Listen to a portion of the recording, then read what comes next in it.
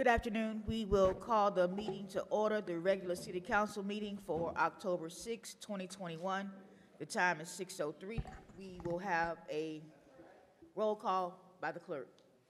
Mayor Ronnie Felder, Chairperson Shirley Lanier, Here. Chair Pro Tem Kashamba Miller Anderson, Present. Councilperson Troderick McCoy, Here. Councilperson Douglas Lawson, Councilperson Julia Botel, Here. City Manager Jonathan Evans, Present. City Clerk Claudine Anthony is present, City Attorney Don Nguyen. Here. Thank you, Madam Chair. We will have a moment of silence followed by the Pledge of Allegiance by Councilwoman Botel.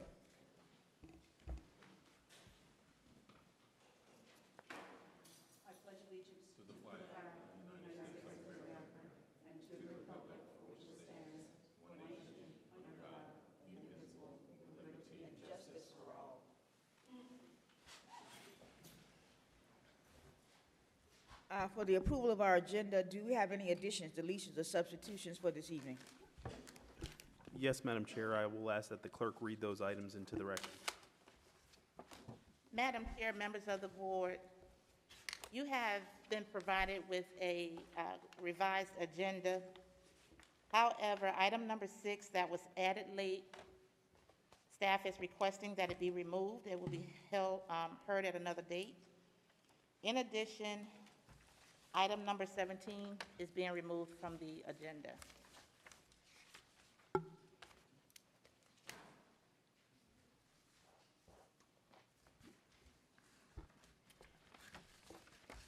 With this agenda this evening, are there any disclosures from the council or staff in regard to any item that is listed? Hearing none, can I get a motion to adopt the agenda? Move to adopt the agenda. Second. Madam Clerk? Councilperson McCoy, Yes. Councilperson Botel, Yes. Pro Tem Miller Anderson, Yes. Chair Lanier. Yes. Motion approved. We are at the consent agenda. All matters listed under this item are considered to be routine, and action will be taken by one motion. There will be no separate discussion of these items unless a council person so requests, in which event the item will be removed from the general order of business and considered in its normal sequence on the agenda. Do we have any public comment for our consent agenda? Madam Chair, members of the board, there are no public comments for the consent agenda. The acceptance of public comment for the consent agenda is now closed. Move to approve. Second, but I have a question. Second. Do you have a question? I do. Yes, go ahead. It seems like there's only one vendor invoice on this request to approve invoices from Pittman Law Group. Is it? No, we're in a city council meeting, not in CRA. I know. Oh, am I in the wrong? I'm sorry. No wonder that looked funny. No, I'm a week ahead of myself. Thank you. Sorry. So, Next week. Madam Chair, let me suspend my motion to approve consent. There was this item regarding the reentry. Is that something that we have to hear? Can we move that to consent, Mr. Evans? Madam Chair, Yes, go ahead. it is considered routine, but most cases the board has wished to hear those things, but we would concur with the councilman's recommendation that we can place that item under consent. Number 16 is what I'm requesting to be moved to consent since it's just accepting of a grant from the county. Yeah, That's fine. yeah. And that would be my motion to approve with number 16 moved to consent. And my second stands with that Thank you. amendment. Okay, very good. We'll move to item 16 to the consent agenda. Now they're in the right meeting. Were there any public comment for that item? No, Very Madam Chair. Excellent. Okay, Madam Clerk, go ahead for the consent agenda.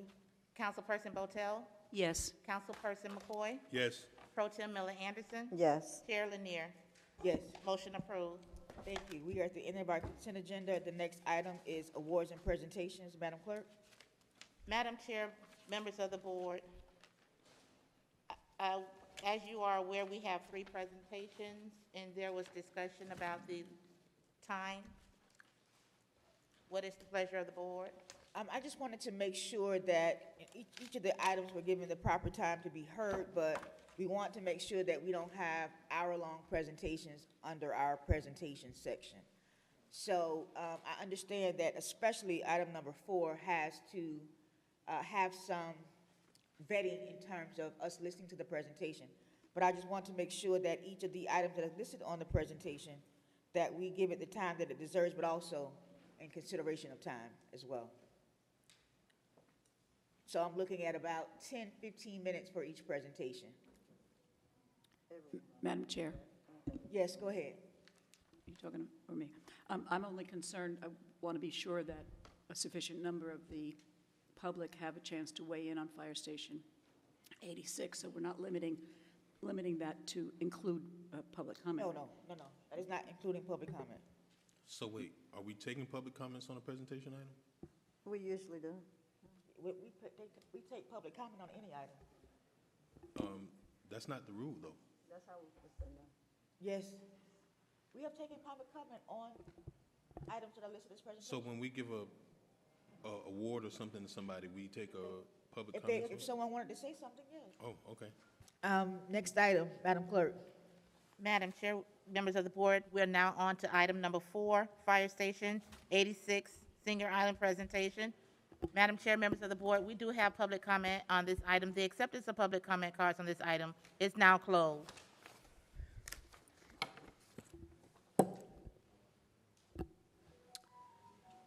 Madam Chair and members of the board, just to go ahead and start the presentation, the intent behind this discussion is to get some policy direction from the board as to how you wish to proceed with Fire Station 86. City staff has been working diligently for roughly approximately 2 years to look to address some of our fire facilities in our community. We're happy to report that mid-November, we anticipate being able to break ground on Fire Station 88. So Fire Station 86 is considered the sister station to Fire Station 88 when they were constructed basically at the same time back in 1972. That particular station has reached the end of its useful life and has cost the city hundreds of thousands of dollars to continue to maintain that station. And so city staff started looking at opportunities to relocate that station as there are some substantial challenges that the existing site poses. So this particular presentation will go into some of the discussions and conversations and research that staff has done in regards to this particular matter. We have secured services from multiple entities to be able to address some of the concerns and communication pieces that we've been provided by members of our community. At this time, I'm going to turn the presentation over to Fire Chief John Curd. Chief? Chief, give me 1 second. We're still getting calls from people at home saying they can't hear. I just wanted to make sure that, especially for this presentation, there are people who are at home who want to hear it, and I want to make sure that they do. We're good? Okay, very good. Go ahead, Chief. Thank you. Good evening, Council, Mayor. This presentation is a presentation that was done at a few community charrettes, approximately 3 community charrettes held throughout the city. For the sake of time, I'm going to kind of highlight what the information was, because it in itself was an hour presentation. So we were tasked with trying to find a new home for Fire Station 86.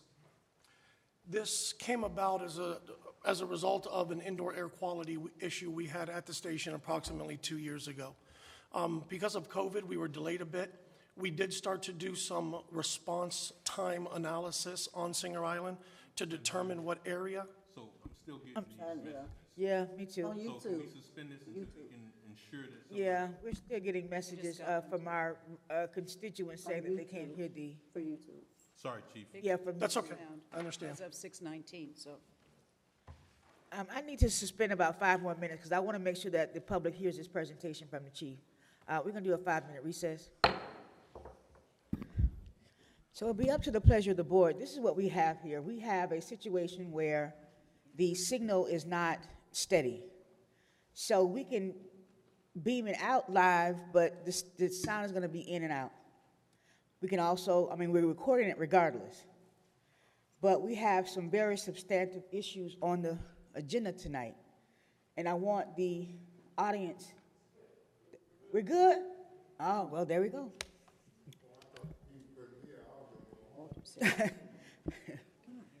So I guess we'll go ahead and get started. If there is a problem, of course, people will let us know, but we want to move on and move forward. And if we have to do something different, then we'll do that. But I just wanted to make the audience clear of where we are with this and how we need to move forward. We'll go ahead and resume the meeting, and we'll let the chief start with his presentation. Thank you again. So we were commissioned to look at our call response data and determine a location, an area that would best fit for a new fire station. We did that working with Palm Beach County Fire Rescue and their dispatch center. We also had some information from the Center for Public Safety Excellence, and we identified the southern end of Singer Island. Looking at our call data, the number of calls that we run to, that was the ideal location for us to reduce our response times to the majority of our calls. We looked at several different lots that were available for sale, and we saw prices anywhere from 3 to 5 to 10, upwards of $20 million. So, trying to be good stewards of the community's money, we looked at what options were available to us. Were there any city-owned properties? Were there any other options for potential lease, long-term land lease agreements? And we looked at those, and staff proposed the location at the Ocean Mall where the tennis courts are. That's how we came to that site. I was asked whether or not that site would work. I looked at the response time data. I looked at working with staff, the size of the area, and it was determined that yes, that is a viable option. This was a rendering that was put together for the fire station on what it would look like on that footprint that occupied the tennis courts. It would be a 3-bay station that would also house our Ocean Rescue, which currently has a building towards the water end of the same Ocean Mall. This is the response time data, and this is just very simple factual response time data. Same charts we used in the presentation. The current station 86, and which is your first line across the top, within a half mile of the station, we look at the number of calls that were covered. In 2019, we were able to cover 249 within a half mile of the station, and in 2020, we were able to cover 325. If you look at the next line down, the current station 86 within a 1 mile area of the station, we were able to cover 634 calls, and then in 2020, 745 calls. So now we look at the area where we had proposed the fire station to go. And within a half mile of the station, we were, in 2019, if we had a station there, we would have been able to get to 539 calls, and in 2020, it would have been 583. So in these cases, we saw the numbers double. Within 1 mile of the station, we also saw an increase from 634 to 894, and looking up top, 745 to 984. And then we look to the far right, it references the number of calls not covered in that same half mile and 1 mile area of the station. And basically, it's the same information, the total number of calls, what we were able to cover and what we weren't able to cover. So we could see that we could get to a larger number of our calls faster at the new site location. These were 2 renderings. The one on the left is the current fire station 86.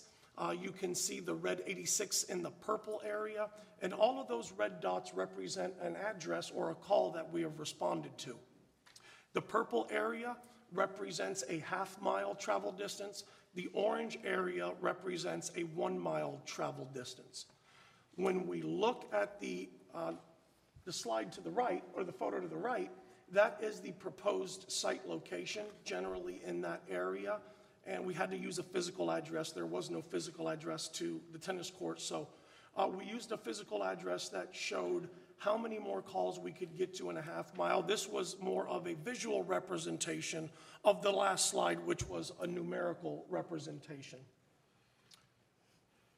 So in this, we also discussed several other options. One is the city of Riviera Beach, and one of my goals, and I know one of Mr. Evans's goals, was for us to seek a Class 1 ISO rating. This is a rating that will allow us to bring our taxpayers' insurances down, and he was also looking for our organization to become an accredited organization.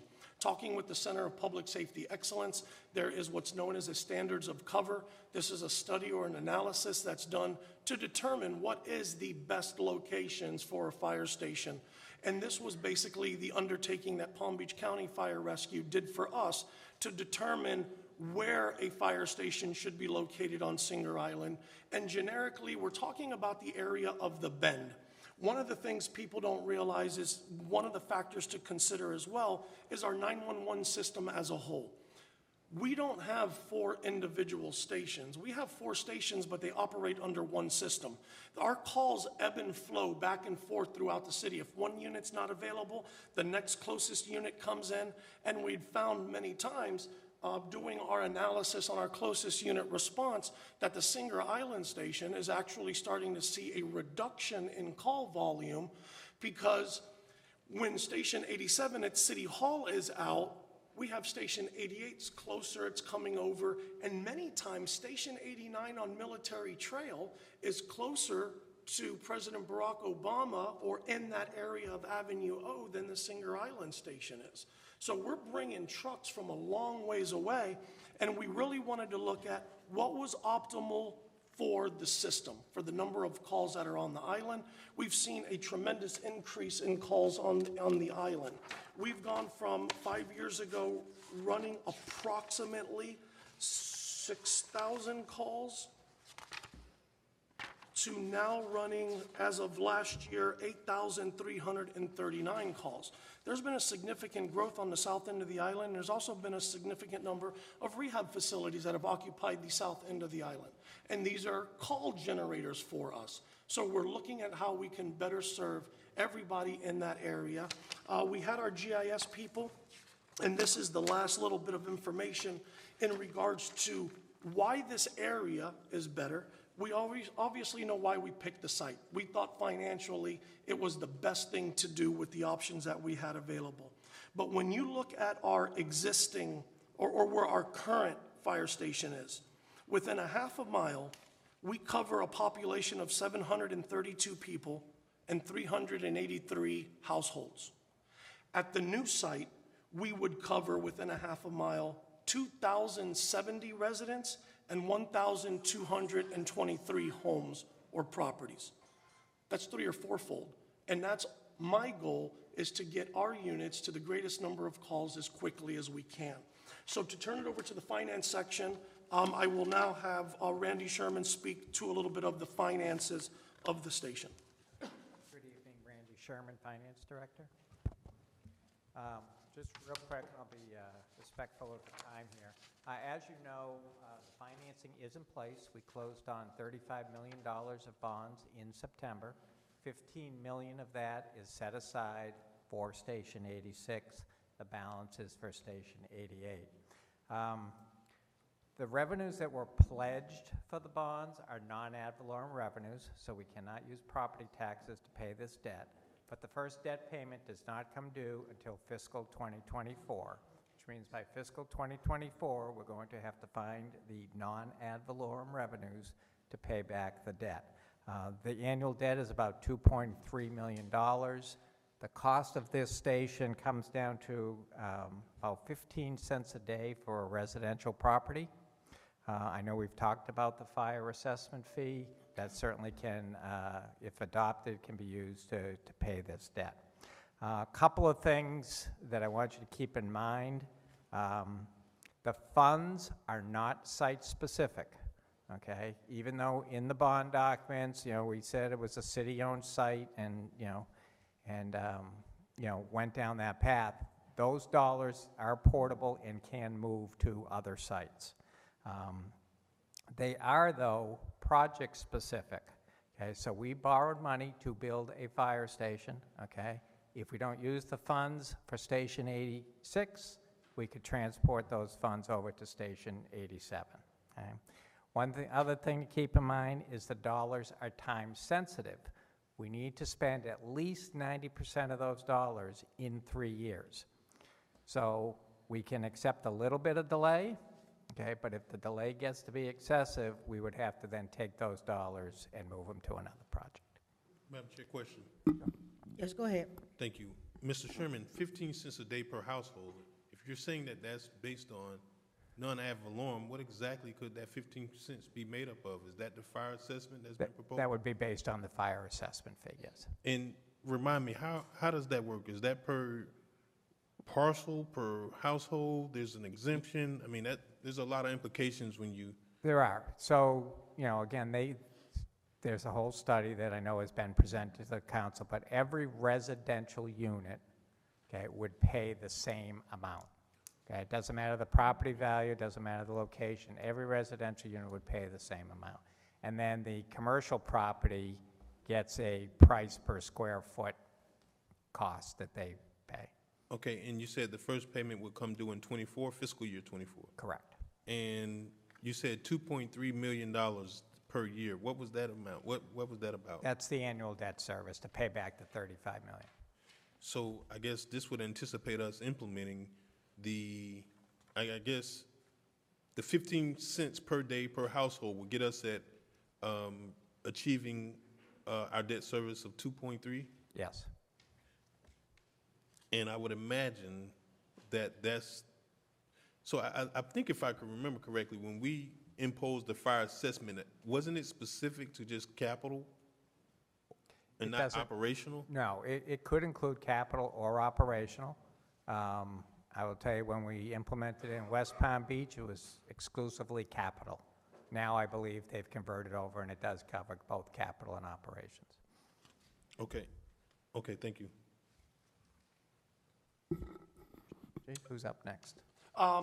Next is going to be Mr. Evans, that's going to talk about the options and what our plans were with the amenities of the Ocean Mall and the existing site. Thank you, Chief. And so when we did take a look at this site and when we did the analysis and thought that this site was the most desirable location that was under the city's control, we know that the recreational amenities that are at the Ocean Walk are utilized by many of our residents. So we look to replace the 2 tennis courts at the south end of the property, as well as adding 2 pickleball courts, because that's something that we've heard from residents that they would like to see the city consider. So we're increasing the amenities. The tot lot that was currently where the tennis courts, or it's adjacent to the tennis courts, will actually be relocated to the south part of the property. And realistically, where they will be, the tot lot will be placed is probably in that green foliage area there, closer to some pavilions. That was just originally when we did shift that, but it is closer to the pavilions as well as close to the restrooms. So that's our intent, that in the event that the board concurs with staff's recommendation, that we would move forward with replacing those recreational amenities and actually improving the recreational amenities, as well as making sure that they're up and operational before the station opens. So those amenities, there will be money set aside with regards to constructing those. The existing site, one of the things that we would look to do with the existing site is we would demolish the existing fire station, and then we would look to have more of a passive nature recreational amenity there that will allow for persons to have picnic areas or what have you. It would not be the city's desire to do anything that's active related to recreational, but more of a open green space that we can create a boardwalk out there, as well as some placards that tells you what some of the local vegetation is, as well as birds and the like. And so our intent would be to amenitize that particular site and move forward with all that concurrently prior to the opening of the station. Madam Chair, Yes, go ahead. before we go too far afield from the penultimate slide in that presentation, one more, thank you. Could you please explain to people why the station can't be placed at the south end where you're proposing the tennis courts? Madam Chair, if I may. Yes, go ahead.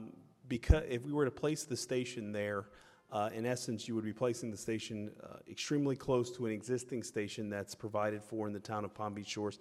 And then you have major traffic issues because you have to navigate through the interior roadway network and be able to get to a signalized intersection. It becomes that much more problematic for us to be able to respond out of that particular location, as there is a pretty active restaurant at that particular corner of the property.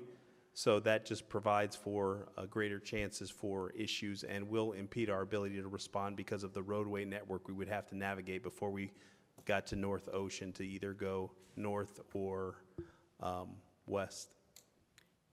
Madam Chair, Yes, go ahead. is Mr. Evans finished? Are you finished? Yes, Madam Chair. Okay. Another question, if I could. With regard to the existing site, I have been told that it can't be, a new station can't be put there because it's on wetlands, because it's a king tide area. Has an analysis been done by an architect or an engineering firm to demonstrate to people that it cannot possibly be put there? I'm wondering if that's something that we could take a look at to see if there's, to be sure that there's no possibility that the station can be replaced in the same site. Madam Chair, if I may. Yes, go ahead. That's incorporated in the presentation. Staff, and just to answer it briefly, staff has looked at the possibility of doing such that, but that would require the board taking some actions that would require some impacts to the wetlands to be able to accommodate the station being constructed on that particular facility. And staff does have a slide specific to that. What are some of the challenges associated with that site and other sites as well? Can we see it? Yes. Are you going to show us that slide? Yes, Madam Chair, if we can go through the presentation, we'll get to that All one. right, go ahead. So we had like the chief stated, we had a series of community meetings starting in August and took us all the way till August 28th. And then we had copious amounts of emails, phone calls, communications with persons related to Fire Station 86. And the intent behind us having conversations with the community is one of the most challenging things that any fire chief or city manager or board ever has to deal with is putting a fire station in a community and taking a fire station out of a community. And since it was impacting response times, we thought it was pertinent and important that we had the discussion with the community as well as how we look to fund these particular facilities. One of the things that I think is germane to the discussion and the conversation that the board would have is that primarily all of your fire facilities were constructed at the same time. That means they're all in a state of disrepair that inevitably you have to move forward with them quickly, or you're going to have yourself in situations where stations continue to fail because they cannot operate here in the 21st century. So we had conversations. We actually even had discussions where allowing for folks to tour the facility and take a look at the existing conditions of the facility. So we did have multiple community charrettes associated with this project. So, Madam Chair, at this particular time, there was FAQs that were put together by staff based on the conversation we had with members of the public, and so I've asked Ms. Noel to summarize some of those and provide that to you so we can, one, place that into the record, but two, also inform the board on the responses that staff was able to research and provide. All right, very good. Go ahead. Hello, good evening, everyone. My name is Marcia Noel, Assistant to the City Manager. Just briefly, I'm going to go over just 7 top questions among the 17 that are in the frequently asked questions document. I believe that document is also an attachment to the agenda. It's been shared through email, social media, and it's currently up on our website. So if you want to look at the entirety of the frequently asked questions, you can refer to that document. Again, I'm just going to recite just the 7 main questions in relation to Fire Station 86. Okay, the first question, question number 5. What are the environmental impacts of the new fire station and park redevelopment in relationship to the ecosystem, such as the beach, waterways, and etc.? The proposed project will not have a negative impact on the ecosystem or natural systems. The location being redeveloped is already disturbed and is mostly impervious.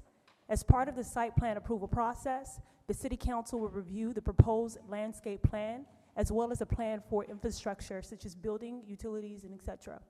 There will be no impact to the beach from the development of Fire Station 86 if it is built at the site, at the proposed site. Question number 7, will the placement of the fire station at the proposed location decrease the value of nearby properties? The city consulted with the Palm Beach County Property Appraiser's Office, and based on their experience, they have stated that they do not believe that the fire station will have a negative impact on market values for the surrounding properties. Rather, it may slightly increase the market values and possibly have a positive impact on reducing insurance premiums. In addition, the city engaged a third-party entity named Anderson & Carr Incorporated that completed an independent impact study on the market value to the Ritz-Carlton residences. See attachment number 3. The conclusion of the study is that the fire station will not have a negative impact on market values for the Ritz-Carlton residences. Question number 8, why can't the new station be built on the site of the existing station? The size of the existing parcel does not accommodate the current standards to develop the necessary improvements for a new fire station. In addition, the principal issue that poses the greatest challenge to building a station on the current site is a floodplain. Anything built at the current site must meet development regulations as it relates to the floodplain. The existing site was constructed in the 1970s, and the current elevation, climate, and sea levels pose a challenge to providing fire suppression services and emergency medical services in the 21st century. Due to this issue, the existing fire station experiences flooding, where water has entered the building on so many occasions, especially during king tides. The building, ramps, and entrances would have to be raised 1 foot above the expected flood level to meet development regulations. Unfortunately, the existing parcel is too small to make these adjustments. Madam Chair, Yes, go ahead. if I might, that's where my question comes in.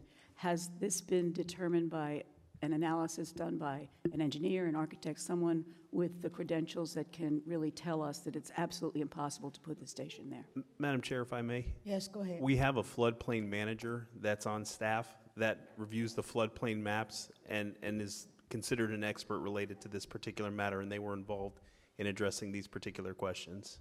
Okay, so I understand that the floodplain affects that site, but my question is, has an architectural firm or an engineering firm done an analysis to see, okay, if we construct the building in this way, then we can avoid it being damaged or interfered with by the flood?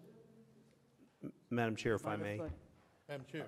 Yes, we have too much crosstalk in the audience. We're trying to get questions answered. Please refrain from comments during presentations. There's a section in the agenda that calls for public comment, and there's a section at each of the items that is listed for public comment. Please refrain from crosstalk during presentations. Thank you so much. Madam Chair, in the Yes. event that we wanted to proceed in such fashion, you would have to impact the wetlands, which would require you filling in some of the wetland areas in order to facilitate construction on the site. It is not that it is impossible, it's very costly, and then it is a policy decision that this board would have to consider as it relates to impacting the surrounding wetlands on the property. Okay. Madam Chair. Yes, go ahead. So while we're on that point, I guess there's the storage tank that's on that current site as well. Being that we're undertaking redoing our entire water treatment facility, do we foresee that we will need that type of storage unit going forward? Or, I mean, how is that even being used? And if so, I mean, I've never heard of it, but I don't know. So can you speak to that? Yes, Madam Chair, if I may. Yes, go ahead. That particular storage tank is to assist with capacity. The location of that storage tank is strategical, as it allows for, in some of the pumps that we have there, to be able to maintain the pressure on the island. So in the event that we would have to have a tank on the island. What the form that looks like, that is, staff has had some conversations of what some options are with regards to that, but then it becomes that much more challenging. But it is something that we've looked at, but you would need to still have the storage tank on the island to ensure capacity as well as the additional redundancies in the system. Okay. All right, very good. Go ahead, Ms. Noel. Right. Question number 10. Will the city consider using eminent domain to acquire property for the construction of Fire Station 86? Eminent domain is the power of the United States government, states, and municipalities to take private property for public use following the payment of just compensation.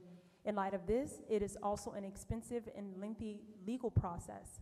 In addition, if the city was granted eminent domain, there would be an additional expense of acquiring the property at market value, which can be dramatically high given the current real estate trend in Florida, especially in coastal communities. Eminent domain is the least preferred method for any public agency due to the challenges that it poses.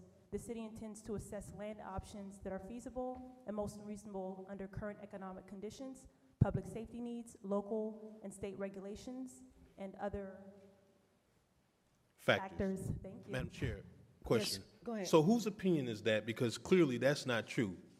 I can tell you, Palm Beach County, at least I know for certain Palm Beach County, and certainly the Department of Transportation routinely exercises eminent domain. I mean, probably more than you would think. So whose opinion is that? Or Like, because clearly this person, whoever written that, doesn't understand how eminent domain works. It happens more often than not.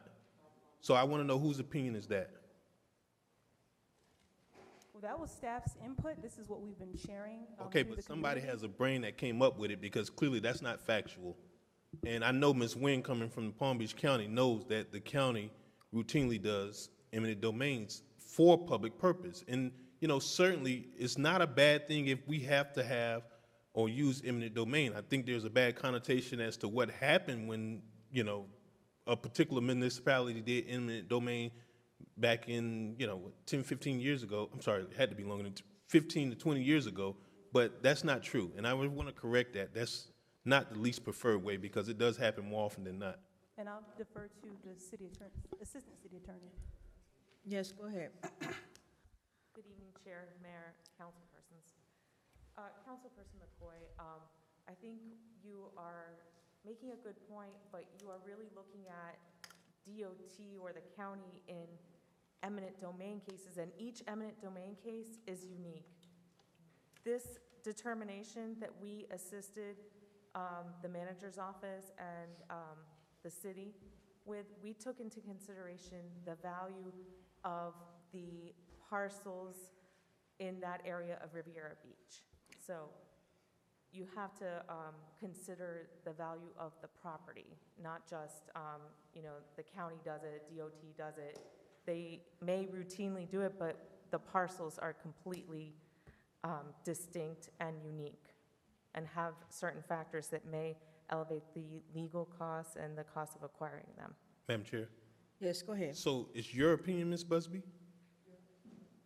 Yes, Mr. Okay, so the Councilman. overarching purpose for eminent domain is acquisition for public purpose, be it United States government, the state government, or municipality. But, you know, don't sit here and present to me that it's such a bad thing. I mean, it happens a lot, and the very purpose is that it's for the purpose of the public or purpose of the government agency to achieve some sort of or fulfill a public purpose. So, you know, I don't understand how we can create, you know, such a narrative that's slanted and it's factually not even true. And that's why I'm trying to figure out, and obviously I would call it malarkey because nobody wants to own up to whose opinion it is, but it's not true. And I know that for certain. That's all I have, Madam Chair. Thank you, sir.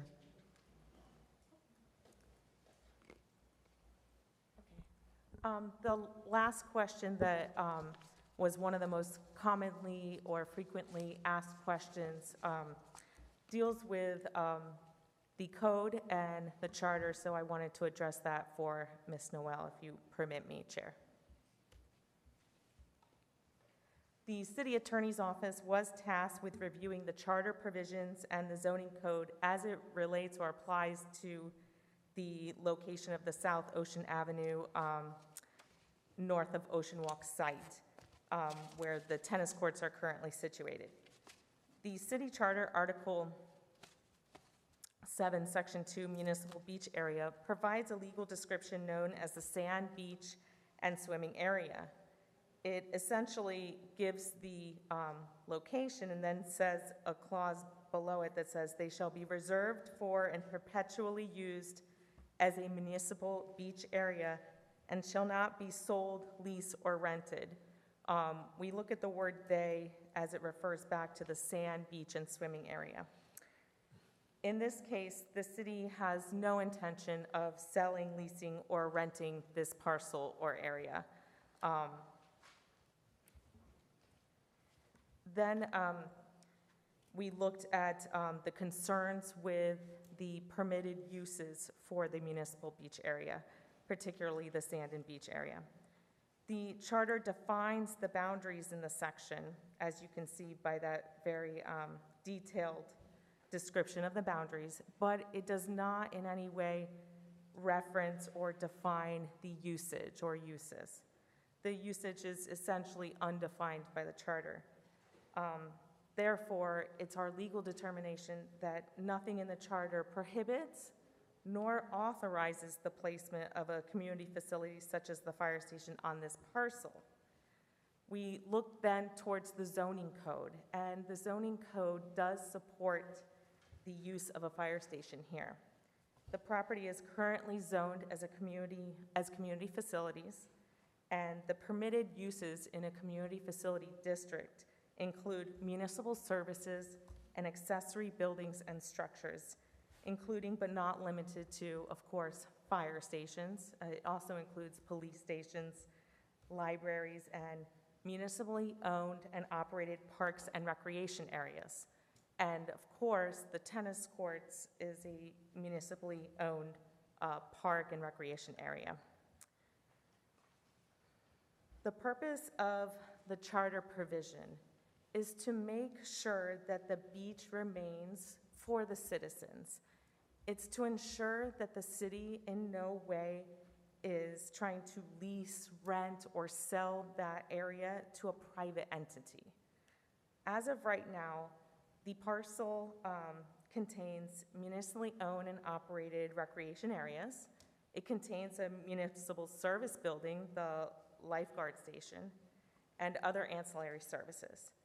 A fire station here would provide emergency medical responses and treatment that go to enhance the health, safety, and welfare of the beachgoers and visitors, and in our legal determination is consistent with a municipal beach use.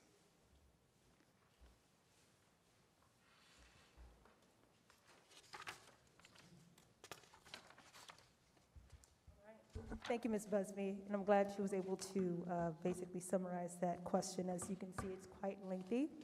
I'm going to go ahead and skip on to question number 15. How will noise be managed? The fire department will implement a silent response technique whereby the sirens and audible devices will not be activated until it reaches the intersection of North Ocean Drive after exiting North Ocean Avenue. In addition, during certain hours of the day, such as midnight to 2 a.m., when traffic is not present, and as long as the traffic light is green, sirens will not be activated as fire trucks travel through North Ocean Drive. The fire department currently does this as a courteous gesture for the community and will continue this at the proposed site. Lastly, the fire department will look to implement other noise reduction and alternatives for equipment such as battery-powered chainsaws. Question 16, how will you manage traffic, the departure of fire trucks, and pedestrian safety? The city engaged the Palm Beach County Traffic Division, the Florida Department of Transportation, and the city engineer to determine the best course of action to address traffic issues. Therefore, armed gates and a preemption lighting system will be installed along Ocean Avenue Road and at the intersection of North Ocean Avenue. It will warn pedestrians and drivers when a fire truck will soon depart and temporarily block off traffic to allow for a clean flow of movement. And that concludes the top frequently asked questions. Thank you. Madam Chair, at this part of the presentation, we're going to ask Mr. Bob Banting from Anderson and Carr to share a little bit of information concerning the real estate analysis that was conducted.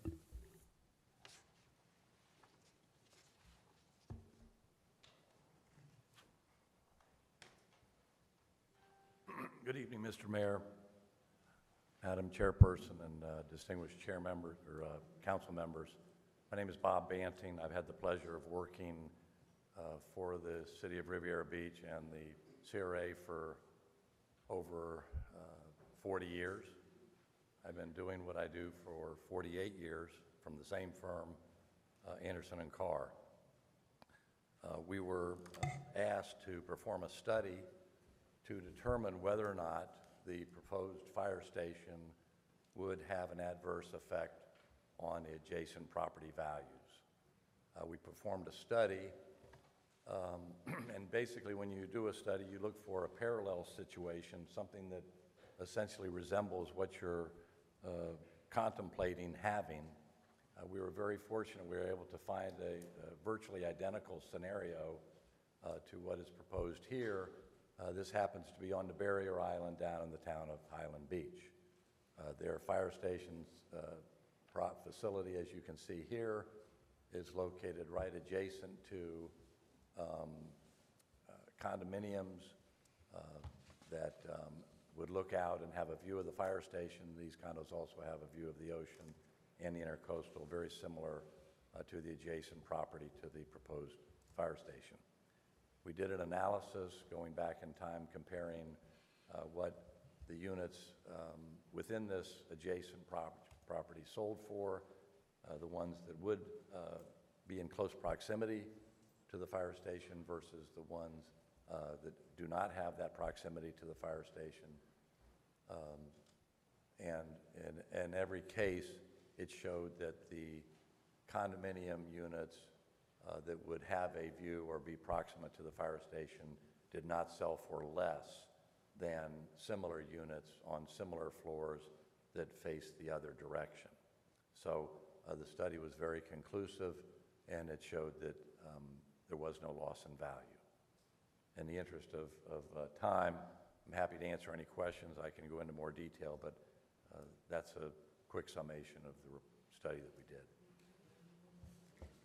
Are there any questions for the gentleman in regards to the real estate study?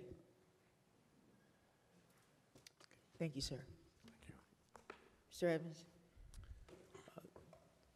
So, Madam Chair, at this particular point, Chief Curtis is going to talk about a noise analysis that was conducted in regards to the site and provide an explanation in regards to that topic at this time. Chief? Thank you. So we had looked to reach out to one of our consultants, PSA, to actually look into doing a sound study of the site, of the location. And what we did is we reached back out to our manufacturers to determine the decibel levels of our sirens that are utilized on our engines. And through a analysis that they did and a formula, it was determined that there was a specific decibel level drop for every 50 foot that you went. So you could see here at the intersection of North Ocean and North Ocean Ave, so North Ocean Drive and North Ocean Ave, if we were to fire up our sirens at 120 decibels, by the time you got to where the building is, you would roughly be in the 72 decibel range. When you look up at the top right, they kind of gave some examples of what that sound would sound like within the unit. Obviously, at 121 decibels, we're talking about a thunderclap or a chainsaw. At 76 decibels, living room music, a radio or a TV audio, and at 70 decibels, it'd be the sound of a vacuum cleaner. And this was done not taking into consideration hurricane windows and some of the other barriers. That was just simple travel of sound through space.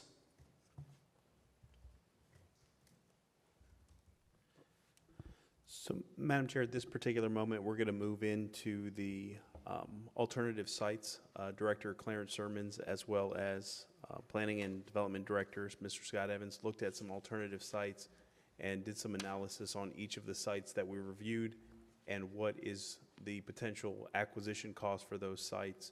One of the things that I'll share in my closing remarks is that every time that we delay this station, if we delay it another year, the same station that we're looking to construct will cost us approximately about $2.1 million, to where it becomes a situation where it is almost cost prohibitive if we continue to delay the station. So Director Evans as well as Director Sermons will provide an analysis on the sites that we looked at. Good evening, Madam Chair and members of the City Council. The staff group came up with several different alternative site locations to provide the board, the council, with some opportunity to consider different sites. And what we did was we've created a basic analysis, which is very preliminary, but it's designed to help you look at the various sites on Singer Island that we came up with, which could be a possibility for an alternate site. And the idea would be that if you identify some that are higher priority than others after you consider the pros and cons, that we could then further study those sites and then come back to the board if it was, in fact, your direction to pursue additional analysis on those sites. So what we did for this was, if we could just go back to that slide previously. Sorry. So we looked at, there's three different things that we looked at on the sites. If it's a private owned property, then we had to look at what existing property taxes are paid by that site and what could happen in the future if that site was redeveloped. So we looked at what the type of development that's allowed under the city's comprehensive plan, And then we gave a conservative estimate of what kind of taxes would be derived from that property if it were redeveloped, consistent with the city's comprehensive plan. Some of the sites, the second thing is some of the sites are on existing surface parking lots. So in order to try and do a preliminary cost estimate on what it would cost if we put the fire station on where there's existing surface parking, is we identified that the fire station could go there, but the city would have to pay for structured parking. And so that was a cost that we considered in this preliminary analysis, that if you had to incorporate it into a structured parking so that we continued to maintain this parking spaces, but we could also put the station there. And then the third one was site acquisition costs. And we did a preliminary estimate on the various sites, but I do want to say that this is a very difficult one for us to project, because if we decide on any one particular site, then that particular private property owner, of course, then has the ability to say yes or no whether or not they want to sell if we were trying to acquire it in a mutual transaction. So that's the sort of the different factors that we looked at to try and get you this preliminary feedback on some of the alternative sites. And tonight, Mr. Sermons and I will go through some of the pros and cons of those sites that the staff group came up with. Good evening, Madam Chair, members of the council, Mr. Mayor, and Madam Attorney. The first of the 8 sites that we considered for possible alternatives to to reconstruct the fire station. The first of them is the existing site for Fire Station 86. And I'll start with the pros. This is already a city-owned property, so land acquisition is not a factor with this one, and it does, of course, have direct access to North Ocean Drive. In terms of cons, it does not improve the response times, and as the chief mentioned, one of the main drivers of why we should consider other sites is to improve response times, especially as they relate to the southern portions of the island within the jurisdiction of the city. It also requires significant elevation changes for the bottom floor of the building, especially in king tide times. There is water that seeps into the existing structure, and through calculations and work with the floodplain manager of the city, our building official, Mr. Michael Grimm, it was determined that the base of the building would have to be approximately 8 feet higher than where it is now, and that would affect, of course, construction costs, and importantly, the angle of approach for any fire engines as they approach it, and there are limitations there that the chief could possibly speak more to in terms of what the maximum acceptable incline for a ramp for a truck would be. So that is an additional con that is associated with this one. The property is very small, and it is shared with the utility district's water tank. The development of this site would, if it is chosen, would have significant challenges. Staff believes that it is very likely, if it was chosen, that the wetlands would need to be affected as one potential route, which staff does not recommend or not support, because it is very clear in the city's comprehensive plan and wetlands ordinance that it's a very high priority of the city to protect our wetlands. But in that scenario, it would be an additional approximately $1 million if that approach was taken. If the wetlands were not touched, it may require the water tank to be reconstructed, either relocated or reconstructed in some kind of way that would put it in harmony with a new fire station. And that also would be very expensive, and staff estimates $7 to $10 million just for the reconstruction or relocation of the water tank there. And if staff, and to the question earlier, if staff did explore trying to not touch the wetlands or the water tank, it would require likely the reduction of the size so much of the station that it could compromise the quality of services that are rendered from it. But that site proposes significant challenges if it was chosen. For the next site that was explored, 3860 North Ocean Drive, which is Ocean Reef Park, it is a county-owned property. Pros of this property It is not on the tax roll because it is already government-owned, and it does have direct access to North Ocean Drive. Cons, it requires a complicated interlocal process with the county to even have the opportunity to move forward with it. So we would be at the mercy of those discussions and whether they would allow it or not. The property is also adjacent to a residential high-rise structure, so it could result in the same levels of citizen opposition that we've experienced with the currently proposed site. And staff does believe that there are some grant restrictions there as well that could complicate the development process. And it is currently covered with surface parking, so a parking structure would be required to move forward with this site, adding an additional 3.5 to 4.5 million to development of that site. The next property that was studied is at the also at the Ocean Mall, and I'll let Mr. Evans describe that one. Staff looked at a couple of different sites in the Ocean Walk parking lot area. And the pros for this particular site are that it's already city-owned property, and if the location was moved to this spot, then it would improve our response times. Some of the cons, and there is a memo in the package from the city's legal department, that there's already an existing lease agreement providing this parking lot to the existing tenant, Ocean Walk. And so we would have to enter into negotiations with them, similar to what we would if we were trying to buy a different piece of property in order to try and modify those lease agreements. And also another con is that this area has very high pedestrian activity. So if we were to select this site, we would have greater impacts to pedestrians in the area. There's no, because we would have to negotiate with the tenant, there would be a cost for whatever that amendment to the agreement might cost. But one cost that we do know would be that we would have to, we need all of the parking, surface parking that's currently located in the area. So if this site was selected as an alternate site, we know we would need to build structured parking, and that could have a cost of about $3 to $4.5 million.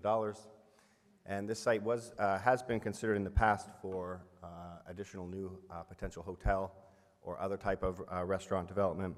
So there would be some lost tax revenue associated with this future tax revenue if the city did develop a parking garage and private development there in partnership with the current applicant. The next site is located more on the south end of the Ocean Walk parking lot. The pros for this site is, again, it's a city-owned property, and we would have improved response times, although you're starting to get have a longer connection in order to get to the main thoroughfare, North Ocean Drive. So the cons are that, again, we're dealing with the existing lease agreement that the city would have to try and renegotiate. There's poor access to Ocean Drive, and this area also has pedestrian activity. And again, it's the same cost for redeveloping this site. You would have to introduce structured parking in combination with the new site, with the new fire station, and there's potential tax revenue if this particular site was redeveloped in the future that would be no longer have the opportunity to for the city to collect taxes possibly in the future. And then going on to the next slide, we looked at this site, which is 1229 East Blue Heron. The pros for this site has great access to Blue Heron Boulevard and North Ocean Drive, and it is located in a spot that would improve response times. The cons are that there's multiple property owners here to negotiate with, which makes a property acquisition that much more difficult. The land cost, we've estimated to be at least $4 to $5 million. It could very much be much higher than that, and it would be hard until we entered into those negotiations to come up with that. Of course, this is a future development site also. The city has received conceptual proposals to put a hotel in this vicinity, and that opportunity would go away. And even just a small redevelopment of the site could be potentially worth about $22 million, which over time, the city would lose about $9.5 million in tax revenue as we took this particular property off of the tax roll if we were to decide to consider the fire station here at this location. Madam Chair, if I could. Yes, go ahead. Have we at all considered entering into some kind of a public-private partnership with the current, well, I know that one in particular is multiple owners, but about 2 or 3 before, I believe, is one property owner. And I think, if I'm not mistaken, maybe four years ago or so, you and Mr. Sherman and I had a conversation about working in collaboration with the property owner down there to put a fire station there, and that his property, his motel would be above it, and we could incorporate residences above the fire station, you know. Has any of that conversation taken place with any of the landowners? If we were to... If I could just say, because that would keep it on the tax rolls, or at least part of it. Yeah, yes, and there is multiple property owners that we'd have to negotiate with in order to put it here, but we could enter into those discussions just if this site is selected as one of the alternates that the council would like us to investigate further. Also, we could look at how we would incorporate any future development and combine it with the potential fire station. So if this was selected as one of the areas for us to do further study, we could start to approach some of the property owners and perhaps do some conceptual designs and get an architect and engineering firm to look at feasibility, which we would do on any of the sites if they're prioritized or so directed by the City Council. Madam Chair. Yes, go ahead. Mr. Scott Evans, how did you arrive at 9.5 million in lost taxes? How's that possible? We took the maximum amount of square footage that you could build on the privately owned property there and under the comprehensive plan, which is a floor area ratio of 2.0, which is 2 times the amount of square footage of the site. That's what you could build. And then we applied a conservative rate of $250 per square foot for each of that square footage that could be built on the site. And we chose that because we know it's conservative and that would generate a number that we know if you redevelop the site to the maximum, that it would definitely be that value that would arrive on the tax rolls. So the 9.5 million is the amount over time. Mr. Sermons, how many years? Over 20 years. So that's if the site was redeveloped to the maximum potential over 20 years, if we took the site off the tax rolls, that would be the amount of revenue that the city would forego if they made this site no longer collecting taxes. Thank you. Madam Chair, follow up. Yes, go ahead. So that's a better explanation to say we would forego it than to put up there that we're losing $9.5 million in tax revenue because we didn't generate that. And quite frankly, as it is now, we wouldn't generate that much in 50 years of $9.5 million because, I mean, we're talking about now, I mean, it's been a parking lot. So foregoing is a much better explanation than saying we're losing 9.5 because when I look at it, it almost seems like that is coming off of the tax rolls when you, I guess, put it on the slide in that fashion. But that foregoing is a better word choice. Thank you. Yes, sir. And that's possible. That's not even assured that you're going to get that, but that's the propensity. But I don't even know if that's a good analysis to say propensity, but definitely 9.5 is not representative of, you know, real numbers.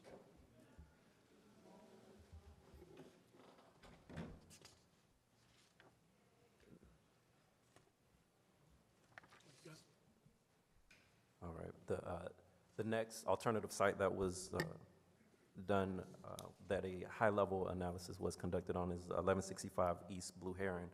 Pros on this one, the access to Blue Heron / North Ocean is very good from this site, and it would improve the response time that the fire department is seeking. Cons, there are multiple property owners. Of course, that slows down the land acquisition process, and it also requires residential property acquisition, which is also not ideal for the city to move forward with facilities. It does block private development plans there. My department has received different proposals for this site, so we do expect it to develop at some point. So putting a fire station there would stifle those existing efforts. We estimate land costs to be between $5 and $6 million. This site would not require a parking structure, so it wouldn't add costs in that area. And again, for this maximum development potential, this is us considering the highest and best use of this land, what the valuation of it would be, and we have that at $33 million. And at $33 million, over the course of 20 years, we would forego approximately $12 million in potential future tax revenue. Madam Chair. Yes, go ahead. Good, thank you. But this particular landowner is one who I think would be particularly amenable to a public-private partnership. And I think if we were to consider giving additional density and intensity in his numerous properties along North Ocean Drive, that he would be very amenable to working with us to put something there, for example, or behind in the other parking area, which is also his property. So I absolutely think that we ought to at least explore the possibility of working with this landowner, this property owner, to develop the property in such a way that it could be used for multiple purposes, which would not necessarily take all of it off the tax rolls. Some of it would continue to be private, and some would be public. And that's my ask. Understood. Those two combined numbers for land costs and estimated lost tax revenue are highlighted at the bottom, 17 to 18 million. The next property is 1100 East Blue Heron, the former Wells Fargo site. Pros, again, good access to Blue Heron / North Ocean, improved response times. Cons, again, multiple property owners, although we believe all of these are commercial properties currently. Additional land costs, 8 to 9 million, a very conservative estimate there. It would not require a parking structure. We believe the maximum development potential of this site is 32 million, resulting in approximately 11.5 in foregone tax revenue. Next is 1200 East Blue Heron, the former PNC Bank site. Pros are very similar to the last two. Access to Blue Heron Boulevard / North Ocean. Improved response time for the fire department. Cons, again, there are multiple property owners involved at this location. Additional land costs, 5 to 6 million. It would not require a parking structure, and we estimate the highest and best use of this property to garner a development near 36 million, which will result in foregone tax revenue of approximately 13 million. And that concludes the alternative sites that staff looked at for comparison purposes for the chair of the board.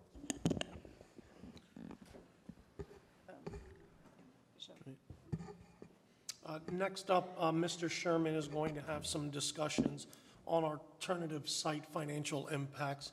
And one thing that I want the board to know is my job is to look to find what's best for the community. We're not married to any one of these locations. We're looking at what it's going to cost to the community. We were just looking at what the best options were. You all dictate the level of service that's provided to your community. So if you're comfortable with response, so I don't want to make it seem like that, you know, we've said it has to be here or there. We looked at all the things involved, and this is what we've come up with. And now we'll turn it over to Mr. Sherman on the cost.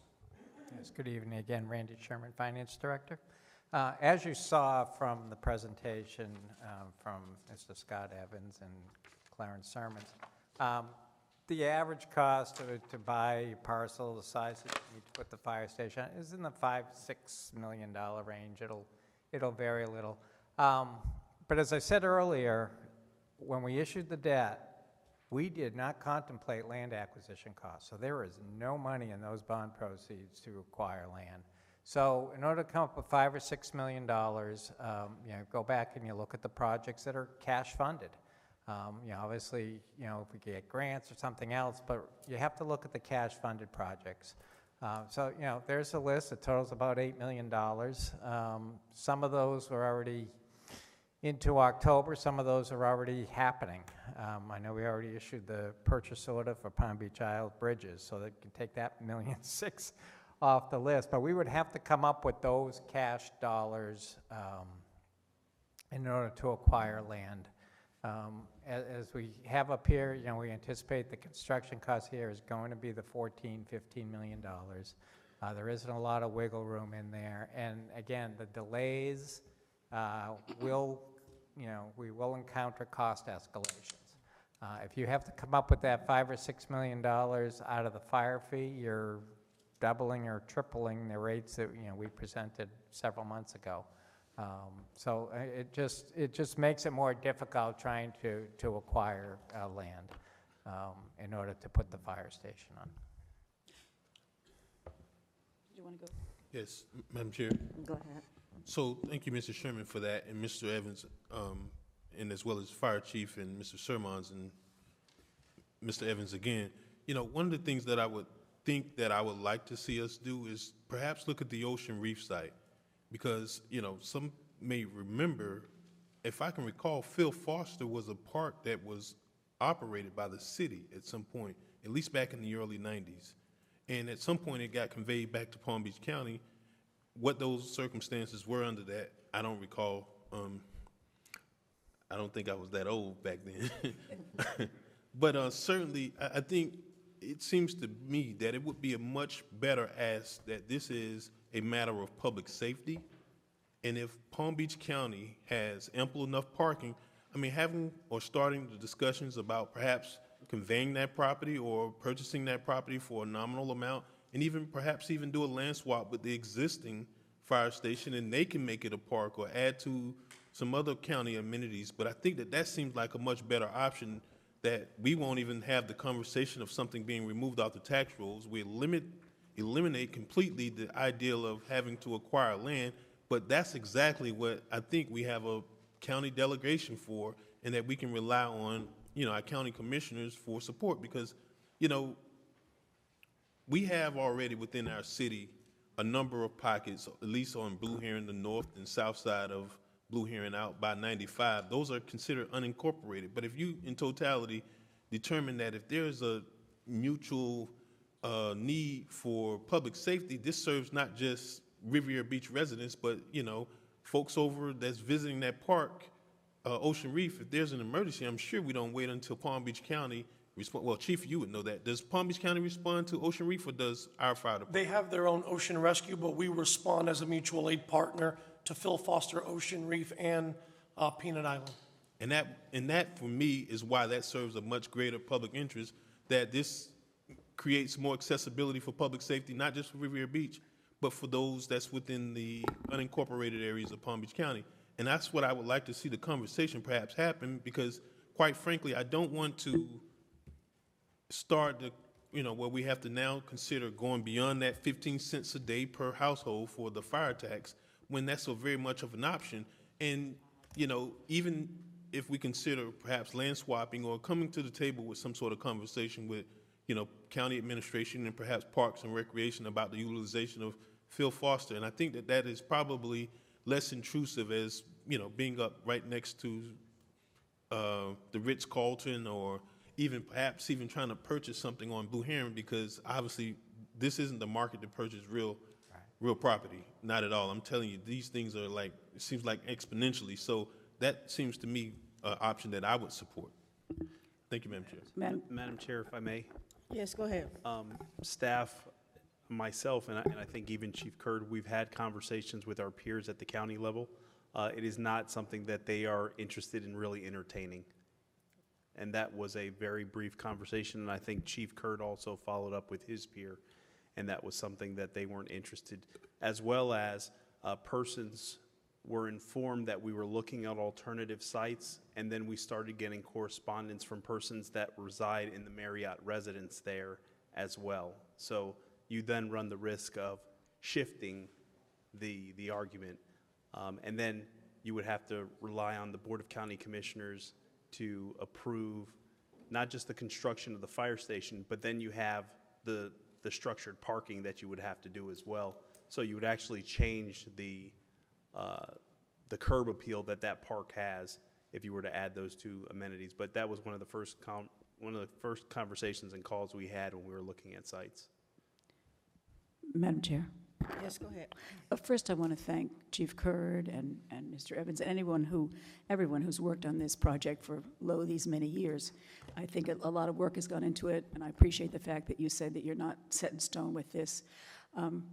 I do think that we ought to at least explore the possibility of entering into a public-private partnership with at least one of the landowners in the Singer Island area. You know, we could keep some of the property on the tax roll while at the same time building a fire station that does not take away any of our public beach area. I know that my colleagues and I have received numerous emails from not only people who live in the neighboring building, but also people on the island and in the city itself who don't want to see any of the beach property given up to a fire station. So I'm just hoping that we can have at least those conversations to see if there's any possibility of working with any one of the landowners to create something that would be a beautiful fire station and something that wouldn't take everything off the tax rolls, because it will also serve the purpose of housing or retail mixed use. Madam Chair, if I may. Yes, go ahead. Staff has put together some items for the city council to consider and certain options, and so certainly we would like the board to work through those particular options with staff. But one of the things that I do want to communicate to the board is that Fire Station 86, like previously stated, is at the end of its useful life. And if we don't move on these fire stations with a sense of urgency, within probably 6 to 8 months, 75% of your fire facilities in this community will be operating out of a temporary facility. Fire Station 88 is being operated out of the Public Works campus out of an office building. Fire Station 87 is moving over to modular buildings. Fire Station 86 has another issue that we have to attempt to remedy, and we're close to closing that particular facility. So we have to move with a sense of urgency. This particular facility, if I'm not mistaken, Chief, when the conversations happened about Fire Station 86 5 or 6 years ago, has literally doubled in cost. From our conversations with our partners, with Kaufman and Lynn, they anticipate that the same station that we can build today will cost us $2.1 million tomorrow if we delay it another year. The other side of it is we're seeing situations whereby we are losing personnel as a result of the conditions of the facility. So we're bringing persons in, we're training them, and one of the things that they are citing on their exit interview is the lack of facilities. And so we have to move with a sense of urgency with regards to this. As it relates to the joint partnerships, we can work with anyone that we have properties that abut them as it relates to a development agreement, but we can't get into a relationship where they own property over here and then they ask for entitlements on property over there. We can't do that. So if there is parcels where there are adjoining city property, then we can have conversations or discussions with respect to an all-out land swap. In the event that the board selects one of the options, here we can certainly engage a real estate broker. One of the challenges when we did show the board the sites is that now those sites just probably went up 15 to 20% because now they know we're interested in those sites. And that's part of the reason why we've kept the sites very close to the chest, because we knew that invariably the sites will go up in value. We know there's one site that was recently acquired for approximately $4.7 million. When we had the conversation with the property owner, the number was $10 million when the city asked about it. So we know that it is a difficult situation, it is a sensitive situation, but fire personnel has to be able to respond as it relates to the system. Relocating the station allows for us to respond to a majority of our community a lot faster than the existing station and the location that it is now. So I know that folks know that this is a very sensitive topic, but at the end of the day, we want to find a home for the fire station because we are concerned that at any moment the chief and I will have to make a decision to close Fire Station 86, and then we've got to find a temporary spot to place that station in the interim. And so as we've had the discussions and conversations, we really want direction from the board as how you wish for us to proceed. But if we defer and we decide to move to other sites and have subsequent conversations, staff is going to start moving on Fire Station 87 and Fire Station 89, and then this station will, in essence, become the last fire station that we address because of just the sheer state of our existing facilities. So item 1 is to proceed with additional steps to facilitate the construction of Fire Station 86 at the site selected by staff, and that's the site that we spoke of today.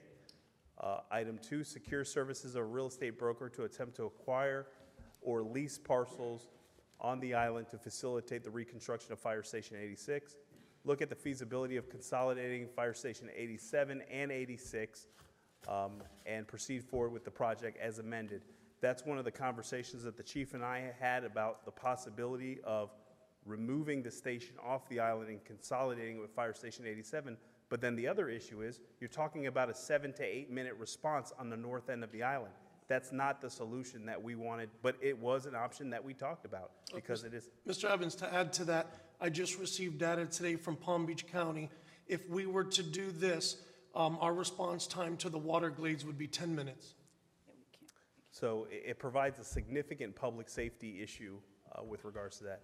Proceed with the necessary studies and analysis to determine the cost of the environmental impacts that will occur should we proceed forward with the Fire Station 86 on the existing site. One of the things we talked about, and I call it, it's like a lollipop, the water tanks that are in the air. If we decided to construct a water tank that's elevated versus ground level, then you have a situation where the water tank will be viewed from some folks' condos as they look west. And so that becomes good marketing, but it becomes a challenge for us if we were to move forward with that. And then the impacting of the wetland areas.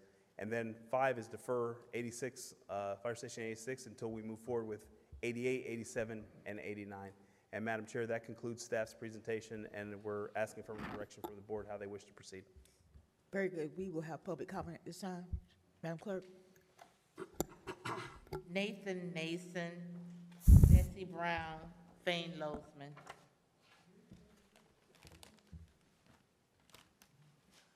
Madam Chair, Commissioners, my name is Nat Nason. I'm with the law firm Nason Yeager, 3001 PGA Boulevard. I'm also a resident of Singer Island, and I'm here representing 2700 North Ocean Condominium Association. You will know it better as the Ritz-Carlton Resident Development. 2 issues. First, your staff is very competent and very, very good. Sometimes people look at the same language and come up with 2 completely different conclusions, and that's happened here with regard to your charter. Staff says that there's not a use restriction. We look at the charter and we find a use restriction, and we looked at the same language that staff looked at, but the property where the tennis courts are has a restriction, and it says, and I'll quote here, that property, quote, shall be reserved for and perpetually used as a municipal beach and shall not be sold, leased, or rented. So we see it as there's 2 things you can't do over there. First thing is you can't sell it, can't rent it, and you can't lease it, but you also must perpetually use it as a municipal beach. And we don't think a fire station is consistent with that use. So we do believe there's a charter issue here, and we've taken a look at the issue, and we think that exists. But more importantly, it's just not a suitable use for the area. That area is, and I grew up on Singer Island, that area is intended to be a hub of economic, recreational activity. And it is, and it should be even more so than it is, and it will be. But as such, it generates traffic, pedestrian traffic, cars, delivery vehicles, and they're coming in there, and they're supposed to be there, and it should be a vibrant area. But putting a fire station there is just not consistent with that use, that feel, that character, that essential character of what that property is and should be utilized for.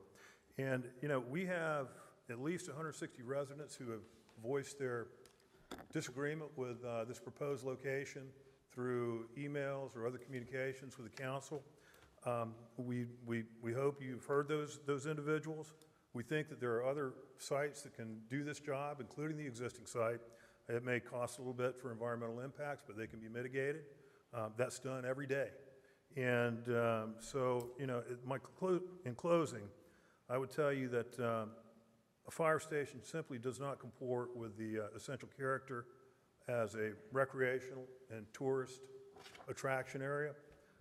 We think it ought to be maintained for the residents of Riviera Beach and for those who come in to visit our city. And you just shouldn't cannibalize one of the city's gems for a public use here. There are other alternatives available. We think they should be explored. Thank you very much. Thank you, sir. Bessie Brown, Fane Losman.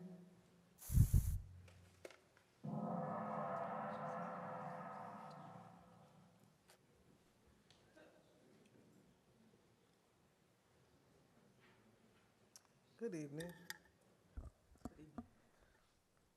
This is to address the concerns and issues of the City of Riviera Beach employees and also bring awareness to the residents and City Council.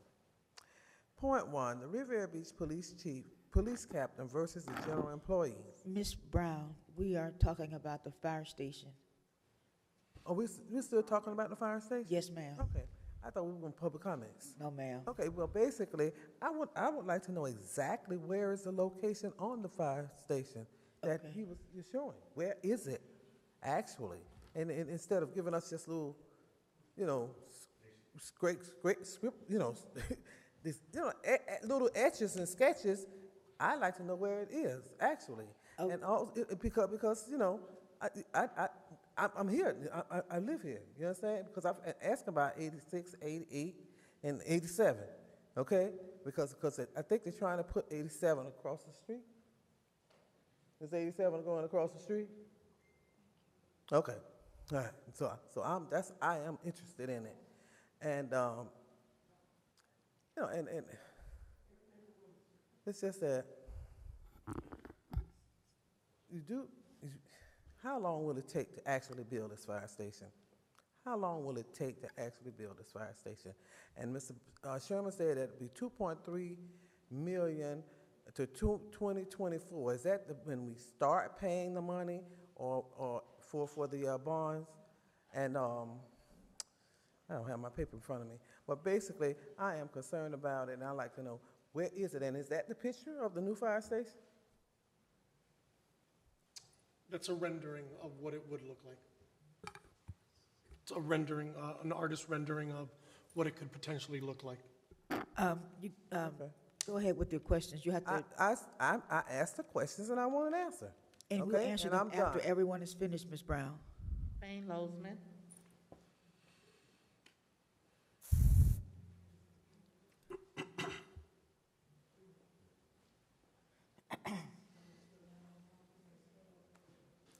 Fane Lozman. Members of the Ritz-Carlton reached out to me for my help in networking them into a law firm that represented me at the U.S. Supreme Court. I did. I know they had discussions and there was a conflict between the Ritz and my law firms. They went to this other gentleman. But I have to agree with him. The public beach should remain the public beach. It should not be used as a fire station. Now, Mr. McCoy brought up a good point. If you look at the existing fire station, the city owns twice the width of that property. So it goes all the way back almost to the dune line. And people say, oh, you can't do anything with a wetland. That is nonsense. The Coulter project was built on a filled-in wetland. That means about 4 or 5 years ago, this council, or the previous council, voted 5-0 to let Coulter fill in the wetland. They filled in like a half an acre. It was no big deal. Mr. McCoy, pull up the property appraiser's website and look at how deep the city's lot goes. You can leave the water tank right where it is, and you can fill in the wetland just like you filled it in for the Coulter condominium. So to say you can't fill in the wetland is simply untrue. Go pull the minutes and look at when they let Coulter fill in their wetland. So you can have a giant ramp going all the way back and just fill in the back wetland is not a big deal. It's done all the time, filling in wetlands. So those condos up and down North Ocean Drive on the east side that have had a vote from the council, they fill in the wetlands. It's not a big deal. I tell you what, if you want to fill in some wetlands, I will donate some of my 50 acres, and you can fill it in and build a firehouse for free. You don't even have to buy the property. You can fill it on the west side. So this city council has the ability to fill in wetlands. They've done it before. They end up doing it again. One day there may be a legal requirement that you do it, or pay hundreds of millions of dollars if you don't. So the bottom line is you can fill in wetlands on the existing site. You don't have to move the water tower. Part of your job, Mr. Evans, is to give an honest analysis to this board. And you haven't done that. You haven't talked about the Coulter property that's immediately adjacent to the existing firehouse. That wetland was filled in. You haven't talked about how deep the lot is. You need to come back, bring the Coulter site plan, and go over what this existing lot size is and not inconvenience people at the Ritz-Carlton. There's hundreds of millions of dollars of tax base there. They don't want the fire station there. A lot of people don't want it on the public beach. renovate not renovate, make the existing site, see what you have there, fill in that wetland, and build it where it is. It's been good enough for 50 years. The new station can be good enough for the next 50 years. Madam Chair, members of the board, that concludes my comments. Thank you. Are there any questions from the board in regards to this presentation? Mr. Evans, would you like to address some of the questions that were asked from the public? Yes, Madam Chair. That 90% of the monies associated with the bond issuance that the city received for firehouses is anticipated that the debt service and the payment would have to occur in 2024. Fire Station 86, I believe, is 5101. 5010. 5010, sorry, 5010 North Ocean. And as it relates to the impact of the wetlands, I believe I made it explicitly clear in the presentation that that's a policy decision that the board would have to say, or would have to make as it relates to if there was a desire. And I think we actually showed the cost that it was projected to be in the event that we would look to construct it on the existing site. So that was incorporated in the presentation that was just presented by staff. That concludes my comments, Madam Chair. Thank you. Any other questions from the board in regards to this presentation? Madam Chair. Yes, go ahead. Mr. Evans, did you want us to address those five points that you had up earlier for direction or? Yes, Madam Chair. I wanted the board to give us direction, either one of those items or whatever the board decides to craft as a result. Those are merely just to provide some options, but if the board comes up with another option, certainly that will be the option that prevails. Could we see them again, please? Certainly. Is this a part of the backup? No. The presentation? No, It ma'am. wasn't, and that was my concern, because I seen that, or any of that stuff that was on the slide was the first time I seen it. Madam Chair, if I may? Go ahead. The reason that the presentation wasn't included in part of the backup is we were still getting additional information, and then the property information. We know that if the property information gets out there, then it becomes that much more challenging for us to acquire or enter into conversations with property owners after we've identified these are parcels of interest. So that was done intentional as it relates to not having the properties out there and what we anticipate in the cost that we think we would have to pay for the property. Okay, I don't have my glasses. I can't even see that, so I don't know. Well, I need to be Madam able Chair, to see. if I might. Hold on a second. I need to be able to. You have a copy of that you can give to us? I can email I it to can't the see it board. either. I forgot my glasses. Yeah, just send it to me. Email it to me so I can see what I'm looking at here. Go ahead. So, thank you, Madam Chair. So from my point of view, number one is not a good consideration. I would not want to proceed with the site on the beach. Number two, I would certainly agree that we should secure the services of a real estate broker to at least take a look at what parcels we might want to collaborate on. I mean, I really believe that there are people who own property on the island who would want to work with the city on this. So that would be my vote. Number three, I would not want to take the station off of Singer Island. We need a fire station on the island. There's absolutely no doubt in my mind about that one, that we've got to have a fire station on the island. Number four, I do believe that we should proceed with necessary studies and analysis to determine the cost and the environmental impact that would occur should we proceed with constructing Fire Station 86 on the existing site.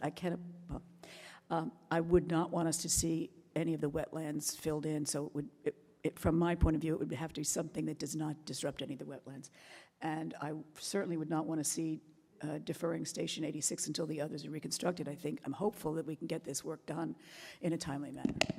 Madam Chair? Yes, go ahead.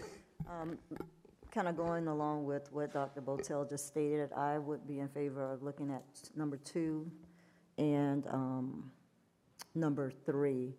I know the fire station over there, as well as the one that was on Blue Heron, have been in need for quite a few years, and so I don't see putting it off until the end. But looking at number 2 and number 3, I'm sorry, not 3, number 4. Number 2 and number 4 would be my suggestion. Madam Chair. Yes, sir, go ahead. Ms. Evans, what is the cost for the existing site? Would you say like it's $1 million in analysis? I think the cost for the existing site, let me bring up the PowerPoint really quick. Chief, if you can go back to that slide. Really.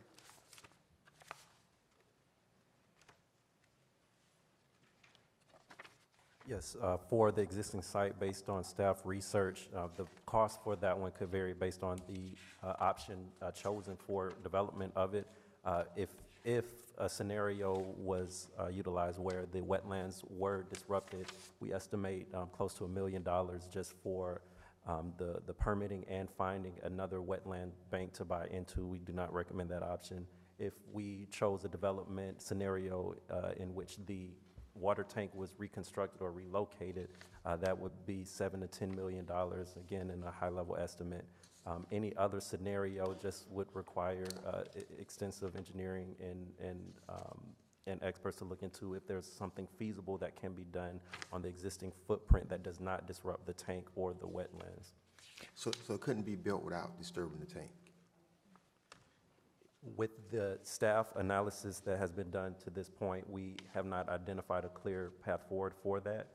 But depending on the, the depth of, engineering that goes into it, there is potentially possible there's a solution, but there's no clear direct answer for that, considering the amount the building would have to be raised, the constraints on the engine and the inclines that it can go on. But again, if it's the pleasure of the board for us to explore that more, then we would have to figure out what options exist there.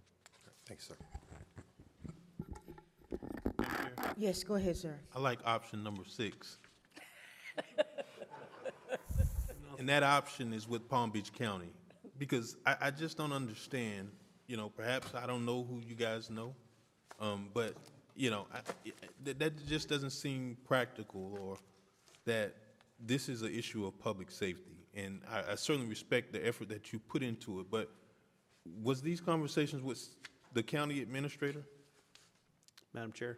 Yes, go ahead. Yes. Okay. All right, well, there's a Board of County Commissioners too, so, obviously, we're very limited on the options. And the only one I would support outside of option 6 is option 4. Because, it's gonna be an extreme cost that I don't believe that even now, we're talking about, I think we estimated 15 million for construction, right? Give or take, right? Yes, sir.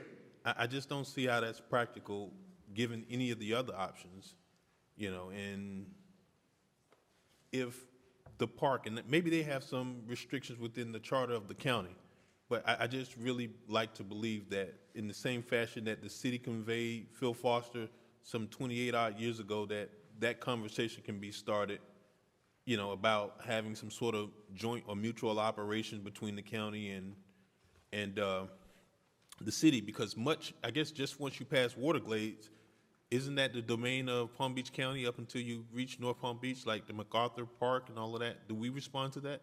No, we stop at the Waterglades.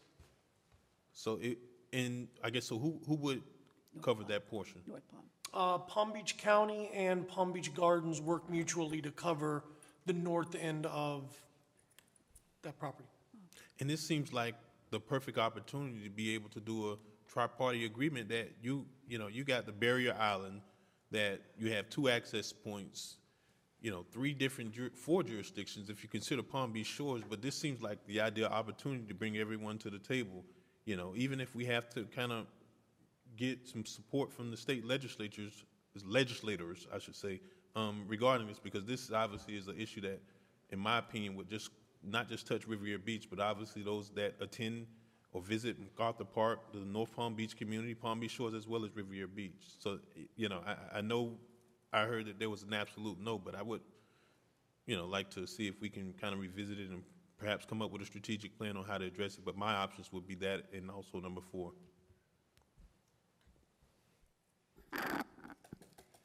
You sent me the presentation, but I still can't get it downloaded.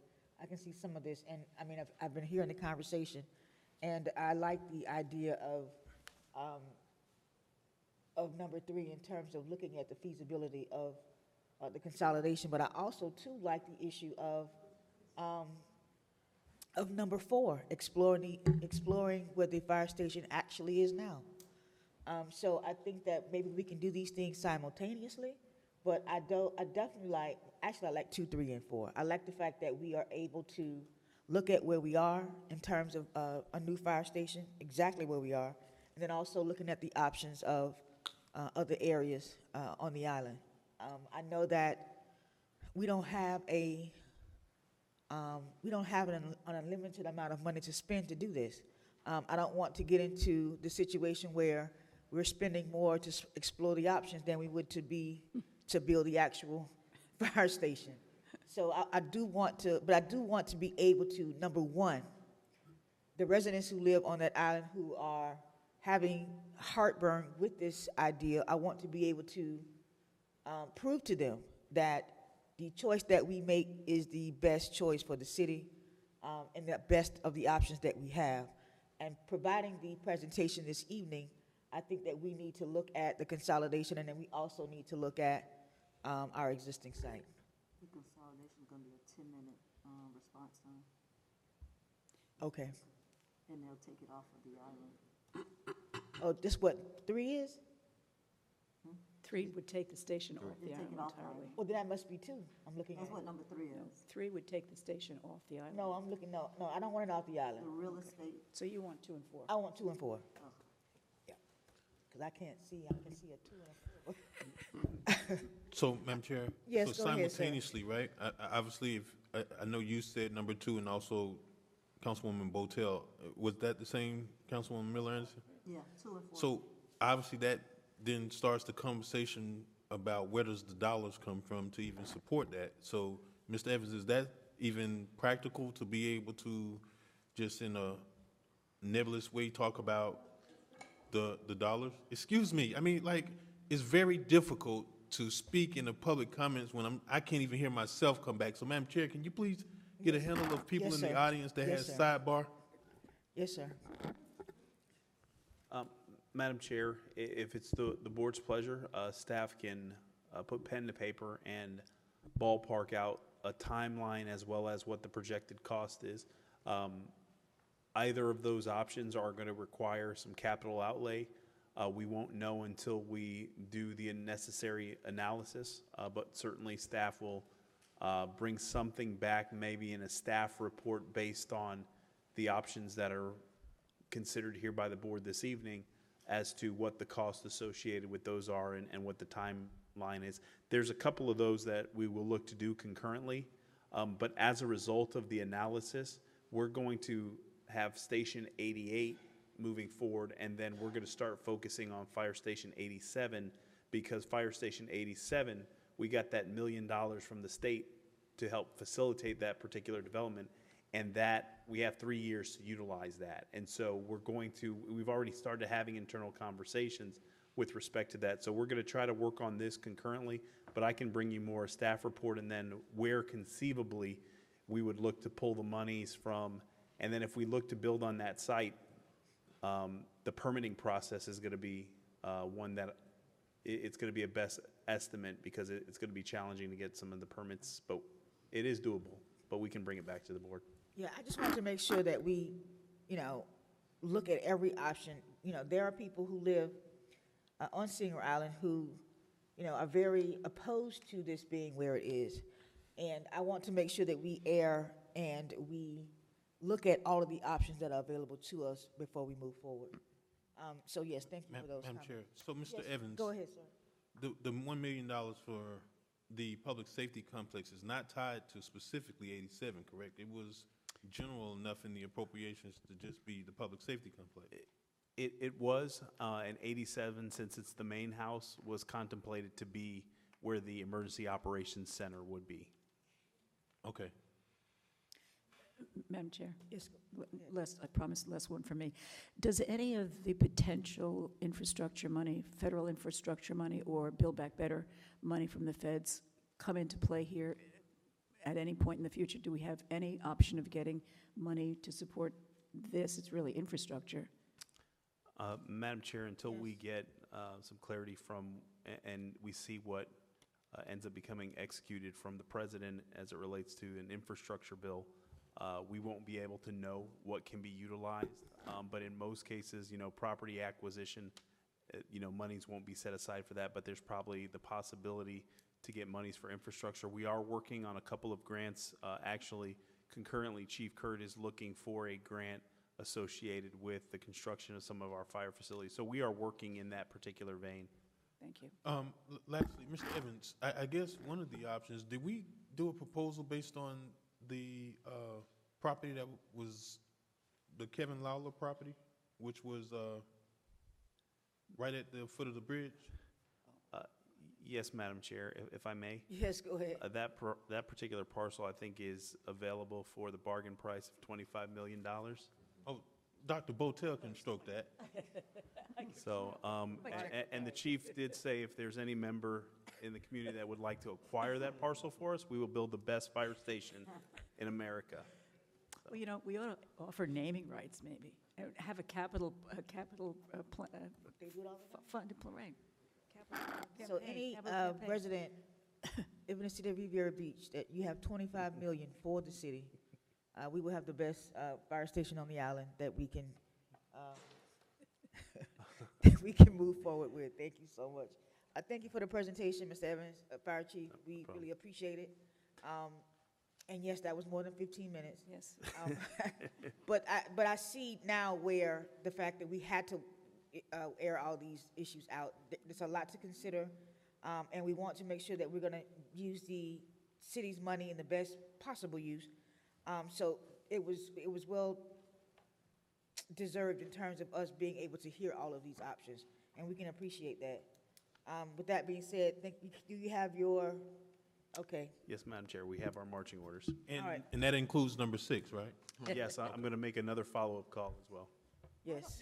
I think Councilman McCoy seemed to have a little pull, so maybe you can start the Maybe we conversation. have him to call. But members, obviously, if we have these mutual aid agreements, I think this is probably when you want to call on that mutual aid. And certainly, a fire station just doesn't serve Riviera Beach, because if North Palm Beach is busy attending to a fire and we have available, when we had that massive fire over on Broadway, I seen departments that I didn't even know existed. And this was like one of the most amazing things to see. And obviously, it just seems like for other reasons we can come together, but it seems like at least a tri-organizational purpose that we could possibly get it done. And I've already sent a message to my county commission, and that's just something I think that about building relationships with our partners. And I know, Dr. Botel, you do a very great job of that with the League of Cities and also with the Northern Palm Beach. But, this serves everybody that visits, Singer Island, whether they enter from PGA or Blue Heron Boulevard. And I think, in my opinion, that's what I would hope that those relationships are for. So thank you, Madam Chair. Yes, thank you, sir. We will move on in our agenda. I thank you so much again for your presentation. Because we are at 8:21, we will have to go straight to our public comment section for this evening. And we haven't even gotten to the agenda. Looking at this agenda. Yeah, let me get to my comments first. Is it possible we can move some other stuff to consent? We done did, okay, very good. Here we are. Please be reminded that the City Council has adopted rules of decorum, public conduct during official meetings, which has been posted at the front desk. In an effort to preserve order, if any of the rules are not adhered to, the council chair may have any disruptive speaker or attendee removed from the podium, from the meeting, and/or the building if necessary. Please govern yourselves accordingly. Public comment shall begin at 7:30 p.m. unless there is no further business of the City Council, which in the event it shall begin sooner. In addition, if any item is being considered at 7:30, then comments from the public shall begin immediately after the item has been concluded. Any persons who would like to speak during public comment, please fill out a public comment card located at the front desk and give it to the staff before the public comment section is announced. Madam Clerk. Madam Chair, members of the board, the acceptance of public comment cards at this particular time is now closed. Michael Mahoney, Fane Losman, Lloyd Brown.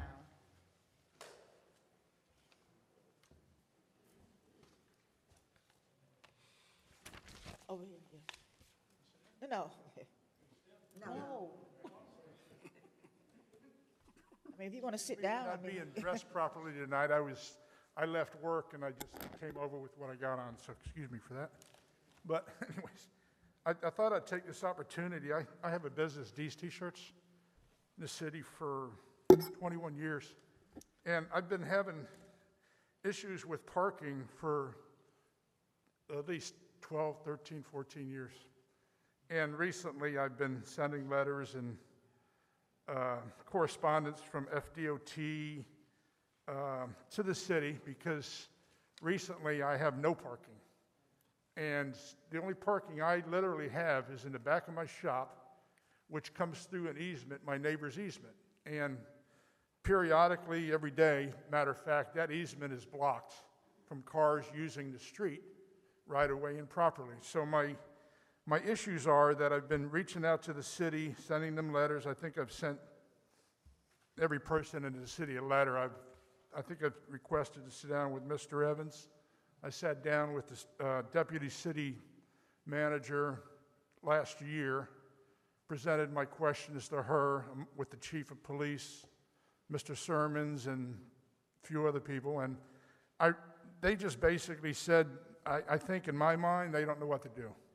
Because what's happening now, the usage of the street parking is being used by the business next door, Boathouse, which they have boats and trailers that use the street. So consequently, they use the public right-of-way on the street. So my concern was that this right-of-way area on the street is being also signed private property, no parking with the Boathouse, tow-away zone, with my business on those signs specifically that these T-shirts will be towed away immediately. So I've been in the city for 30 years business, and I'm being treated like this. So I'm asking the city, taking this opportunity in front of you guys, to look at it more in depth, because I'm not getting anywhere with the city engineer. I've showed him the documents, the blueprints actually before they installed that light on 22nd Street back in 2020, I think, or 2019. I proposed to the city to take that opportunity to come up with some sort of parking on the street, and they failed to do so. I haven't seen anything. So that went on, and the amount of traffic that's generated from that new light accommodating Rybovich and Safe Harbor now, Safe Harbor bought Rybovich out, has increased, and every day there's blockages on the streets, obstructions, because there's no parking over there. So I'm asking you guys to take a drive over there and look during the day, and you can judge for yourself and tell me where I'm supposed to park. Because I lose business every day. And you guys, some of you have been in my shop, and you ask me where's parking. Thank you, And sir. I don't have an answer. Sir, what is the address of your business? I'm sorry? The address of your business? Madam The Chair. address. My address? Yes. I'm sorry, 2120 Broadway. D's T-shirts. Madam Chair. Yes, go ahead. It's that bright green building. You can't miss it, across from the old CRA offices. Yeah, And there and I mean, literally years is- past, they asked me where the parking was, and before the Boathouse moved in, it was like a common open parking area, the Yes, thank streets, the parking lot. Yes. everything. So, We will have someone to get with you, sir. yeah, I appreciate it. Yes, thank you so much Yes, for your ma'am. comments. Thane Loafman, Lloyd Brown, Margaret Shepherd. Thane Lozman. For the record, Miss Miller Anderson did visit the Coulter project at where the fire station was, and she did vote to fill in the wetlands, and it was not a big deal. So you can share your visit to those wetlands, and you voted to fill them in. Also to abandon a little city road there to the Coulter project, but that's all in the minutes. I've had a problem with Officer Summers on the island. I filed a complaint against him with Internal Affairs. Dan Taylor's filed a complaint. Jim Ryan's filed a complaint. We filed a legal action for threats that he made to us, pulling up Botel's campaign signs that littered the island. He's constantly threatening to arrest me and Dan Taylor on a Friday to take us to jail so we spend the weekend and get COVID. He has a lot of mental issues. It's been written up in the newspaper about Summers, and Summers needs to be rotated out of the island. He should not have special treatment. Every few years, the police chief, either this police chief or the prior police chief, they rotate people through. So black officers or white officers are on the west side, where it's a very stressful job. They get a break to come over to the beach. Botel has interfered in that rotation with the city manager and is keeping Summers there when he should be rotated out and would take some officers who have very stressful time on the west side to the island. You are not the police chief, Botel. You're not the city manager. And bragging on next door that you saved Summers, who should have been fired years ago, is disgraceful. And for the black members on this dais, you should not allow a white officer to shirk his responsibilities to go on the mainland. A federal judge issued an order today that my floating structure, my floating container home, can remain out there. I don't have to remove it from the lagoon area. 4 DOJ lawyers made a big argument. After a 5-hour hearing, he said it does not have to be removed from the lagoon. Botel individually has sent, on her own email, has sent emails lobbying to the Army Corps. That's what's called tortious interference. There's a legal penalty to be paid for doing that. That's pretty stupid. Look at the Maggie Herchella case that went to the Florida Supreme Court. I've talked to the city manager about it. There's electrical poles and electrical service that is on properties that I own. We've been negotiating for 4 years. It's not going to happen. Now the city has started a code enforcement hearing to have my electricity removed. So I have no electricity on my property, but the city is continuing to run 480 volts down my property. I want that 480 volts removed. I want all that crap removed. The city's not going to pay for it. I want it the hell out of there, and I've been trying to get that 480 volts out of there. Mayor Felder, maybe you can make that happen. Anyway, that's all I have. Thank you, sir. Lloyd Brown, Margaret Shepherd, Bessie Brown. What I'm going to say, that's back when they were talking about sail out, I'm black and I'm proud and all that kind of stuff. So if you don't like what I say, I'm sorry, because I'm not talking, it's just a recording. And I speed it up to get it in the time. I know there's going to be a lot of people who are going to hate me, but stand in line for what I'm about to say. But part of the problem is with this council, and that's not the start of our problem in Riviera Beach, though. It started as soon as we got our black politicians in, who were only there because, we were tired of listening to, what the white man was telling us about how to run it. The only thing I can say about when the white man was running the situation in Riviera Beach, we had more things going on. We had more stores, we had parks, we had recreation. We had a lot of things that black people were enjoying in Riviera Beach. And it seemed like we figured, well, let's vote, our people in and see what happens. Oh, no. As soon as we voted our people in, some of them, that's when our downfall started to come. You look at these people here in this council today, they can't agree on anything. They can't agree on nothing. Nothing that benefits the black population in Riviera Beach.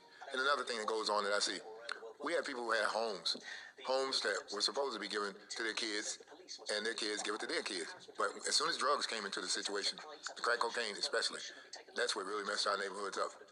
And the people who are in our neighborhoods, the black people that are in our neighborhoods, they believe in this Clinton thing and whatever, a war on drugs, and they thought that was a great thing. Yeah, get rid of them crackheads. They're still in this, they're still in that. But they didn't realize that these people didn't bring these drugs into our neighborhood. These drugs were brought into the neighborhood by white people. They were brought into this country by white people. They weren't brought into this country by no blacks who had planes that flew down to Colombia, who couldn't even speak Spanish. How could you go to Colombia? You can't speak Spanish. You're just barely speaking the English vocabulary. But what I'm trying to say is this. These people we have in here and these new people running for mayor and the prior mayor, these people aren't good.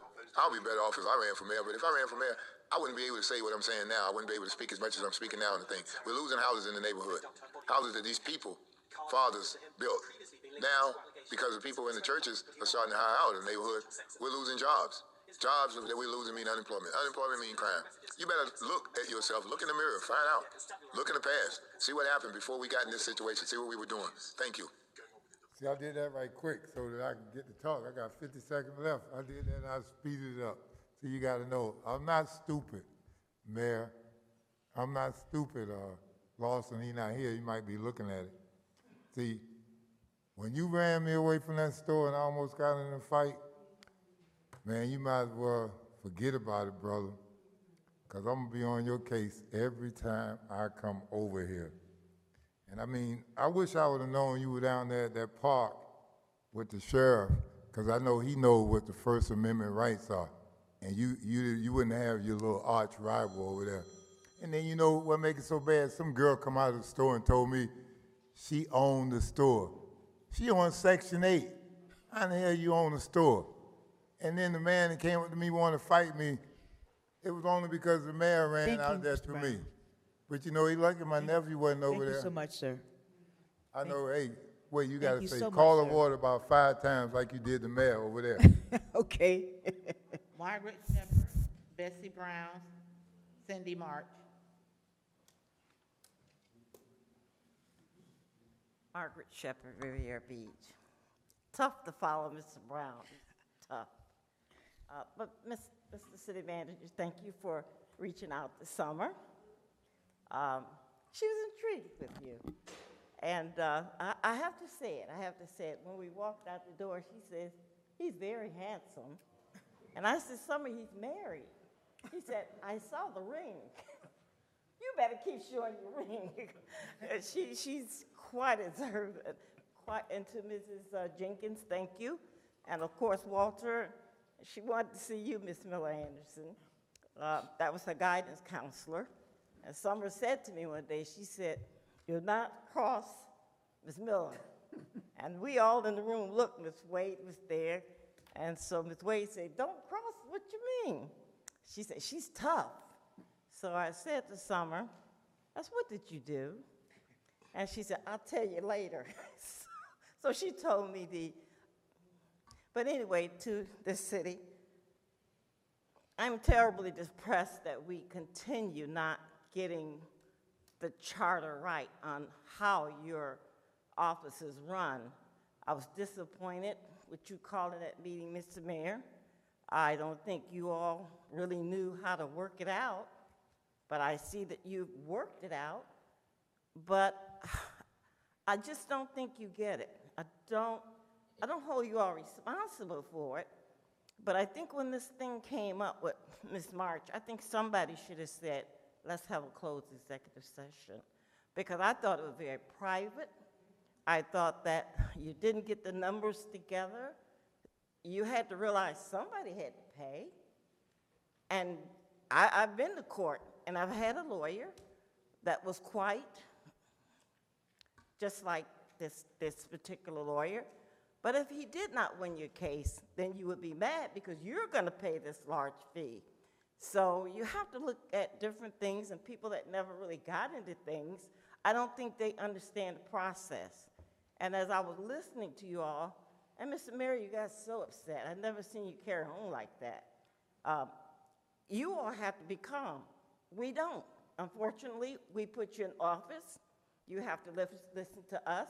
If you don't like us, oh well, there's another election, and people know you don't like it. They get together, they get to talking, and the first thing they say, we want to wipe out the whole board. Sometimes I agree, and sometimes I don't.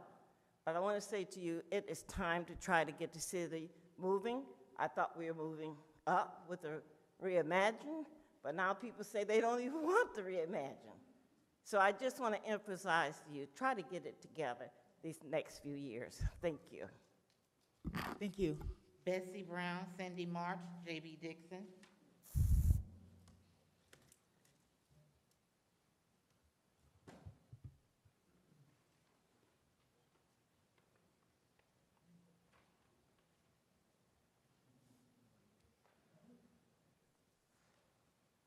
Good evening. I apologize for the last time because I was sitting in here so long, and I sit over there and I just get so tired of back and forth, back and forth. Also, this is to address the concerns and issues of the City of Riviera Beach employees and also bring awareness to the residents and City Council. Point 1, the Riviera Beach Police Captain versus the general employee. The general employee has several complaints and disciplinary write-ups in his folder and was put on administrative leave with pay. The general employee had his hearing, and he is still on administrative leave. We, the employees, are aware that the general employees is Mr. Evans, Ms. Jacobs, council members Botel, Miller Anderson, and Lanier favorite employee.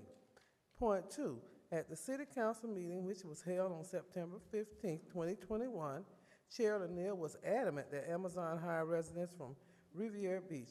But if you look at the makeup of our department heads, supervisors, and managers, it is obvious we are headed in another direction. Mr. Evans, are you adamant that the department heads and supervisors and managers cross-train employees to promote within. Mr. Evans, point 3. Mr. Evans, instead of admitting that you were wrong for the termination of the Riviera Beach police captain, you would allow the city to waste $25,000 on an investigation when you could have righted a wrong to the residents and city council, regardless of a department head's recommendations for an employee. Mr. Evans, the city manager, has the final say. Mr. Evans not only signs the letter, but he also writes the letter, which seals the deal. Point 4. Mr. Evans, when the investigation reveals Riviera Beach police captain had probable cause, do you plan on terminating the Riviera Beach police chief to make yourself look good? Again, remember the city manager has the final say. Point 5, to the residents and city council, do not allow Mr. Evans nor Mr. Sherman, finance director, to deceive or manipulate you all. Councilwoman Botel, do you recall when negotiating the terms of Mr. Evans' contract, you stated, I will give him the sun and the moon and the stars, just bring him back. Well, that is exactly what you have been doing, along with Miller Anderson and Lanier. Remember, you asked the residents to vote for you because you were going to represent the seat to the fullest, not Mr. Evans. Point 6, Mr. Evans, when you hired Marcia Noel, you requested employees to complete a request for a meeting form if they wanted to meet with you. Some employees you meet with on a regular basis. Some you did not meet with at all, nor did they receive a response from you. So since you and your assistant pick and choose which employee to speak with, now you can address our concerns publicly. Thank you. Thank you. Cindy March, J.B. Dixon, Rod James.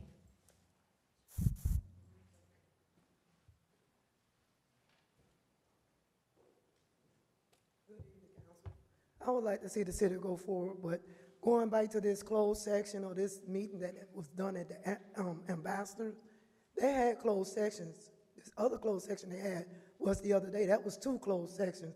So in order to move the city forward, it should have went forward. The paper, the check, whatever need to be signed should have been signed, because that was a jury that found you all doing wrongdoing on that particular case there. It had nothing to do with the whistleblower case. If we're going to go and question about 60,000, you all was on social media. You all was talking among each other, including myself, because when I speak, I don't just speak for you all, because I be on social media sometimes with the bull crap as well, because I'm not going to let no one just keep battering Lady March when she did everything she could do, and you all put her social security number out there, her birth certificate out there. You all wanted to happen to you all. Lanier lost her job, and they put her stuff out there and was going to put it on social media. You know who intervened? Lady Marge. She said, don't do that to her. Said, we might not like each other, but please don't put her social security number and stuff out there. One lady got all of your information from where you just got fired from. And one thing about it, when the jury make a ruling, they make a ruling. So what's the question about writing a check? Because all you're all going to do is open up a whole can of worms. If you don't write the check, if you don't pay the fees, it's going to be an embarrassment to the city. And Evans, Wynn, Felder, and the rest of you all, if you know the law, if you want that transcript open up, it's going to be open up to the public. And Riviera Beach will have a long time healing. A long time healing. Not only that, if y'all got so much energy with this fire station, get some energy about these trains stopping on the tracks when you're trying to go to work in the morning and they sit there for 30 and 40 minutes. This before the fast train was coming. This been going on. Get something about this clean water. T Avenue was in a boil water effect last week. That's a block from where I stay. Come on, we got better things to do in the city. We all want the city to move forward, but we first got to get rid of the personal vendettas. We got to first know we can agree and we can disagree. I can like you and I don't have to like you, but in order to get the job done, bad leadership will run a good employee away and vice versa. I hold a whole lot of jobs at one time, but one thing about it, I am replaceable. And when you got a despicable attitude, you need to be exposed. Then you need to be disposed. Then you need to check yourself and wonder why you went through the valley and couldn't come out the valley, because your attitude's still nasty. Your personal vendetta still out here. You all hated Lady Marge, and she was good for this facility. I wish, and I said it one more time, and I said it again, I wish her and Evans could have worked together.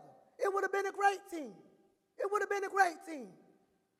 But y'all got these personal bedevilers, because Sherman throw rocks and hide our hands. You always walking around, fire Lady March, fire this person. You got J.B. Dixon walking around like she run the city. Y'all got to do better. J.B. Dixon. Thank you. Rod James, Terrence Davis.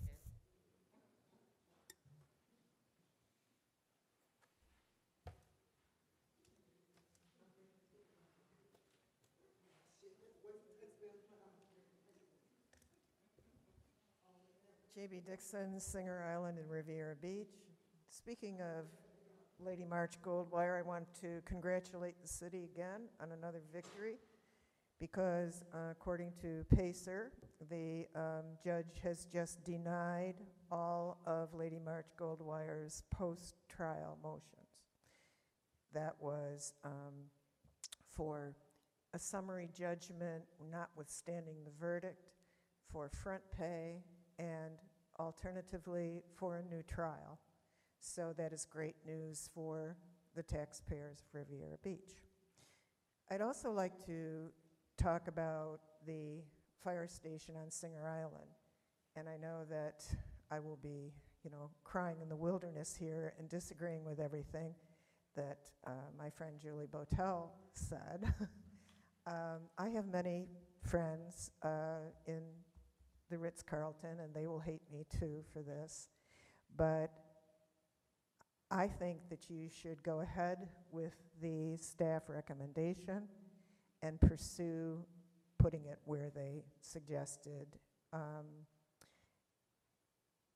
I disagree with the fact that if we have $15 million to spend on a station, that we should take anywhere from 3 to 5 to 20 million of that and purchase land when we have land.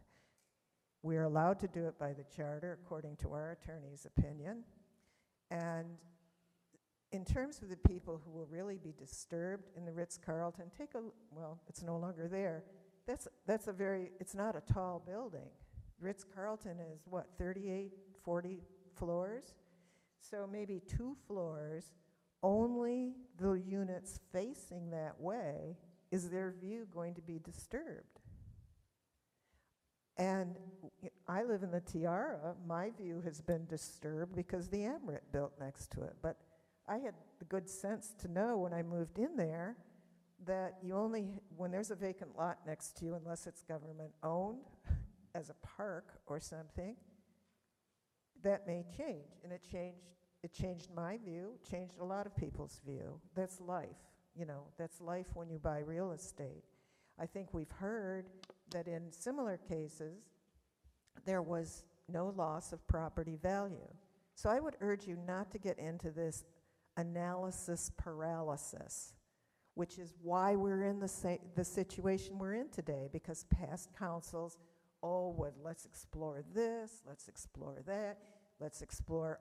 It makes you all look good that you're all going to be exploring all these things, but time is of the essence here, and I don't want to see what could be that fire station have those funds taken away and put into other fire stations where they can move more quickly. Thank you. Thank you. Rod James, Terrence Davis, Mary Graham.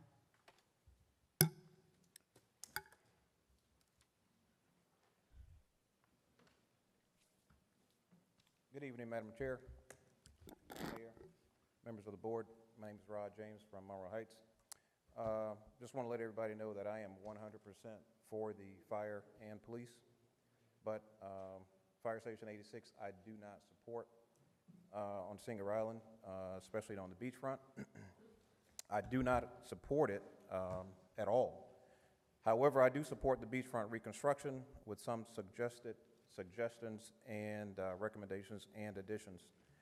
I recommend that that instead of the fire station being on the beach, perhaps that area should be, if you're going to build anything at that site, perhaps that area should be developed for a revenue-generating endeavor, such as perhaps even a convention center, maybe a marine museum, or perhaps even an oceanographic library with an oceanfront rooftop view. I also As an addition to the future Ocean Park reconstruction, I recommend that, you put 2 gazebos where the sand dunes are, and have 2 ocean observation lookout stations, plus a wheelchair accessible observation lookout deck geared for those people with disabilities to enjoy the beach views also. For more insight on what my vision looks like, I re-rendered that Ocean Park rendering, and I put it on my Facebook page, my Rod James Riviera Beach Facebook page, for all to view. And for those who want to contact me regarding my vision as to what it should look like, feel free to give me a call or email me. Thanks. Thank you, sir. Terrence Davis, Mary Brown.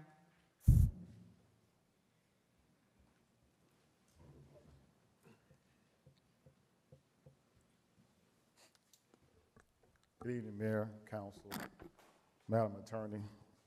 Terrence Davis, proud Riviera Beach resident. I would like to first say I'm very proud to be from this city, and I'm very proud to have the employees that we have through these tough times that we've been going through the pandemic. While so many folks have been negative, they have been continuing to fight and work hard through these tough times and providing first responder concierge service to this entire city. I think we need to take and focus our energy on them. Find a way to make our employees, all of our employees, fire, police, general employees, feel more comfortable, and let's build this morale back. If you talk to the employees, I think we need to take up a survey to find out where are we missing it and where are we doing better, and find ways to support them, which support this city, and show much better appreciation. Not to say that you haven't been doing, but you have been doing a wonderful job. I always said, find a way to make the city better, but don't talk negative about it. Leave the personal stuff at home. I took this year to reflect and find a way to do better. And as I look as our legislator, we got a District 20 race that's coming up, where we had former Congressperson Alcee Hastings, who's a wonderful Florida A&M graduate, done a great job. But when you look at your appropriations as you go to Tallahassee and you talk about the funding of water projects and grants, right now we don't have anyone in that seat. No one in that seat representing us. We have a very important election that's coming up, and I believe that's November 2nd. Early voting is October 23rd through the 31st. Riviera Beach residents, when you're looking at your water and you want to support staff, you got to look at that congressional seat, because that's the person you're going to be asking for support when it comes to your grant with federal funding. That's the person you ask for support when you're talking about building public safety buildings. That's the person that you're going to ask for support when building infrastructure, water mains, reducing flooding, school funding, changing the atmosphere of our city. So you have to look at that. You look at Senator Perry Thurston. He has always been a friend of Riviera Beach. I'm so proud to see that he took the time out of his day to put it, he gave his seat up to run for office. Don't forget Perry Thurston on that day. He was a friend when we raised all the funding that we've done this far. We have to be involved in this election that's coming up. Focus on those, not people who give you false promise. Look at their past record. Look what they've done for your city so far. Look at what they've done for the Urban League, Florida A&M, Bethune-Cookman University, Riviera Beach, West Palm Beach. Look at what they've done for whatever position they're in. And that's why I'm supporting Perry Thurston, because he's done a lot for our wonderful city. We need someone at the federal government, whether it's him or somebody, but we need to be active on election day to make sure that we have some representation. Thank you. Thank you, sir. Mary Brown.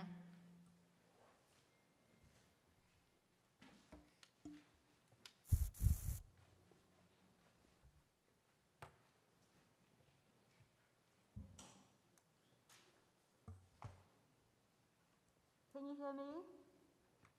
Mary Brown, Riviera Beach. First of all, I would like to encourage everyone, October is Breast Cancer Month.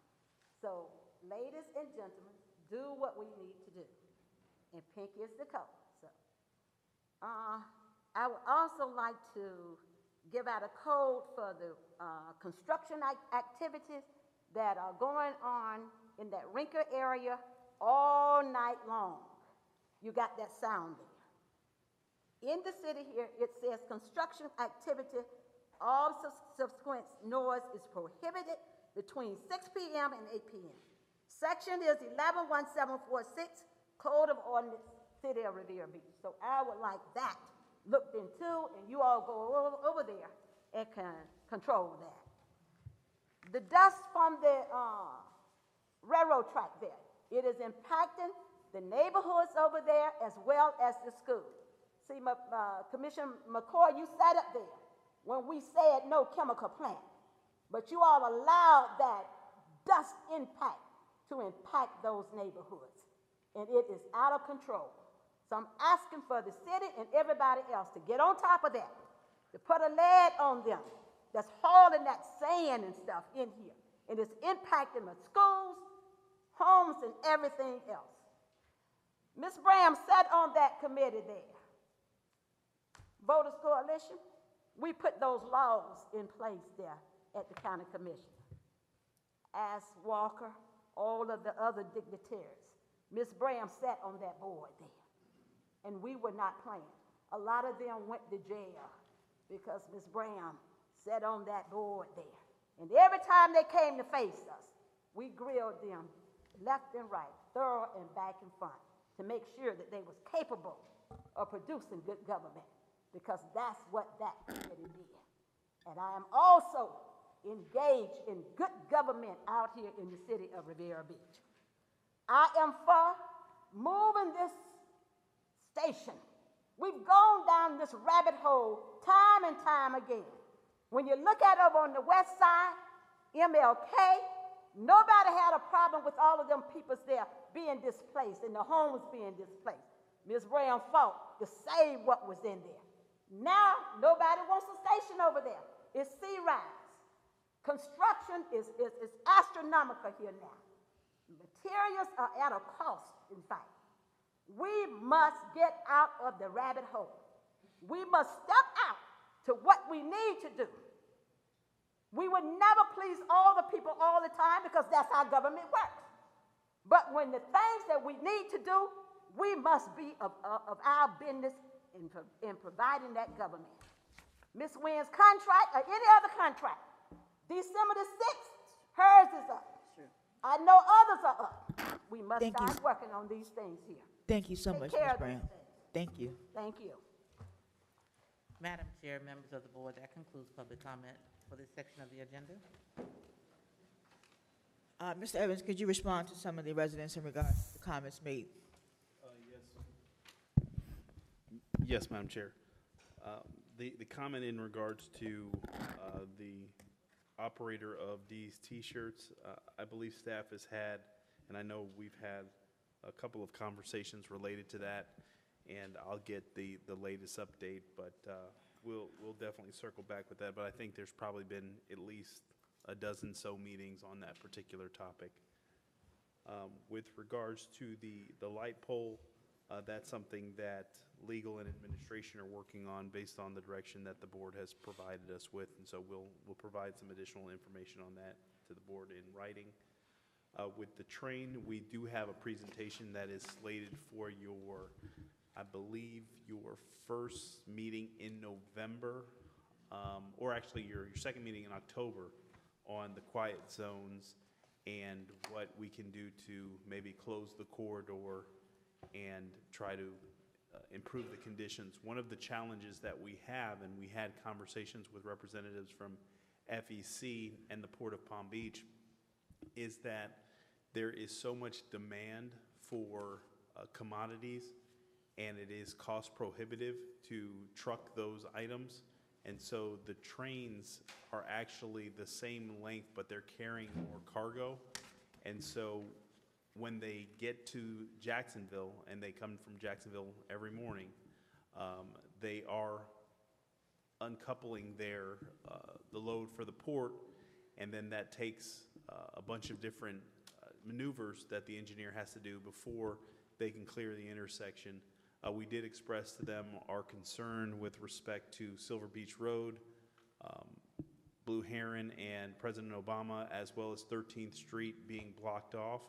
We've had substantial issues related to public safety associated with that, and the only way to conceivably get westbound is 45th.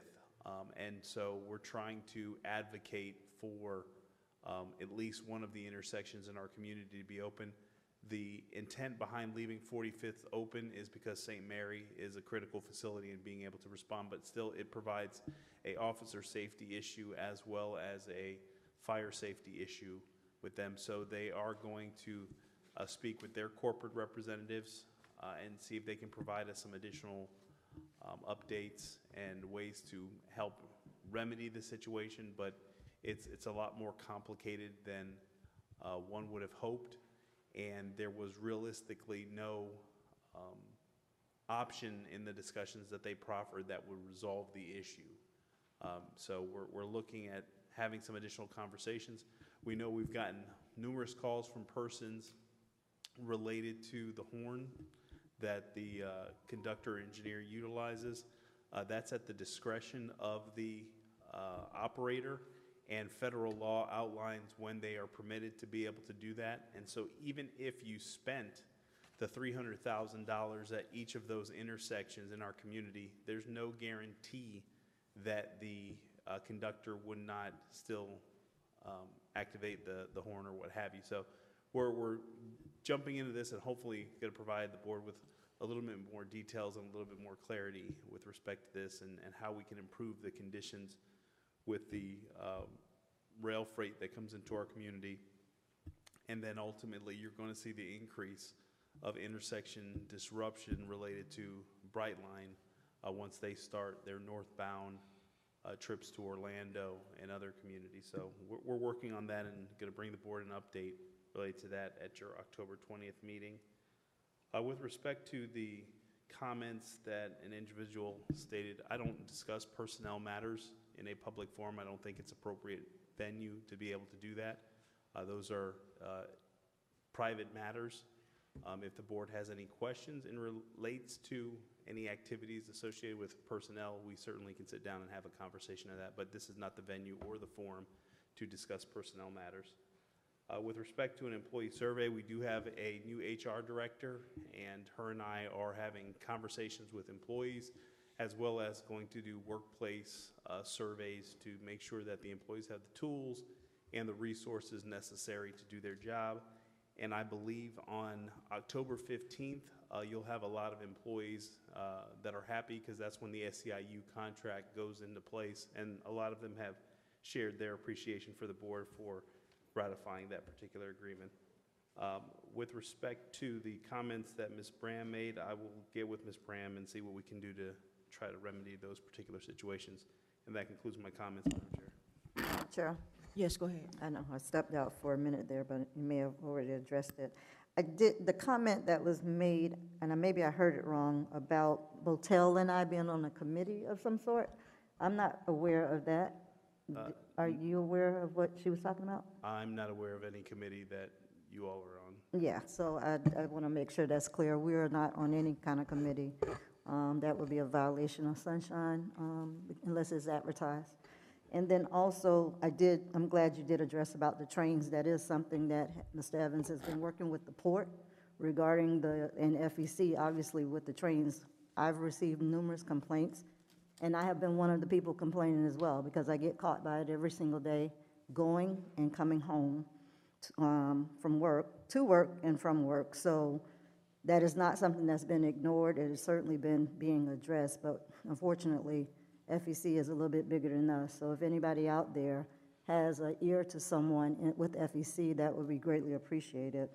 And then also Mr. Mahoney, if someone could get with Mr. Mahoney, that is not a new issue. As he said, this has been going on for years.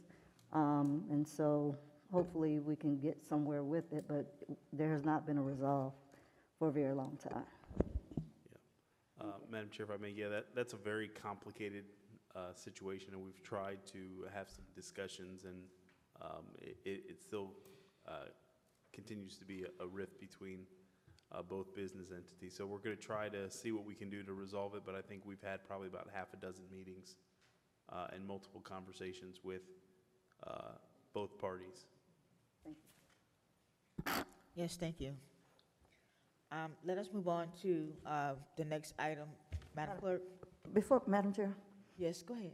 I do recognize it's 9:02, and like, we haven't done anything so far, other than the file. I mean, everything obviously is very important, but is there some point where we can think about maybe not taking some? Madam Chair, if I may? Yes, go ahead, sir. We had a conversation with staff earlier. Items 6, 10, and 11 is for Fire Station 88. Director Sermons has requested to make one presentation, and then if the board has any questions as those items come up again, he can then provide some additional clarity. Berkeley Landing is items 7, 8, and 13. He would like to do one presentation for those items, and then the library rezoning is item 12 and 14. He would like to make one presentation, so that would be able to resolve a good amount of items that are on the agenda. Okay, sounds good to me. Okay, yes, sounds good. Madam Clerk? Madam Chair, members of the board, we're on to item number 5, legislative priorities. We do have public comment on this item. The acceptance of public comment on this item is now closed. Mr. Evans? Yes, Madam Chair. This item before you is a procedural matter, as it's been our practice over the last couple of years to establish legislative priorities, both on the federal and state level. This is an opportunity for the board to provide any additional comments or remarks to staff with respect to your priorities for fiscal year 2022. For federal priorities, we have infrastructure, water, sewer, wastewater, stormwater, transportation. We also have public safety, intelligent-led policing, public safety facilities, and opportunities for grants related to personnel. We also have requests for monies associated with coastal resiliency and climate change and economic equality. That is the federal priorities. Related to the state priorities is affordable housing, workforce development and retraining, water, sewer, water, wastewater, and stormwater, transportation. That means commuter rail, cargo trains, education, vocational education and trade grants, public safety, equipment, personnel and technology, tourism, and recovery residents. Some of the major projects that we're looking at over the next year related to some appropriations on the state level and even some assistance on the federal level is new water treatment plant, water plant laboratory, rehabilitation of the existing wells and construction of new wells, lift station improvements, advocating for, and you're seeing discussions on the federal level, for communities that are under that 50,000 persons threshold to receive a CDBG allocation because we're not an entitled city, and so we don't receive a direct allocation. Removal and replacement of the distribution lines, citywide utility locates, reconstruction of a majority of our roadway network on the east side of our community, 22nd Court, Avenue B, 23rd, 24th, 25th Street, Lakeshore Drive, mobile command center, and field force equipment. Those are just a couple of the major projects and priorities that we're seeing if we can get assistance related to that on the state and federal level.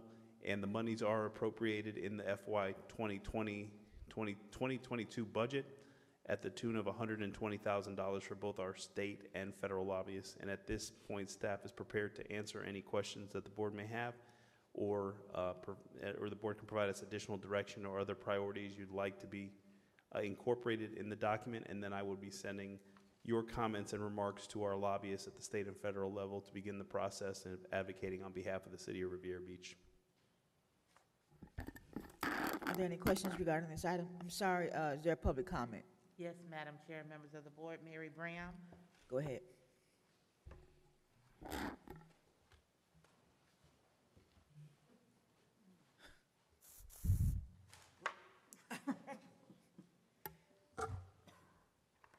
I say that we go ahead on and we do move on this because the cost related to the physical infrastructure of our city is deplorable. Other things that the city manager highlight, those are priorities that we, the city, needs to move on and stop procrastinating and let us do the things that take presidency over everything else, the way we feel. how we feel about each other. Our greatest concern should be mostly about the city.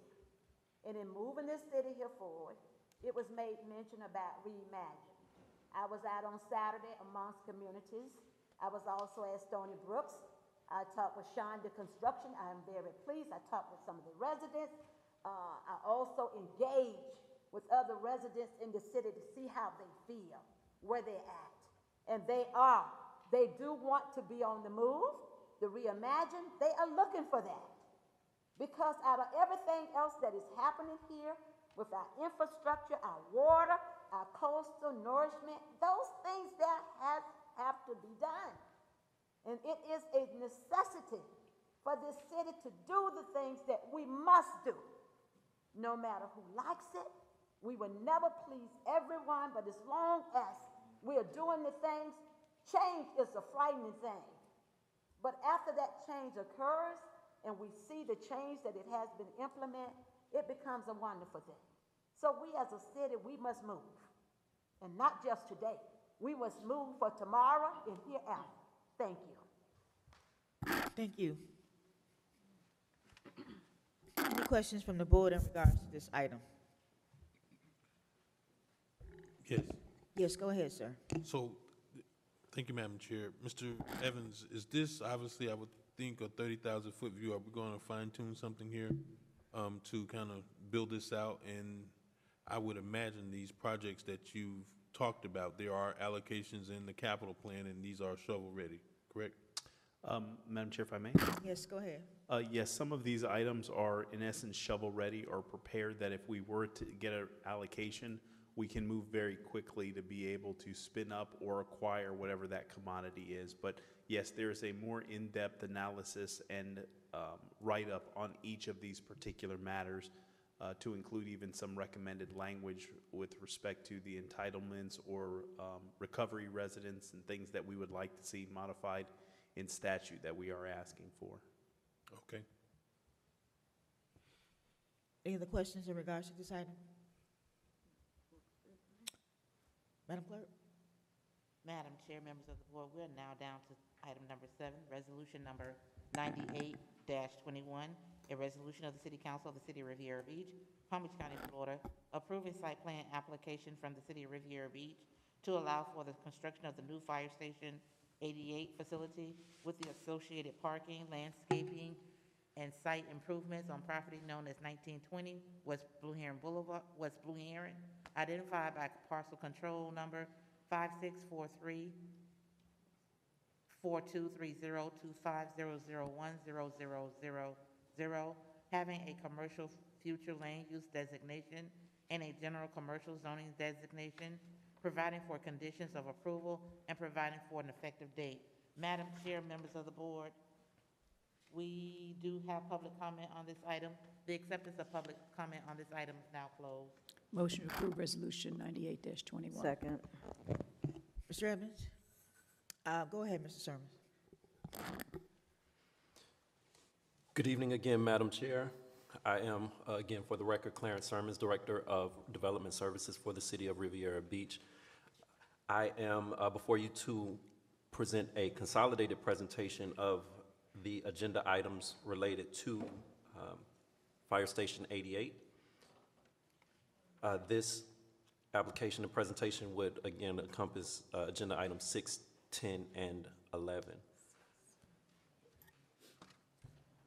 Madam Chair, members of the board, there's a revised agenda.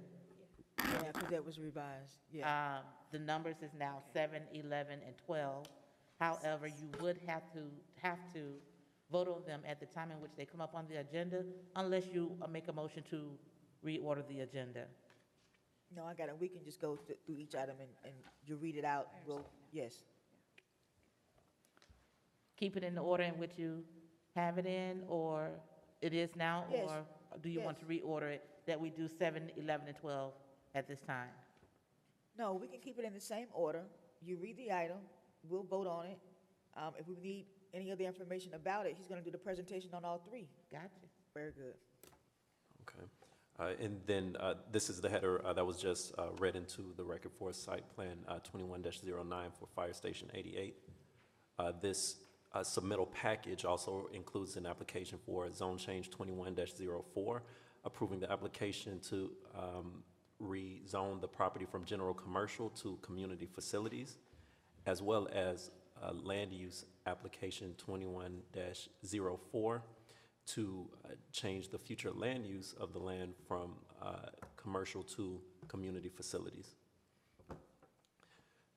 These applications in a slightly more detail. The first one is a request to rezone the property at 1920 West Blue Heron from general commercial to community facility. 2, a request to change the future land use from commercial to community facilities, and then a site plan approval request for the development of the proposed new Fire Station 88 facility. Before you is an image showing the outline of the property located at 1920 West Blue Heron. The city is, as you are fully aware, in the process of investing in and upgrading many public safety facilities, and the siting and development of a new Fire Station 88 is a part of that plan, often referred to as Reimagine Riviera. Previously, the site was the location of a Walgreens pharmacy. The city acquired the site and has now prepared the site for development while saving as many mature trees as possible. The site has excellent street access for emergency response. It is well positioned to provide a visible, accessible location for the provision of emergency services to residents. The site is ready for development. As the site is ready for development, construction will begin as soon as possible, and all staff comments have been either satisfied or conditioned after the review. Before you now is a picture of the proposed site plan for approval consideration. Staff analysis looked at the use, and we do find it consistent with the city zoning regulations as well as the comprehensive plan. We find it is compatible with the neighborhood context around it, being commercial and on major thoroughfares, and levels of service are in place for water, sewer, roads, garbage collection, et cetera, of central city services. The landscaping has been reviewed for this proposed site, and staff does find that it meets our requirements, as well as lighting and traffic. As far as traffic, site access is proposed via an ingress-only driveway on North Congress Ave and a full access driveway on West Blue Heron Boulevard. Parking for the firefighters is provided internal to the site, and public parking for visitors to the fire station will be provided closest to the proposed firefighter memorial and flagpole area.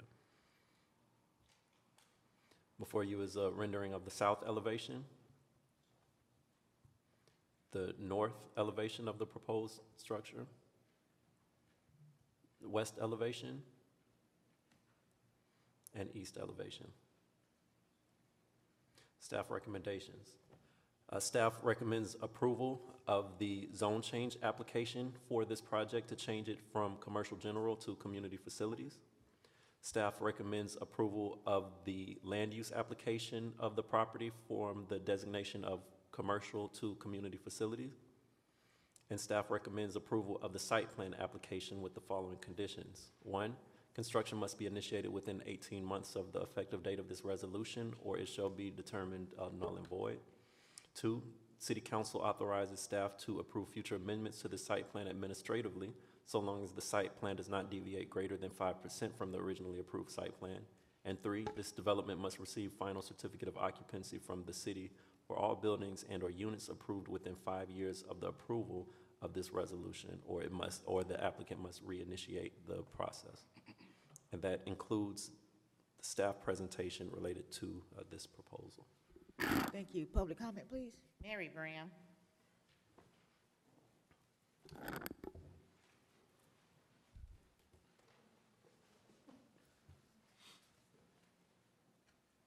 You told me good evening, so I'm gonna say good evening. Good evening. Yes, I'm happy that we're gonna move on this. We're getting a new 21st century fire station. So as soon as possible, in the back up here, it says because the site is ready for development, construction will begin as soon as possible. And also what I like about the site plan, because it changed it to that community site plan, because it is incorporated in the community, and it is a viable site for our entire community. And something else that I like, It also states about the trees. I'm glad to see that because trees breathe energy and they breathe a sense of within any community. So I'm glad that we are going to try to save as many trees as we possibly can. So I'm glad to see that also in the backup. And I said that to give the residents a little insight of how we are moving. Because everything that some others say, that's not who we are. We are the best, and we will continue to be the best. We are no different than no other city. Every city has its going on, but we are family. And I always said that I love everyone, but some things that we need to move on, and we need to be about the business of the city and not about our business. So kudos, Mr. Sermon, for moving us forward here, and thank you for your service, and everyone else that have provided valuable input for you as a board so that you can proceed and be the leaders that you desire to be. And from Ms. Brand won't have to chastise you. Ms. Brand won't have to do anything because you all will do what you need to do for this city here. Thank you, Mr. Sermon. Thank you. Any comments from the board in regards to this presentation? Yes. Go ahead, sir. So, Mr. Simmons, it's quite difficult to see this file. It's very large. But I was looking at the site plan, page 2 of it, and I guess, I don't know if you have it on your slides, but I just was really confused as to how we arrive at having the rendering of Barracuda Bay and the old fire station and what relevance that has to this site plan. It's attached as civil set inside of the backup, but I didn't understand what was the relevance in having the footprint of the old location, because this isn't the original plan that we had, because if I remember correctly, we're in 21, maybe in 2018 or so, or 17, we had a different site plan for 88 when it was proposed to be on the site next to Barracuda Bay. But now in the backup, on page 2, there's a site plan that references the address of 1663 West Blue Heron Boulevard. I don't understand the relevance. Madam Chair. Yes, go ahead. Councilman, I apologize. I don't have that document open in front of me at the moment. I know there was multiple documents included in backup, but I'm not sure which one is being referred to. Yeah, neither do I. That's why I was asking the question. How far down the list is it, what you're looking at? It's on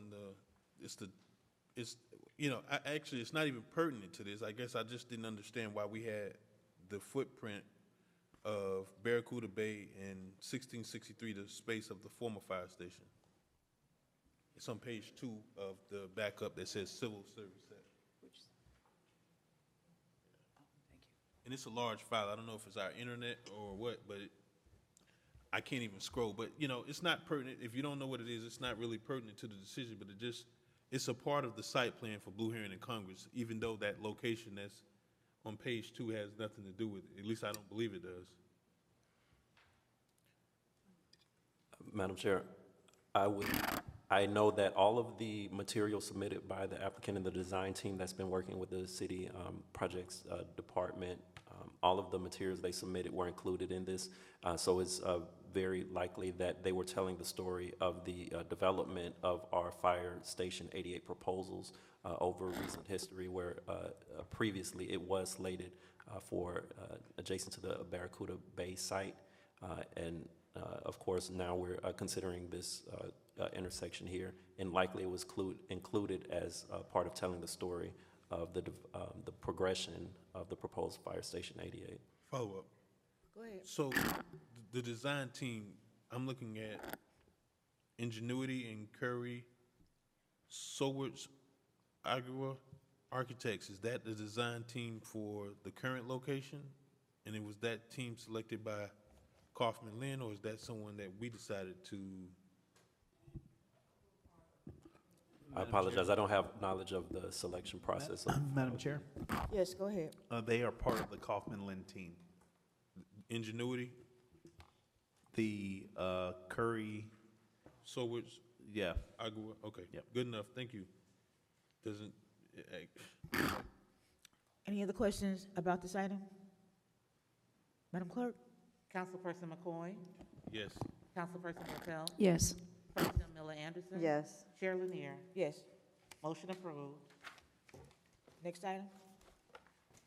Item number 8, Resolution 93-21, a resolution of the City Council of the City of Riviera Beach, Palm Beach County, Florida, approving plat application from Berkeley Landing LTD to combine 2 contiguous lots of record into 1 lot totaling approximately 4.01 acres in land area for the real properties located at 3100 Broadway Avenue and 3124 Broadway Avenue, identified by parcel control numbers 5643422842000010 and 56434228000020, and providing for an effective date. Madam Chair, members of the board, we do not have public comment on this item. The acceptance of public comment on this item is now closed. So moved. Second. Mr. Evans? Madam Chair and members of the board, I'll ask the Director of Development Services, Mr. Clarence Sherman, to make this presentation. Mr. Sermon? Yes, good evening, Madam Chair. Again, this presentation is related to the Berkeley Landing Affordable Housing Project. The applicant is here and prepared to present. That is their presentation up before us now. If we, while they are bringing up the staff presentation, I will go ahead and begin verbally to describe what is being proposed here. The applicant is requesting approval of 3 items associated with these 2 parcels in order to construct 2 3-story residential affordable housing apartment buildings, including live-work units with associated parking, landscaping, and amenities on approximately 4 acres of land. It's located at 3100 and 3124 Broadway Avenue. The package for this development consists of plat application PA 21-01, the header of which was just read into the record. The second application is for the zone change map amendment, or application ZA 21-02, and then 3, site plan approval, SP 21-04. The location of the site is between Broadway and Lakeshore Drive. The current zoning configuration of the lot, it is split between downtown general and downtown residential. And it is bordered by a undeveloped site to the north and a mobile home park to the south. The application set includes rezoning of a portion of the property to have 1 zoning designation of downtown general for the entire property instead of the current split zoning. The second, the plat application proposes to combine the 2 properties into 1 and clearly identify the civic open spaces. 3, the site plan application to allow for the construction of 2 3-story buildings with 110 rental housing units, 2 live-work units with associated landscaping, parking, and site amenities. Additional details about the proposed development. The project includes civic open space on both Broadway and Lakeshore Drive. The project will provide on-site amenities for the residents. The project will provide an easement to Palm Tran for a bus shelter, and the developer will construct the bus shelter on that easement that they'll dedicate. The site plan design also anticipates the development on the north and makes a provision for future changes to the site access to Broadway to ensure safe access egress for future residents and future users of the site to the north. The staff finds this proposed development consistent with the city's comprehensive plan. We find it consistent with the zoning designations in this area for downtown general, and we find adequate levels of service for water, sewer, roads, and trash collection are available at this site. School concurrency materials and final determination are also included in your backup. The applicant has proposed extensive landscaping, and the proposed plan exceeds the requirements of the landscaping code, and the lighting proposed is required for operations of the facility. Site access is proposed via Lakeshore Drive and Broadway Avenue. Palm Beach County issued the Traffic Performance Standards Review Letter for the project, and the project is located in the traffic concurrency exception area. Therefore, it is exempt from the TPS requirements of the county. The project exceeds the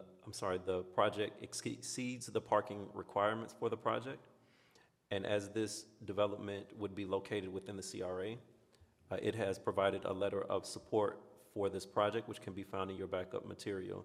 In addition, the CRA is providing financial contribution to the project, which I'm sure you all are aware of.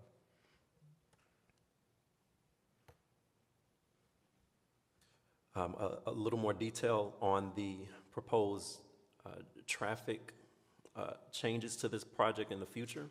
In anticipation of the redevelopment of the parcel to the north, staff worked with this applicant to prepare a future design for a shared access egress to Broadway in order to ensure optimal safety for both present and future conditions, and in the event a signal is required at that location. So essentially, when development occurs to the north of this property, it is very likely that those additional trips in the area will trigger a traffic signal to avoid any unsafe maneuvers of persons turning into this development at that time.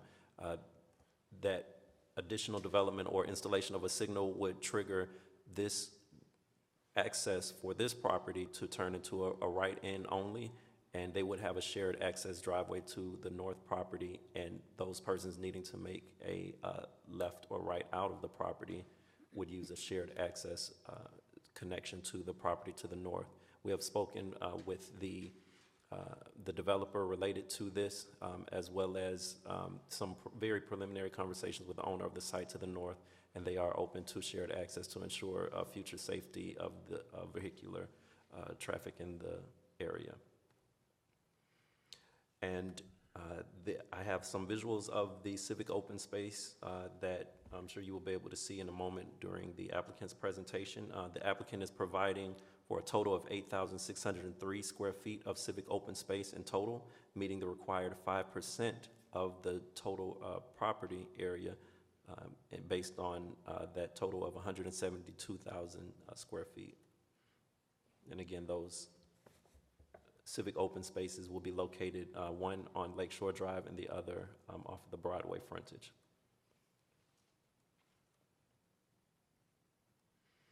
Staff recommends approval of the zone change application associated with this project, as well as the plat, as well as the site plan. Staff recommends approval of the resolution for the site plan with the following conditions. One, that the construction be initiated within 18 months of the effective date of this resolution, or it will be deemed null and void. Two, a 2-year landscaping performance bond for 110% of the value of the landscaping and irrigation shall be required before a CO is issued for the site. 3, that City Council authorizes staff to approve future amendments to the site plan administratively, so long as they do not deviate greater than 5% from the plan before you today. 4, the development must receive final certificate of occupancy from the city for all buildings and or units within 5 years, or the applicant would need to reinitiate the site plan approval process. 5, all future advertising must state that the development is located within the city of Riviera Beach. 6, once approved, this resolution shall supersede any previous site plan approvals for this property. 7, the concurrently processed ordinances for the zone change and the site plan must be adopted and approved and become effective prior to the site plan becoming effective. 8, the property owner is responsible for the overall maintenance of the civic open spaces shown on the site plan, and the civic open space shall be maintained in perpetuity for the use of the public. 9, within 6 months after the approval of this resolution or prior to the issuance of a certificate of occupancy, the property owner or designee must provide a palm trend bus shelter easement no less than 10 feet by 30 feet. 10, within 6 months after the approval of the resolution or prior to the issuance of a certificate of occupancy, whichever is later, the petitioner shall construct a Palm-Tran approved mass transit shelter with the appropriate access, lighting, and 2 trash receptacles. The location of the shelter shall be within the approved bus stop, boarding, and a lighting area easement. Any and all costs associated with the construction and perpetual maintenance shall be funded by the petitioner and/or future property owners. And 11, the applicant shall install fencing to restrict access behind the southernmost sides of the building. That includes the staff presentation for these items. Thank you, Mr. Sermon. Are there any public comments for this item? No, Madam Chair. Is there a presentation from Berkeley? Yes. So before the presentation, Go ahead, sir.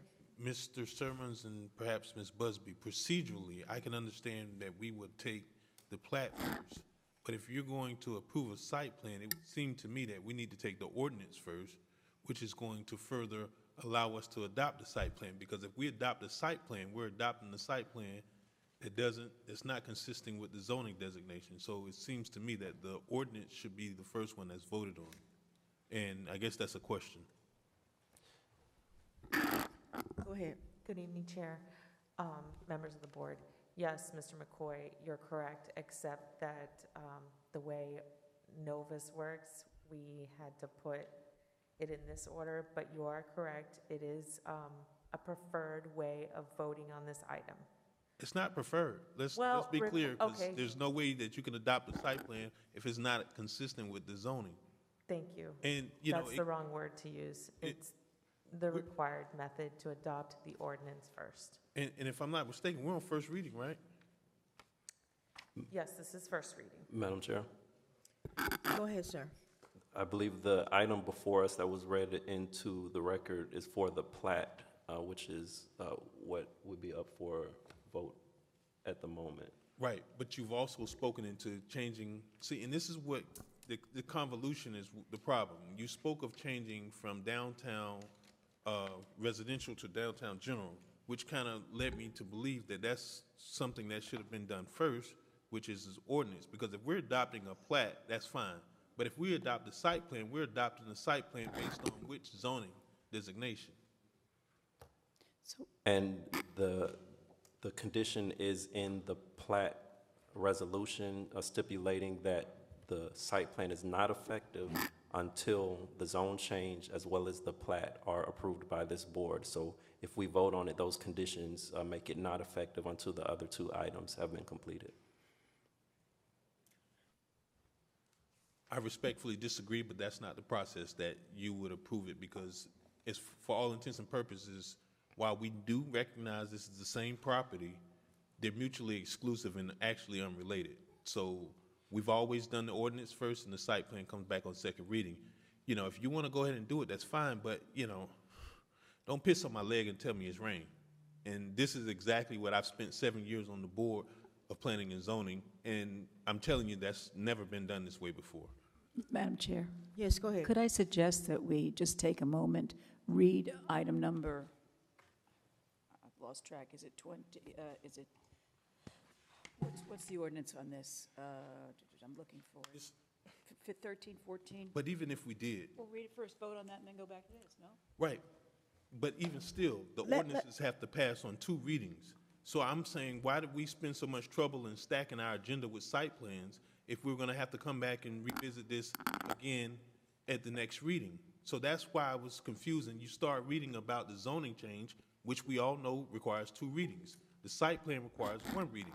So there's really not any reason that I've not heard a reason why we're hearing a replat and a site plan on the first reading when it's designated in every other situation to be done on the second reading, excuse me. So, I mean, we can move forward, but this isn't the process, and this creates more confusion. Okay, let's move forward. Let's do the presentation from Berkeley, please. Come up.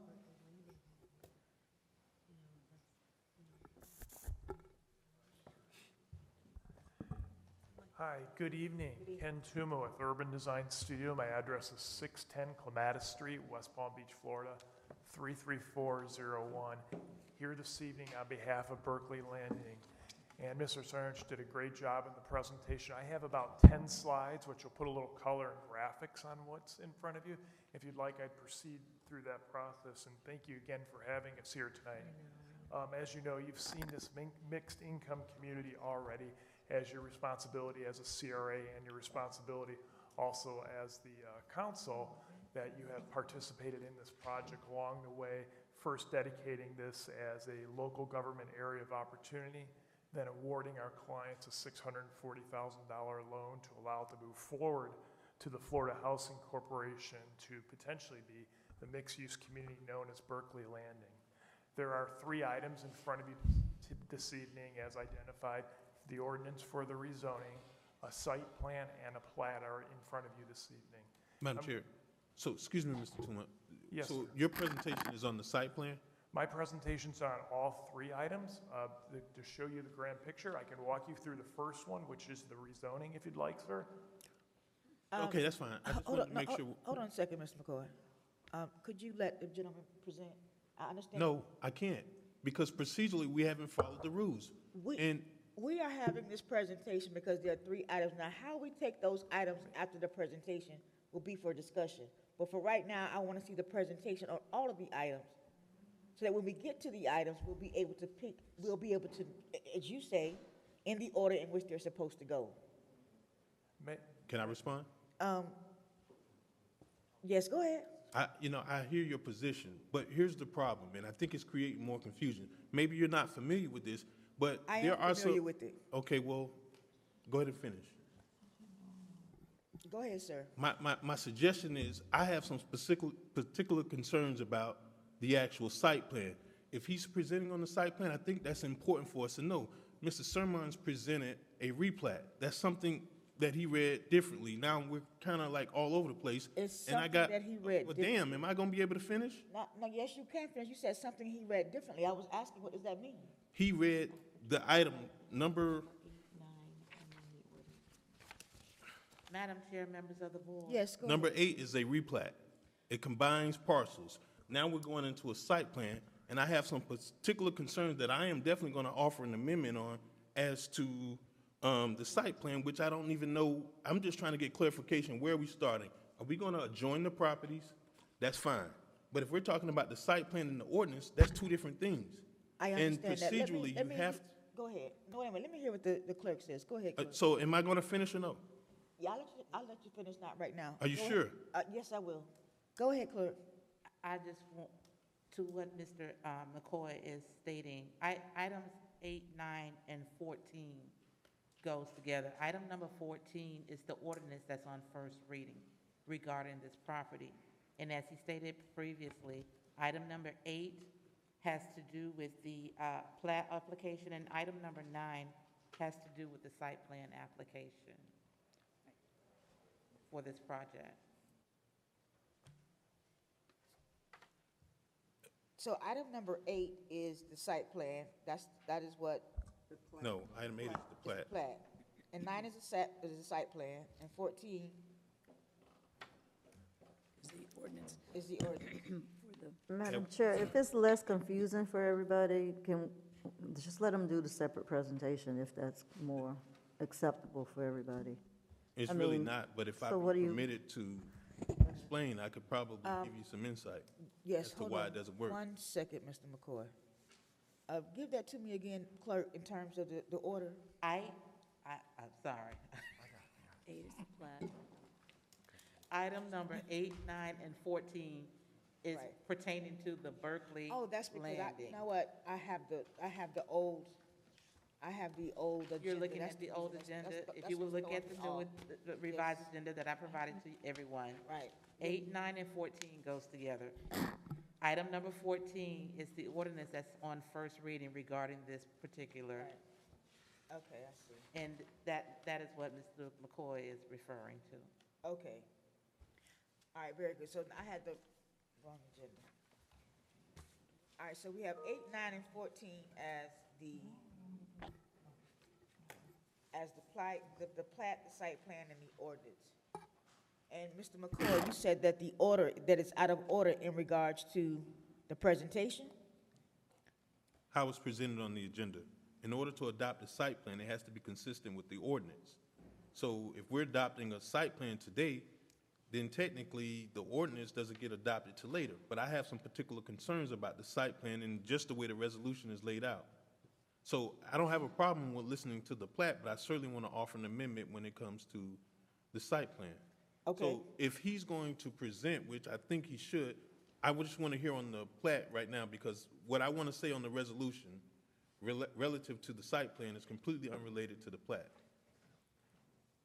Okay, so he needs to present on the plat. That's what's up Right. now, the plat, right? Well, he started to go into the site plan, and I don't want us to deviate too far because I know it's all related, but you can't have one without the other. In fact, the ordinance is the precursor to the site plan. You have to change the ordinance first in order to adopt the site. Okay, let's hear it. We were trying to bundle these together, but apparently that's not going to work for this evening. So let us stick to what we have on the agenda, which is number 8. Mr. Sermons has just made the presentation for number 8. So Berkeley, you present on number 8. Yes, Madam Chair, and if I may, Jamie Crowley, I'm the Land Use Counsel for the applicant. I understand your concerns. Typically, you do hear the ordinance first and then the site plan. The way staff set it up was that the site plan could be conditionally approved, and then you would, if you adopted the ordinance, then the site plan would become effective after the second reading. Ordinarily, what happens is you present the ordinance first, and then after the second reading of the ordinance, you would adopt the site plan. So we have 3 separate actions here that you're considering tonight. One is legislative, which is the rezoning. One is quasi-judicial, which is the site plan. And one is ministerial, which is the plat. So under Florida law, if you meet the requirements of a plat, the technical requirements, which staff has said we meet, that's not a decision that the council has much discretion on. So the plat, I think we can go pretty quickly on because staff has said that we meet those requirements. Now, if you want us to present on the ordinance first and then do the site plan after the ordinance, we're happy to do that.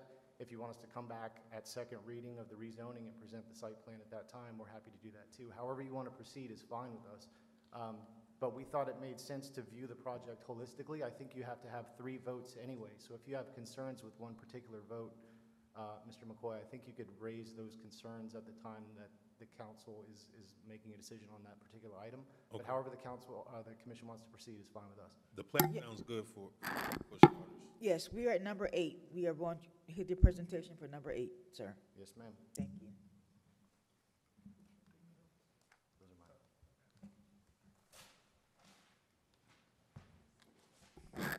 Good evening again. Ken Toom with Urban Design Studio. I'm going to jump ahead a few slides and just jump right to number 8, which is the proposed plat that is in front of you. That is also resolution 9321. So the subject site is located here, east of Broadway and west of Lakeshore Drive. The subject site is 4.01 acres of land. I'm going to skip the rezoning request and jump right to the proposed plat, which is on the screen in front of you. As you can see, the plat on the screen in front of you identifies the area, the boundary of the subject site. It also identifies the civic areas. Those are little cutouts on the east and west side of the site.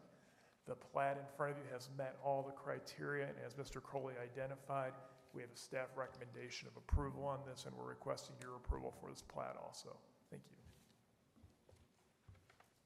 So do we need a motion, or has it been a motion? No, there's a motion been, Okay. yeah, so we're just taking any public comments for this? All right, so then we can take the questions in regards to the plat now. I don't have any with the plat. We can call the roll on that. Okay, very good. Madam Clerk? Councilperson Botel? Yes. Councilperson McCoy? Yes. Pro Tem Miller Anderson? Yes. Chair Lanier? Yes. Motion approved. Very good. Number 9, Madam Clerk? Yes, ma'am. Good evening. No, hold on a second. The clerk has to read it into the record. Resolution number 94-21, a resolution of the City Council of the City of Riviera Beach, Palm Beach County, Florida, approving site plan application from Berkeley Landing LTD to construct 2 3-story residential affordable housing apartment buildings, including live-work units with associated parking, landscaping, and amenities on approximately 4 acres of land located at 3100 and 3124 Broadway Avenue, identified by parcel control numbers 5643, 4228, 42000, 0010, and 5643-4228-00002-0020, having a downtown mixed-use, future land use designation, and downtown general and downtown residential zoning designation, providing for conditions of approval and providing for an effective date. Madam Chair, members of the board, we do have public comment on this item. The acceptance of public comment on this item is now closed. And Madam Chair, members of the board, I also need to bring your attention to the time, which is 9:48 p.m. How would you like to proceed? Can we make a resolution for, can we resolve this one first, and then we'll resolve the time? Yeah, let us. Make a motion to approve Resolution 9421. Second. Now Very let's good. take the time. Madam Clerk, how does the board want to proceed in terms of time? Do we want to finish the agenda? Move to approve, move to extend indefinitely. Very Second. good. Second. Madam Clerk? Councilperson McCoy? Yes. Councilperson Botel? Yes. Pro Tem Miller Anderson? No. Chair Lanier? No. We're at a tie. That motion fails. Move. So, wait, hold on. So nobody's on the prevailing side, so that means we walk out of here in 10 minutes? Yeah. Do y'all have 3 yeses? I was the last no. No. No. What? You was the third. It's 2 and 2. It doesn't, it goes It's 2-2. So, does I the take mayor my break the vote tie? back. Motion I'll to, say yes. motion to extend the meeting until 11:15? You might Second. as well go to 12, if Second. that's the case. Well, Second. Just go with the indefinite. Yeah, we'll go That's to fine. indefinite. okay. All right, very Okay. good. Sorry about this. But can we please just stick to, Yes, yes. Okay, so the motion on the floor is to go until we finish the Yes. agenda? Yes. So And who I the need yes to votes? say, do the vote again because that motion was That's announced. fine. Okay. Councilperson Botel? Yes. Councilperson McCoy? Yes. Do it. Don't do it. Pro Tem Miller Anderson? yes. Chair Lanier? Yes. Motion approved. All right, now you can go, sir. Thank you again. Good evening again. Ken Toon with Urban Design Studio. The matter in front of you now is, I believe, is ordinance, it's number 13 on your agenda, ordinance 4181, which is an ordinance for a rezoning of the subject property. I believe I got that order correct? Yes, but, Not, sir. I did not. no, So we want to do the site plan next? yes. What Mr. That's the resolution that was read was for We the know we site did the plan. plat, so we're at number 9 now. So your presentation is on the site plan. Okay. Even A though it's little not. spun around here, apologize. So the request in front of you is a major site plan, or excuse me, is a site plan approval request for the property for the subject as proposed. The site is 110 rental units. It's a mixed income, affordable mixed income community with 2 live-work units. The proposed site plan identified on the screen in front of you shows those 2 live-work units, which are here on the west side or the left side. Pointer. On the left-hand side of the screen, there are the 2 live-work units, and you can see the mix of bedrooms that are being proposed. These are 3-story development of residential style architecture. The units here are a mix of 3 stories. The west building has 59 units. The east building has 53 units, and to add to that total of 110 plus the 2 live-work units. So a couple things that were identified in Mr. Sinren's presentation was the additional access point to the north. On the screen, you can see the crossed out area on the north side. That is an access point going to the project or the future project to the north.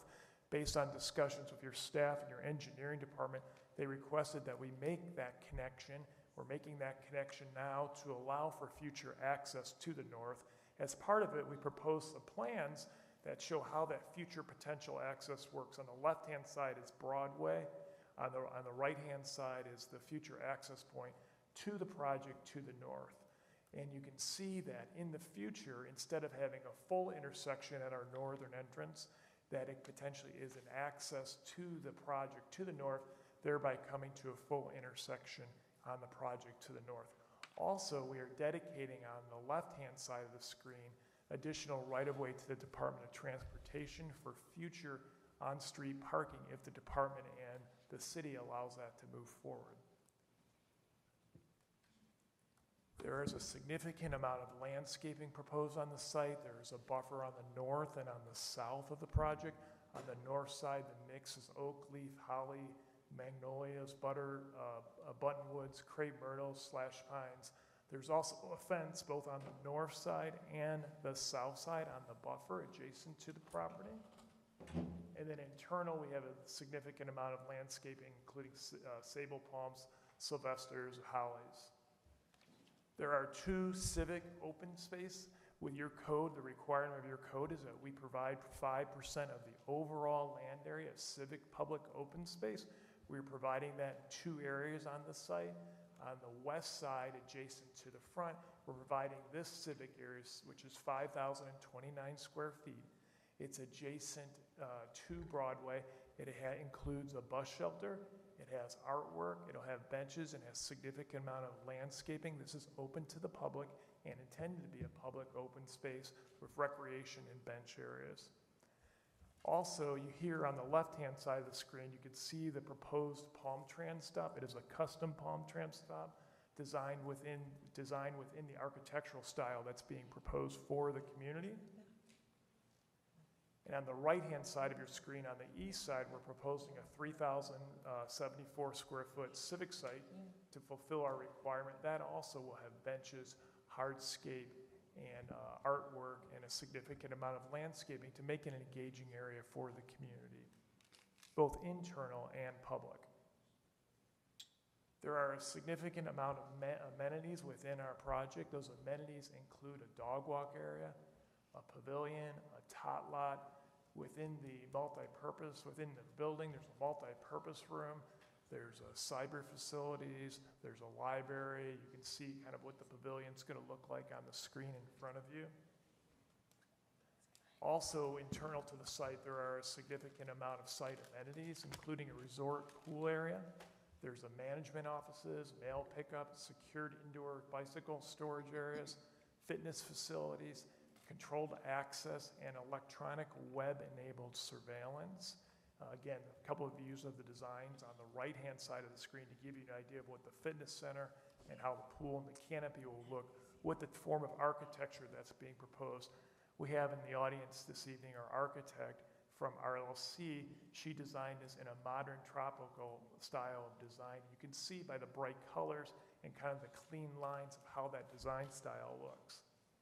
Inside, internally within the units, these units, and I haven't spoken much about the developer because we kind of jumped ahead in the presentation, but our developers, Pinnacle and Windover, they focus on these type of communities, but their focus is to make sure that those communities are very similar to what a market rate rental would be.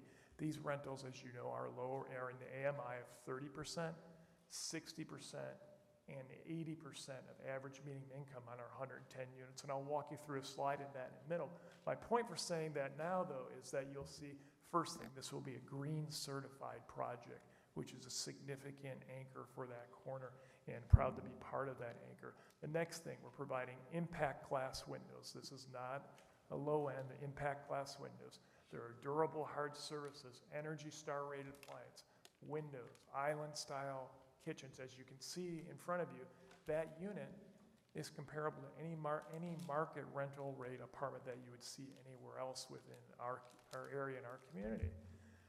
So there are affordability tiers, and this is the important part, which I know you've heard this presentation before, but for the folks in the audience, it's important to go through this. This is a mixed income project, meaning that all levels of income are covered, from 30% of the average median income up to 100%.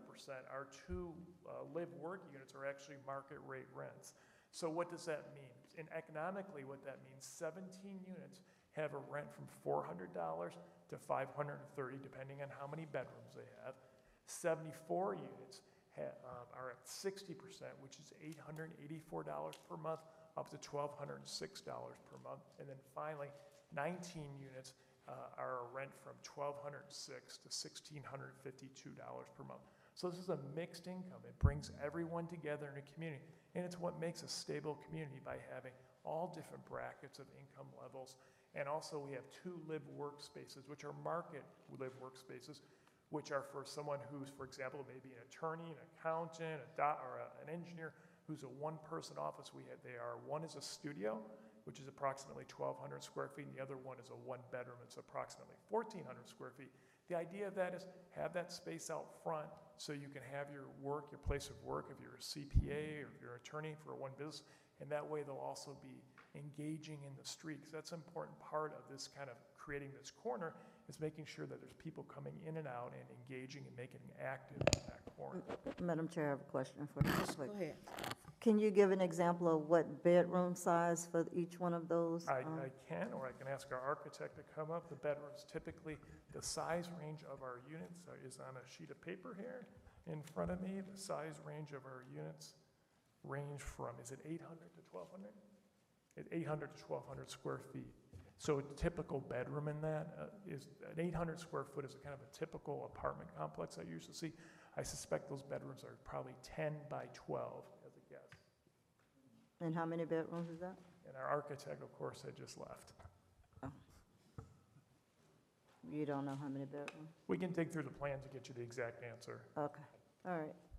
If you don't mind, Madam Chair, Commissioners, or Councilman, Tim Wheat with Pinnacle. If I, off the top of my head, there's a 1-bedroom, 1-bath unit, 2-bedroom, 2 baths, 3-bedroom, 2 baths. I believe the 1-bedroom is 753 net square feet inside. And there's 2 different types of 2-bedroom units, which are around 1,000 square feet. And my recollection is the 3-bedroom unit is 1,170 square feet. Okay, but for example, the 19 units for the 80%, that could range between 1-bedrooms and 3-bedrooms? Yes, they're equally distributed among all types, and all unit sizes are the same, regardless of income level. Okay, all right, thanks. Yes, ma'am. So as Mr. Weed indicated, so we have 2 live workspaces also. So an important part about our operators, both Pinnacle and Windover, first thing, Windover will be managing this project. But Berkeley Landing is more than about housing. There are programs associated with it as part of being this mixed-use community. It includes both adult financial literacy, budget counseling, employment assistance and referrals, parenting schools, health and nutrition classes, life skill courses, tutoring assistance, computer lab, and work skills. So a significant amount is invested into this for the residents within the community. As part of the CRA, Mr. Evans wrote a letter to this development, and it says in essence that Berkeley Landing is consistent with the goals and objectives of the adopted Riviera Beach Community Redevelopment Plan. And then the agency has approved a contribution of $640,000 as local area contribution in support of this application for a low-income housing tax credit. That money was then used and now has been awarded to Pinnacle and Windover to construct this project. There is one condition in the site plan that we're asking to be amended. We did bring this up to your staff earlier today, and I believe they're in agreement with the wording that we're proposing. But condition 12, which is that access drive configuration for the project to the north, we're requesting to modify that condition as on the screen in front of you. We struck out the word in coordination with the development of the parcel to the north to make it more clear. In essence, what the condition will read, and I'm going to read the whole thing. The applicant shall reconfigure the access driveway from Broadway to conform with the future shared access design when the city and/or Palm Beach County traffic deems appropriate, after execution of all required cross-access agreements by and between the applicant and the developer to the north, which shall not be reasonably withheld.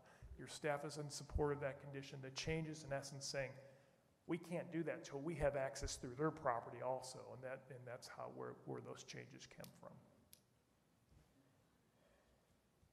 And with that, I've kept my presentation shorter. I didn't go through the introductory slides to jump right into the site plan, but happy to answer any questions you may have. Go ahead, sir. Thank you, Madam Chair. So there's definitely a method to the madness as to why I started with this. So I want to first, well, you answered my first question, and I think I heard that from the CRA meeting. I missed you guys the last time because I was out ill. I got ill back in August, I believe it was. But you guys have been awarded, and I want to be very specific and clear about my questions. You've been awarded the tax credits from Florida Finance Housing Corporation, I believe I heard you say it. That's correct. Now, is there any other information that's needed from us as far as this resolution is concerned? Like, do we, obviously, we have I'm to going have. to look at Mr. Wheat just to confirm, but I think the answer is no. The answer, we just need to, yeah. Ms. Nguyen, don't go too far, because this is important. No, go ahead. Could you, it's Tim Wheat again with Pinnacle. I'm sorry, Madam Chair. Could you go ahead and ask the question again? I'm sorry. So is there anything else aside from us, moving forward from this that you have to resubmit back to Florida Finance Housing Corporation? Well, we're going through what's called the credit underwriting process now, but that's internal between us and Florida Housing as we move towards an eventual closing. They've allocated the tax credits to us, though. Okay, great. Yes. And obviously, I don't know, Mr. Evans, and I guess that'll be figured out later how the $640,000 will be contributed, whether it's a rebate on permits, I don't know. But It has to be a loan or a grant, and it can be contributed when the development is complete. okay, so with that in mind, here's what my concerns is. Sure. The resolution, as it's presented, references affordable housing, and I'm not sure that I like that idea because we're talking east of Broadway. Now, I certainly understand that this is to target that market, but I don't particularly like it in the resolution, and I would like to see if we can use some other terminology for two reasons. In our code, section 26.26-1, we have a definition of affordable housing altogether. And if these provisions of the Florida Finance Housing Tax Credit burns off in 7 years, I don't want to create a resolution that's everlasting that speaks to affordable, because that, in essence, will kind of impact the property values and the potential development that's going to occur on the north parcel. And for all intents and purposes, your definition, well, the definition in the resolution doesn't match up with our code definition. That's why I don't like the verbiage of affordable housing. Additionally, we also have a provision, and I can't recall specifically, but Ms. Busby, you may recall back in maybe 2017 or 18, we approved, our place 1555 MLK, Stony Brooks is called Azure, and they have a specific zoning designation of affordable that allows them certain provisions under parking. I think it's one parking space per unit. And I don't want this to be abused when it comes later down the road. If Wendover or Berkeley doesn't own it, then someone may use the resolution that says affordable and then apply a parking regulation that is not intended for it. So it would be my idea that I don't want to taint some future development or even impact the potential property values by having a resolution passed that says affordable. If there's no need for Florida Finance Housing Corporation, I just would like to work on some better language other than saying affordable. To answer the question, Florida Housing Finance Corporation is agnostic about the scope or the resolution approving the development from a site plan, zoning, or plat standpoint. The items you're taking up tonight, as long as they're approved and we're moving the development forward, the wording of the resolution is within the city's discretion. I would say that we are utilizing the parking criteria for affordable housing as well, similar to what Stony Brook did. In our development, we have about 1.55 spaces per unit, but we base that based on a parking study, using both empirical data and also instituted traffic engineers data. And we provided those studies to staff, and those reports may well be in your backup, I'm not sure.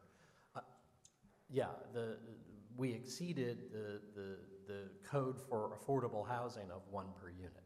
Right, So I guess it's a question for staff in terms, and your council in terms of how you would word the ordinance on one hand and still, on the other hand, provide this parking standard that we're following in the development. The other thing is that Florida Housing will impose a 50-year use restriction on the property in connection with the final completion of the development. An extended use agreement will be recorded, and it'll have to, those income levels you saw on the screen, Councilman, are in place for 50 years. Okay, well, thank you for clarifying. I thought they burn off after 7. No, it's 50. But even still, I don't know that I like the idea that it's considered affordable in the resolution I'm speaking of. And just for the purposes of clarity, it's not consistent with the code section of our definition of affordable, because our code definition section was adopted in 2006. Mr. McCoy, can I let Mr. the Sermons to respond back to it? Sure. Go ahead, Mr. Sermons. I apologize. Is the question related to can that we change that term from the resolution header? Well, I think it's about 3, maybe 4 places inside of the resolution that it references affordable. But my question, and this is a legal one, is that the resolution that we have presented before us, is that consistent with the affordable definition that's outlined in 26-1? I don't think it is, because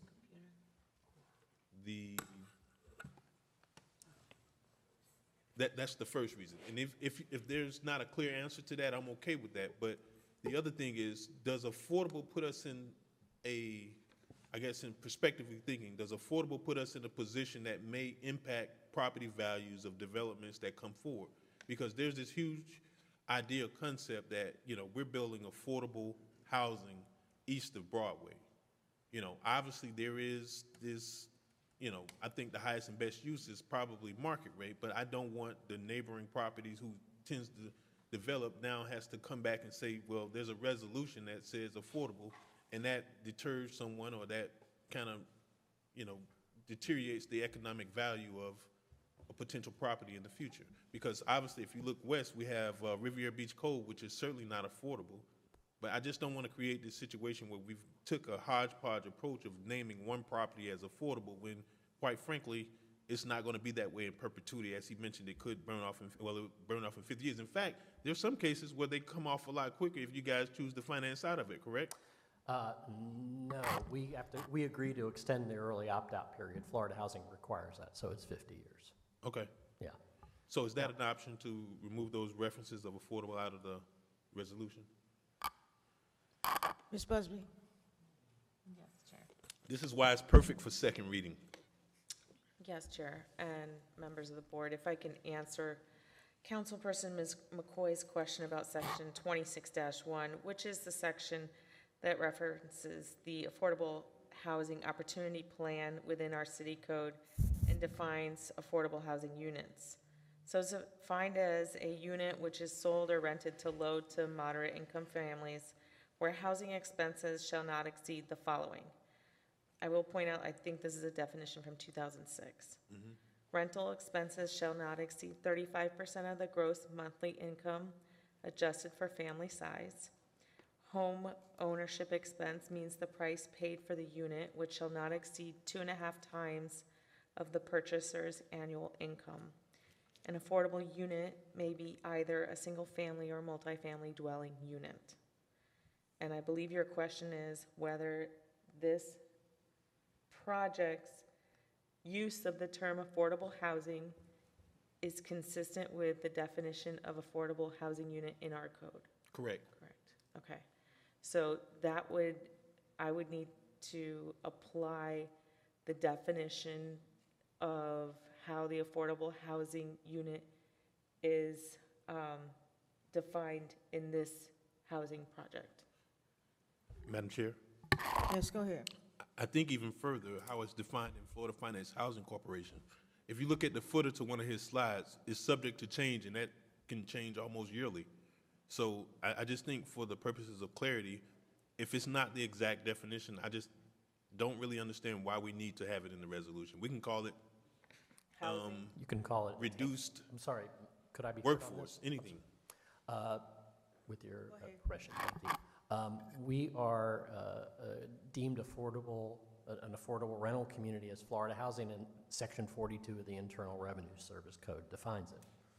And there was an amendment to the code back in 2018 with the last round of tax reform that allowed what's called income averaging. That's why you see some units at 80% and some at lower levels. We're required to have an average income level at 60% of the area median income, which this development meets. So we have the choice between doing them at 60 or some units higher and some units lower, and we opted for income averaging to have a range of incomes. So we could be, meet an economically diverse population, as we've pointed out. So to answer your question, we have no objection if you use the word attainable housing or workforce housing or other terms of art that have been used other than the word affordable in your resolution. And as long as the site plan's adopted as we present it, we have no objection. But I just wanted to provide some clarity on how we're classified under the IRS code. All right, very good. And if I may want to Go ahead. point it out, that the rents are subject to change because rent is dictated by annual income, and that's published by the federal government every year. So our rent is based on a percentage of median income, meeting your standards for affordability that the city attorney read. So with that note that says subject to change means that in 2022 or 2023, when we're renting units, if the median income has gone up 1%, the rent will go up 1%. Right. Very good. Does that answer your question, Mr. McCoy? Well, she didn't technically answer. I wanted to see if staff or the attorney in development services has an objection to us changing the language. That's my question for staff. The developer said that they don't have an issue with it. But so if we do that, does that not change the definition again? If we say workforce housing, does that not have to match up with what our code says in terms of workforce housing? We don't have a section called workforce housing. Good evening, Chair, if I can address that. And actually, that's a very smart concern because I thought the same thing. It is true that our code does not define that now. So, I mean, leading with the chair's notion, maybe we just remove the descriptive item and just leave it as housing and amend the resolution as such. Yep. I was just going to do that. I was just really just going to do that. So I want to amend my motion to strike the word affordable from the resolution as it appears in line 5, 1, 2, Well, it's say the resolution, Doc. Okay. Because it's in other places in the actual resolution. All right, That's so, just the okay. title. So as, in any instance where the word affordable is mentioned, to strike that word and just leave it residential housing. Second. Oh. What? I think he's trying to get your attention. What's that? Madam Chair, Yes, go ahead. would you consider the modification to this condition also? Okay. As part of your as part of your proposal? Go ahead, offer. Yes, and I also amend the resolution to accept the COA number 12 access drive reconfiguration language as suggested and agreed to by staff. Second. Madam Clerk? Madam Chair, members of the board, we do have public comment on this item. Yikes, let's go. I thought, well, maybe I was at the last one. Very good. Call the public comment, please. Ed Glatzmeyer, Laura Crosby, and Mary Brown.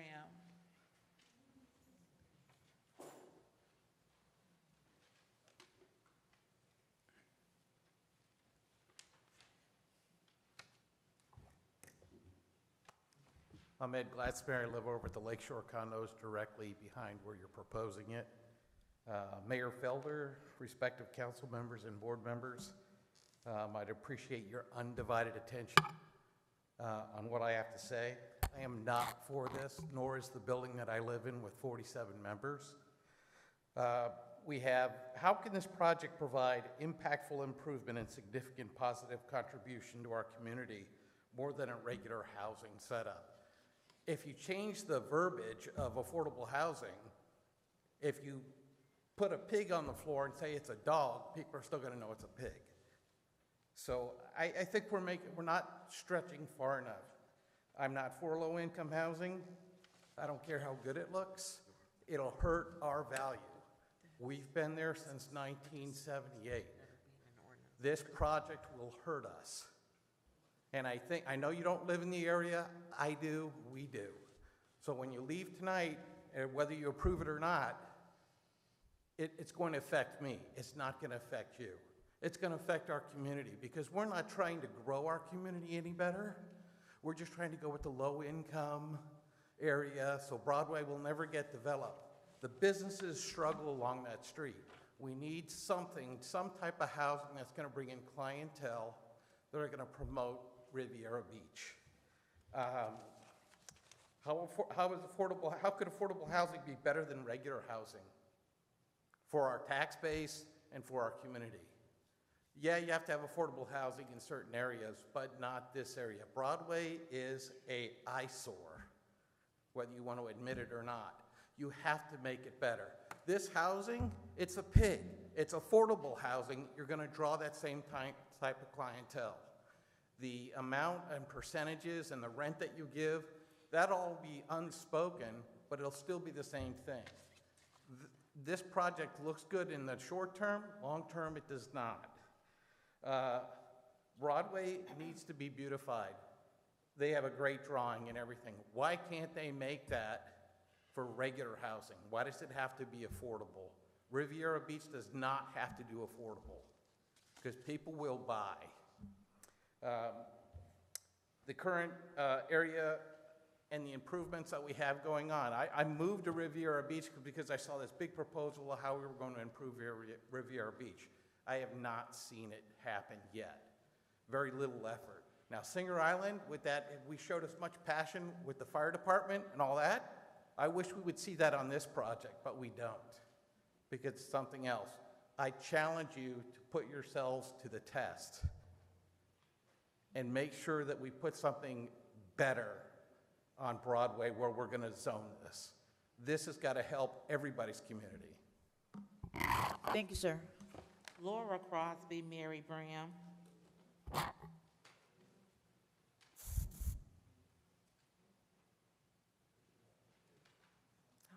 Laura Crosby. I've been a resident at Lake Harbor Cove for 29 years. I've seen great developments in Riviera Beach in 29 years. It is improved. The CRA did make plans to redevelop the waterfront. They wanted to increase tax revenue. There was this big development going on. But what they proposed for this is not good. They're talking about mixed income. I've done research on rents in this area in Palm Beach County. The average rent is $1,250. They're talking about 75% low income for $800, $400. That's 75%. My HOA fees are higher than their rent because that's where we live. We live east of Broadway. We're on the water. This property is much more valuable and get more rent and more tax revenue. This is just not fair because I've been here, like I said, waiting for Riviera Beach, getting better, which it has.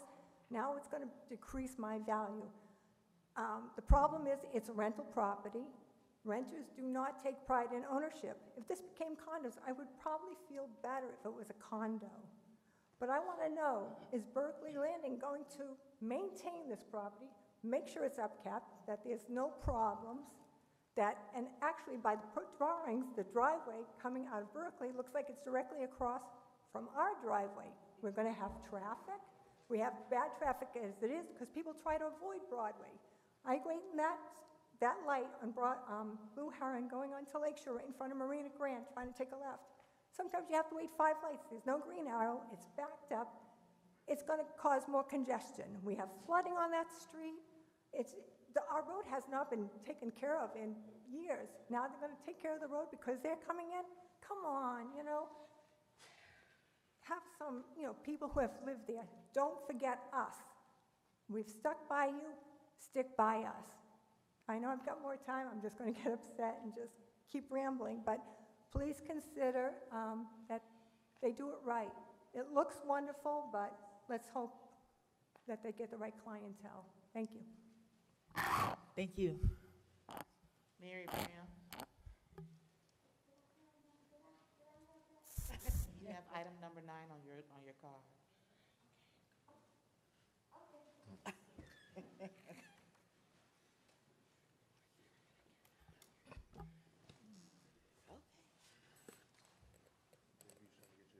I agree with some of the comments. If we are to move forward, we have to make it livable as well as workable.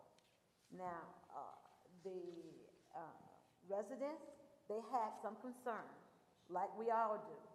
I said last week, or week before last, I went down to the Riviera Cove, the new housing development there, and I engaged with some of the residents over there as well. So if we are to build up our corridor, we must build it up and we must maintain it and we must have the right fit. It works the same way that we say with employees. Sometimes they're in positions of, they're placed somewhere that they do not rise to the occasion. Whenever we build, whenever we decide to put something into different areas, we have to make sure that it is workable. And if it is not workable, that's what we do as elected officials, as well as staff, to make sure all of those concerns are met within those areas. I've always found that it can be workable, but you just have to be agreeable and have some meeting of the minds with the residents. Because I'm quite sure that the residents do want to see us progress in the city. Down the street from us, we will have Lake Park. They are building those high-rise condominiums there. They have already started clearing out the land. So in order for us to meet that criteria on our corridor too, we must have our corridor built up as well. If we build it, they will come. And they will see who we are. And we are not just a city just because that we have a space that you can just put something in there and say that we're building something. And we must stop that because this city has done that.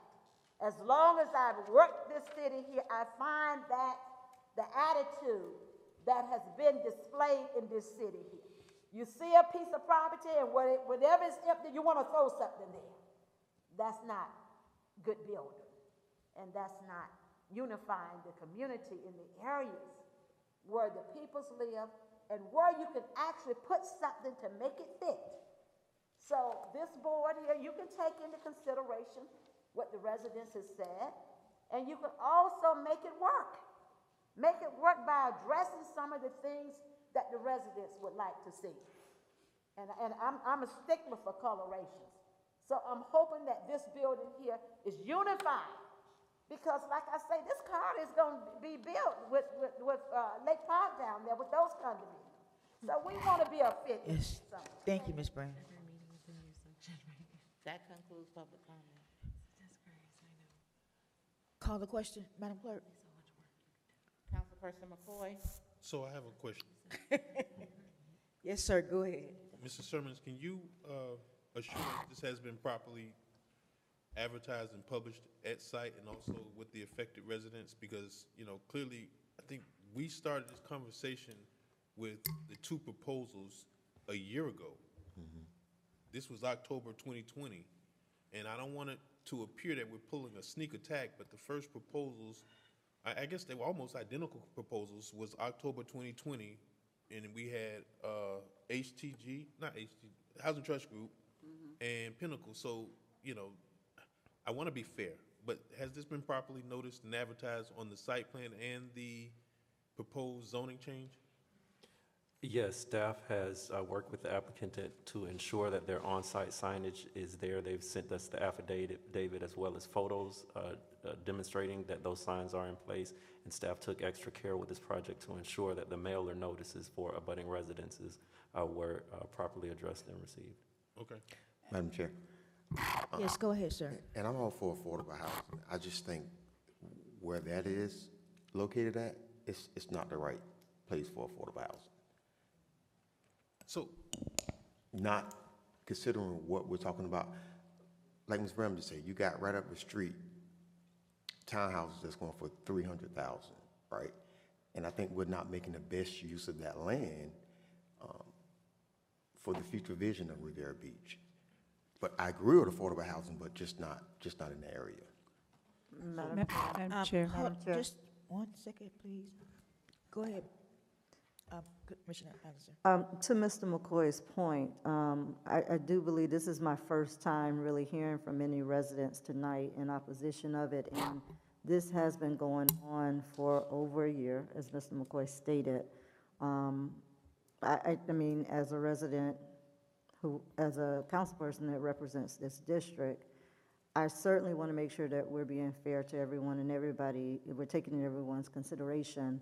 But we provided the grant to them to go and apply for the tax credits. We had the bid that went out. They've gone through planning and zoning.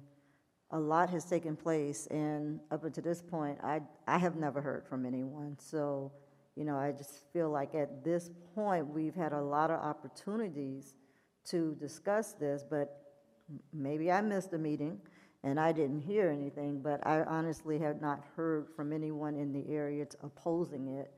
And so, you know, I know that Lake Park, when we've had discussions with Lake Park in terms of how we can build up our end, matter of fact, maybe some of you have already gone to the meetings to see representatives over at Nautilus to see how we could possibly have something like that similar in Riviera Beach. So I understand the concept of trying to kind of match what Lake Park is doing to a certain extent. But I believe at this point we've been talking about this for a very long time, and for me, I feel like I'd already committed to moving forward with this. But of course, I'm certainly open to hearing from others, but the train has already left at this point for me anyway, so I would love to hear from the rest of you, though. Madam Chair. Yes, go ahead. I also feel like we're so far down this path right now, it's almost impossible to say, throw this all out. But I want to honor and recognize the concerns of the people who live across the street. I think this used to be a trailer park, right? Mm-hmm. So, no? Yeah. I think this used to be a trailer park, so it's a far sight better than having a trailer park across the street, number one. Number two, you mentioned that you were concerned that Pinnacle Wendover would not be good stewards of the property. I want to hear from Pinnacle and Wendover how they intend to be sure that the property is maintained in the manner in which it's presented here, which is beautiful. It looks like a lovely project, but I think part of your concern is that you don't want it to be degraded in any way. You want to be sure that they are going to be there for the long haul. So,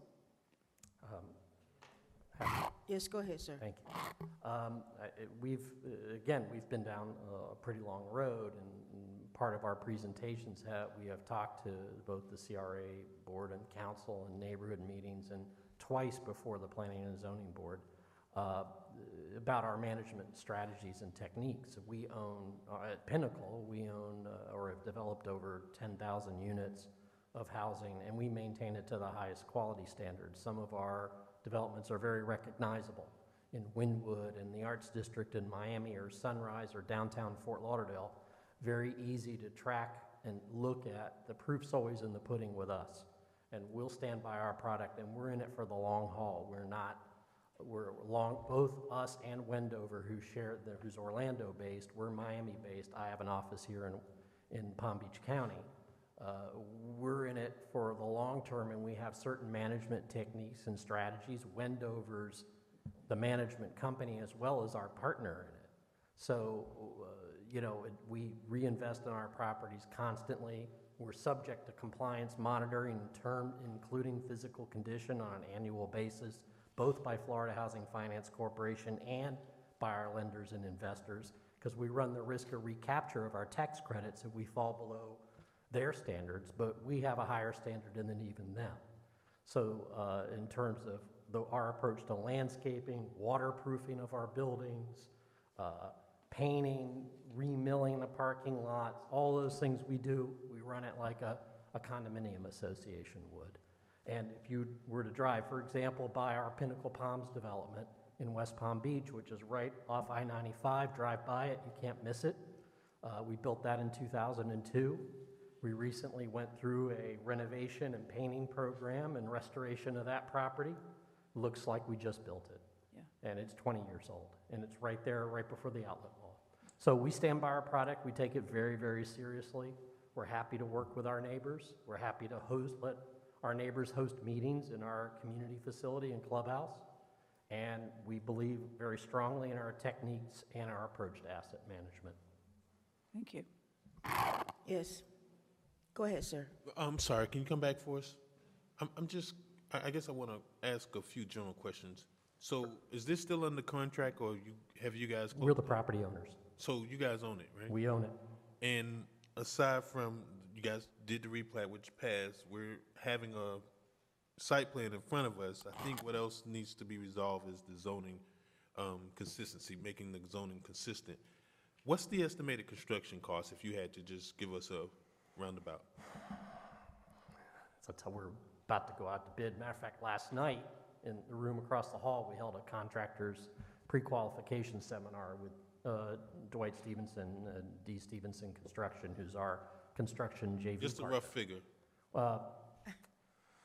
Probably 18 to 20 million on Okay. the hard cost. And total development cost is 30.5 million. okay, so and this is why I really didn't want that affordable component in there, because let me tell you something. When you own property, you can build what the heck you want to, right? Obviously, it has to be consistent with our comprehensive, our zoning code, and obviously the site plan has to, match the code of ordinances. But this isn't, I guess, in my opinion, something that I guess if you had cash, and I don't know what your financing model is, but if you had cash to outright finance this, self-finance it, we have no authority into telling you whether or not you want to sell this or rent this to market rate or affordable, would we? Under normal even in this circumstance, obviously we contribute a grant match, which I think I have a philosophy about that, but in essence, when you own something, you can pretty much sell to who you please, irrespective of, whatever socioeconomic classes or income ranges that you have. And to that point, my commitment and why I guess I originally didn't support this item, because I thought the project on the west side was, for me, a better option. But given the situation, we have a community that I think I want to be able to not gentrify my community by saying, if you're low income, you're only able to move out to this certain area. You're not, suited to live in areas that, contain the mixed income. So I think that that's more diversity for my community, and that's why I like the concept of being able to offer, obviously there has to be a balance, but being able to offer this component or option of having, some mixed-use housing. And I think that's why I would support the item. And I just don't, I can understand that folks will probably find out at the last minute, but this, again, I think was mentioned, this wasn't the first conversation we had, so, I think it would have been ideal to have it before, but outside of the commitment from the city, which shows our skin in the game, which shows our commitment, and obviously the letter from our CRA director, he's not here tonight, but, oh wait, the city manager is here tonight, but, I think this is why I support the item. So I appreciate where we're going, but, I kind of think for some reason there has to be some inclusion, and that includes people just not from, specific market rate demographics. Madam Chair. Yes, go ahead. Madam Chair, could I make a suggestion? Because tonight is just the first reading. We have some time between now and the next reading. Would it be possible for you to sit with the people who live across the street and go over some of the particulars of what it is you're going to do, just to make them a little more comfortable about what your plans are? I think that would go a long way to making us feel more comfortable on second reading, that we can say with certainty that this is going to be a good project for the city and for that neighborhood and for the people who live across the street. I think that would really make me feel better, I for one anyway, that you've gone above and beyond to make sure that the concerns of the people who live across the street are met. Bearing in mind, again, as I say, it was a trailer park. So, and I think, the notion in law that you come to the nuisance, you know what I mean. If you move in next to a pig farm, you moved into the nuisance. They moved in next to a trailer park. So I find it hard, although I'm sympathetic to your concerns, but I do think that it would be helpful if the developer met with these residents to be sure that they've answered all their questions. We'll be glad to. Madam Chair, Yes, go ahead. did you all say you had community meetings already? I'm sorry. Had you had community meetings already? We've, no, we went to I went to the Park Manor Neighborhood Association, and we've had 2 meetings before the Planning and Zoning Board. Oh, well, yeah. Right. Well, Park Manor, that's not Park Manor's area. That's not the Park Manor. Right. So I do agree with Dr. Botel that you all do have that conversation and kind of follow up with us and let us know how that goes. All right, thank you. Yes, thank you. And I concur with that. I just think that, Mr. McCoy has talked for 30 minutes on this subject that, when you say affordable housing, people think poor, people think black, people think that, you're going to have people moving in who is not going to take care of the property. People are going to move in and they're going to have, just kind of tear up the place. And I think that that's kind of the affordable housing connotation. But I want to assure you that with this mixed use, or what they call it, mixed income, that it's a different ball game. When this group first came to the city and was in competition with another developer in terms of doing this project, I did my research in terms of what this development has done in the past and the developments that they have currently. And I've seen, Stony Brook, I've seen places where, when you say affordable housing, what it looks like. And no one wants that. So we want to make sure that we as the city is driving this vehicle in terms of ensuring the clientele, ensuring the upkeep, ensuring that the people are chosen based on income and based on their needs, that these programs that are associated with the development are actually done. Because you have to maintain these types of units. You have to maintain any development. But we want to make sure that if we're going to have people who are considered to be low income, or, I call it the working poor. People are not, they're working 2 jobs, but they're considered poor. So when you have these income qualifications, you do have to have what they call a supportive component to it. So that was one of the reasons why I wanted to work with this developer as well, is because the supportive component to it. Because you can't just plop somebody, in a nice development and expect that they know everything to do to be able to, number one, keep it, and number 2, to move on from it, to give someone else another opportunity. So I want to make sure that the developer does meet with your development or your condo association, so that they too can know what is happening with this development. And we'll see again that we've done this is the 14 months that we've been going through this process for this development. There was a competition. This group won the competition. Then there's all these other things that have happened since that point. And no disrespect to you, but we still want to make sure that you are comfortable in this project moving forward. So we will make sure that the developer reaches out to you. Thank you. Madam Clerk. Councilperson McCoy? Yes. Councilperson Botel? Yes. Pro Tem Miller Anderson? Yes. Chair Lanier? Yes. Motion approved. Madam Chair, could I recommend that we take item 14 out of order now? Yes. Because Okay, we want to take number 14 out of order, which is a part of this development. Yes. Go ahead. Go ahead and read number 14, Madam Clerk.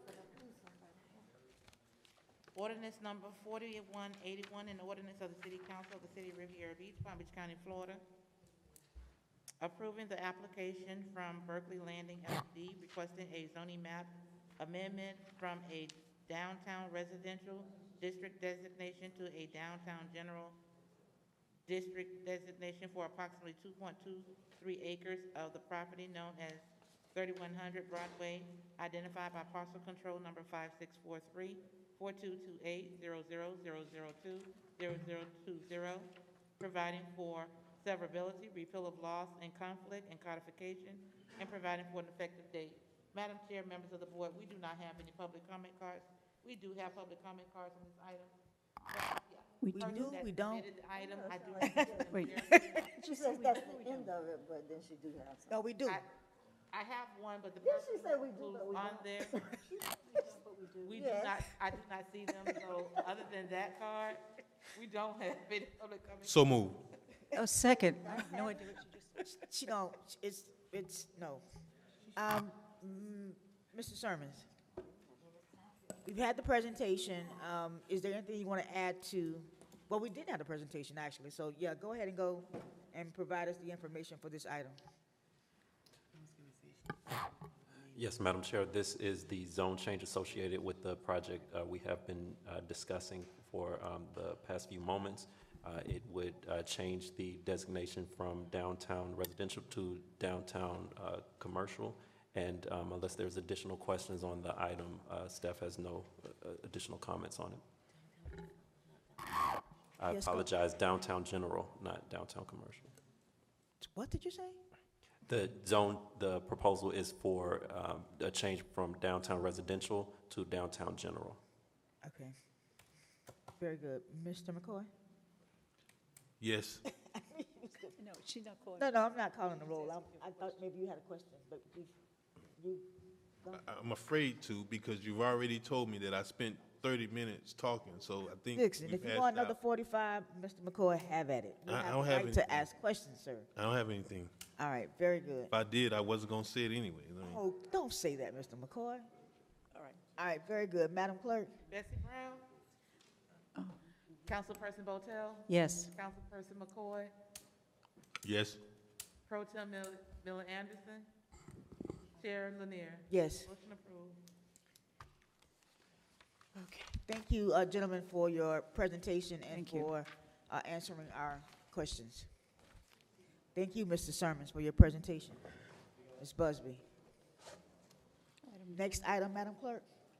Madam Chair, members of the board, we're now on to item number 10, ordinance number 4186, an ordinance of the City Council of the City of Riviera Beach, Palm Beach County, Florida, amending the powers and duties of the city manager to increase the city manager's authority to award and sign contracts to $50,000, provided funding for the contract has been approved as part of the annual budget, deleting emergency purchase provision for city manager in Chapter 2, providing for repeal of laws. Excuse me, could you take that conversation outside? I'm sorry. Sirs, madams, we have, I know you're done with your business, but we have a lot more business to get to this evening, so please, if we cannot have any crosstalk, maybe you guys can go to the overflow room so you can finish your conversation. I'm sorry, Madam Clerk. Deleting emergency purchase provisions for city manager in Chapter 2, providing for the repeal of laws in conflict, providing for severability, providing for inclusion in the code, and providing for an effective date. And ordinance number 4190, an ordinance of the City Council of the City of Riviera Beach, Palm Beach County, Florida, amending Chapter 16.5 Procurement Code, Article 3, Source Selection and Contract Formation, Division 2, Methods of Source Selection, Section 16.5-61, Competitive Seal Bidding, to require that all contracts exceeding $50,000 be awarded by competitive seal bidding, providing for repeal of laws in conflict, providing for severability, providing for codification, and providing for an effective date. Madam Chair, members of the board, we do not have public comment on this item. The acceptance of public comment on this item is now closed. Move that we approve ordinance 4186 and ordinance 4190. Second. Mr. Evans? Madam Chair, members of the board, if I can have Deputy City Manager, Ms. Elizabeth McBride, make this presentation. Okay. Mayor, Madam Chair, members of the City Council, there are two ordinances to this matter because they are interrelated. Both of them deal with the spending authority of the city manager, and they are located, the first one in Chapter 2, under Section 2.176, relating to the authority and duties and responsibilities of the city manager. and the other is located in Chapter 16.5, the Procurement Code. And basically, both of them are here before you because under the Procurement Code one, it only sets out the fact that matters over 25,000 must be procured by competitive sealed bid. The Procurement Code does not exactly address the authority granted the city manager in this area. So we have to go over to Ordinance 418, which addresses Section 2.176, where in paragraph 9, it addresses the authority of the city manager to exercise the rights related to the procurement code, be it the present 25,000. I think in the proposed language, I think it's made more explicit now. And I'm going to give an example of myself. And I've drafted, I will tell you, many ordinances, charter provisions, be it for West Palm or the city of Atlanta, and other provisions for other local government. When I arrived, I would ask the question, on what are y'all basing, staff, the manager's procurement authority, the manager's authority to execute contracts under 25? The response I would constantly get is the procurement code. But if we look at that provision that's in 4190, by itself, it does not address that. Many procurement codes will specifically have that provision within the code itself. Our ordinance is provided in Section 2-176 under the duties and responsibilities and authority of the city manager. So that's why you have two documents before you tonight, so that we don't have any missteps. And so there's some, hopefully we will end up creating the interrelationship that will make it easy for one to read and know what the issues are. But if I could, I would like to just talk about why the matter is being recommended. And also, I was looking at other cities and looking at their city manager's authority, and I've looked certainly way beyond Palm Beach County, but for tonight and the purposes of this provision, I looked at the ones in Palm Beach County. In the initial memorandum given you, the cities of the towns of Village and the city of Jupiter, Royal Palm Beach, and West Palm was not included. But as I went back reviewing, I realized I probably should add more. And basically, you see the range is from 100,000 for goods and services in Boca down to 24,999 in Wellington. These provisions were taken from ordinances of those municipalities or towns or village and all. And then notably, some cities do have some exceptions or greater provisions for the construction area. That is also kind of consistent with the school board too, with the superintendent, where they increased the amount, but most of them did not. And when I took the average of those cities from the county, within the county, what you see there was the average amount, $49,998. And that's what led to the recommendation. But also some factors that guided this recommendation. I made a request of the finance department if they would share with me information. The last time the procurement code was changed was in 2012. Okay, and prior to that, it seemed as though the provisions had been there a long time too. And I wanted to look at the data from 2012 to, and the data for this year, this past fiscal year, 2021, for this year. And what I was noted of the information received on purchase orders and the dollar amounts of the purchase orders, the purchase orders increased approximately 100% with the 2012 information indicating there were 2,461 purchase orders issued, whereas presently in 2021, we have 4,738 purchase orders issued. So it increased, what, 100%? The dollar amounts have increased greater than 150%. In 2012, the dollar amounts was $20,160,316. For 2021, the dollar amount was $15,791,800. And I think just based on that, the volume and things like that, I thought it would be wonderful if we could recommend to be brought in line consistent with most of the cities and the average within our community.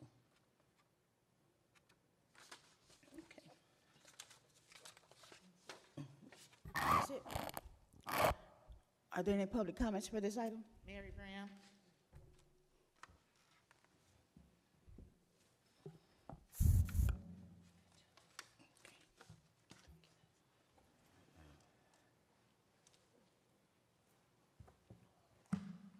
Mary Brown, Riviera Beach. I cannot imagine the codification back in 1957, and here we are, 2021 and 2022, with our procurement. Now, we voted, I'm gonna have to share this with you all. We voted with the city manager, whoever that may be. Hands off the leader. We said 3,705 people voted, and you're gonna have more people to vote in this election. In 2019, it was a total like 5,140 people. Term limits, we voted 3,963 people. City business. Now, I like this one because this is exactly what this is here. City business. What the residents said, that we want to move the city here and we want to do the things and have the people that we have here doing what we need for them to do. City business, 3,938 people. Ethics, rules, 4,226 people. There you go right there. And this coming election in 2022, I guarantee you, more people are going to come out to vote. Why? Because we want to see this city move forward. $25,000, and plus on top, we have to make room for disaster fees too, with our fire department or anything else. $25,000, and now $50,000 compared to what you all get and how you all spend. This is nothing here. So, see, we don't want to be shortchanging on the end when the things that we need to do that are put in place for us to do. So $50,000, I consider that, that's not even a drop in the bucket. Because between the council people, you all spend over these amounts here. And to give the city manager, like we voted, here they are. You know, Ms. Graham, don't stand up and talk off her head.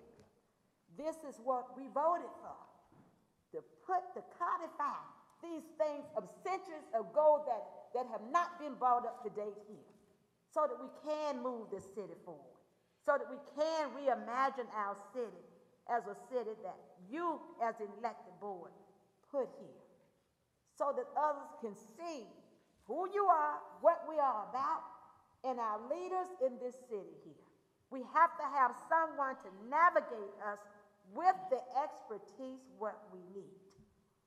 And it's not like our board asked you all for this. Thank you. Thank you, Ms. So Brown. move on this. Thank you. Any questions from the board in regards to this item? Madam Clerk? Okay, well, I don't have a question, but I do have a comment. Well, say something, sir. You asked for questions. Either one, questions, comment, observation. Okay, well, how about debate? synopsises. I'm going to tell you that I'm vehemently opposed to this because this is a function that was for obvious reasons set for the city council to have that authority. And let me give you a prime example of why that doesn't work. Item number 17, I brought to staff, I brought to legal's attention specifically that this didn't conform or comport to the current code. And I didn't see any kind of designation that the code requires for single source users. And having this kind of authority without having any kind of person to have any kind of checks would create a situation where this contract, like number 17, which was placed on this agenda, would be passed without any kind of oversight whatsoever. So even in this situation, if you're moving the city manager's authority up from 25,000 to 50,000, an item like number 17 would have never come before the board. And clearly, absent of us having a purchasing director, that can easily fall through the cracks because it wasn't properly done. So, you know, I don't want to get in deference of whatever your personal preference is, but I'm gonna just tell you this removes complete oversight. And quite frankly, if there's ever a need for some emergency expenditure, we've been called into special meetings, and that seems like almost routine for me. So I don't think, in my opinion, that this necessitates it. This is exactly why you have a board and have oversight, because absent of this, you wouldn't even need a city council if there's no oversight. So that's all I have, and that's my comment, not a question. Thank you, sir. Any other comments in regards to this item? Madam Clerk? Madam Chair, before we move forward, I do not recall hearing the maker of the motion. Yes. It was you, Ms. Bolton? Yes. And who second? Miller Anderson, second. You read both of them? So was it one motion?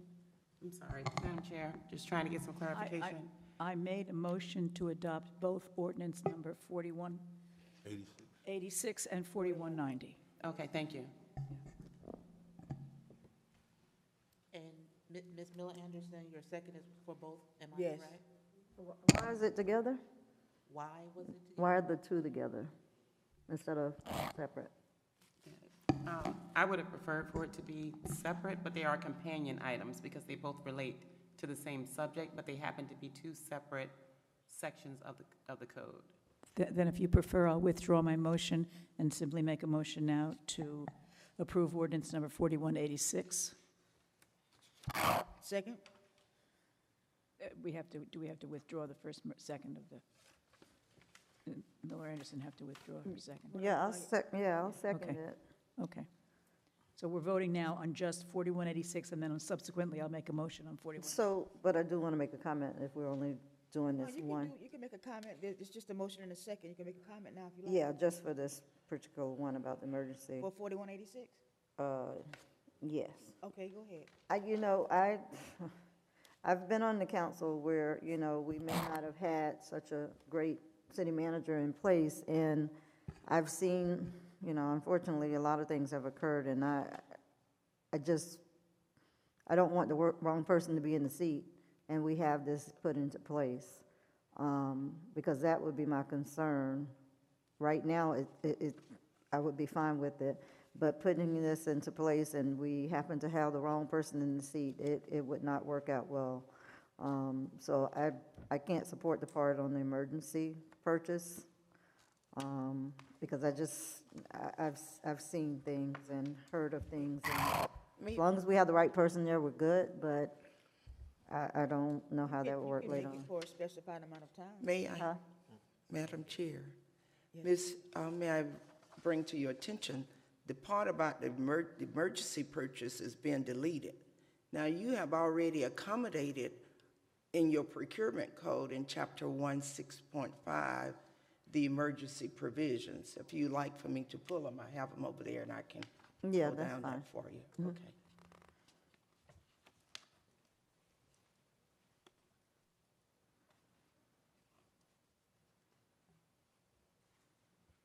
So you're just asking about the issue in regard to deleting emergency purchase provision? Yes. And basically, they were being proposed for deletion because they were from 1957. The provisions that were adopted by the council in 2012 really usurped those, and the manager has much more authority than that little section, that 7,500.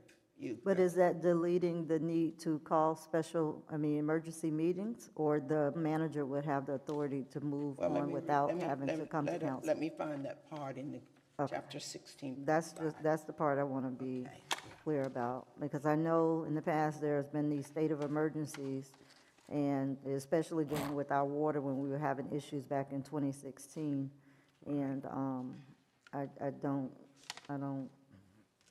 don't need to see that happen again. And it's on the section 16.5-66. Let me get to that.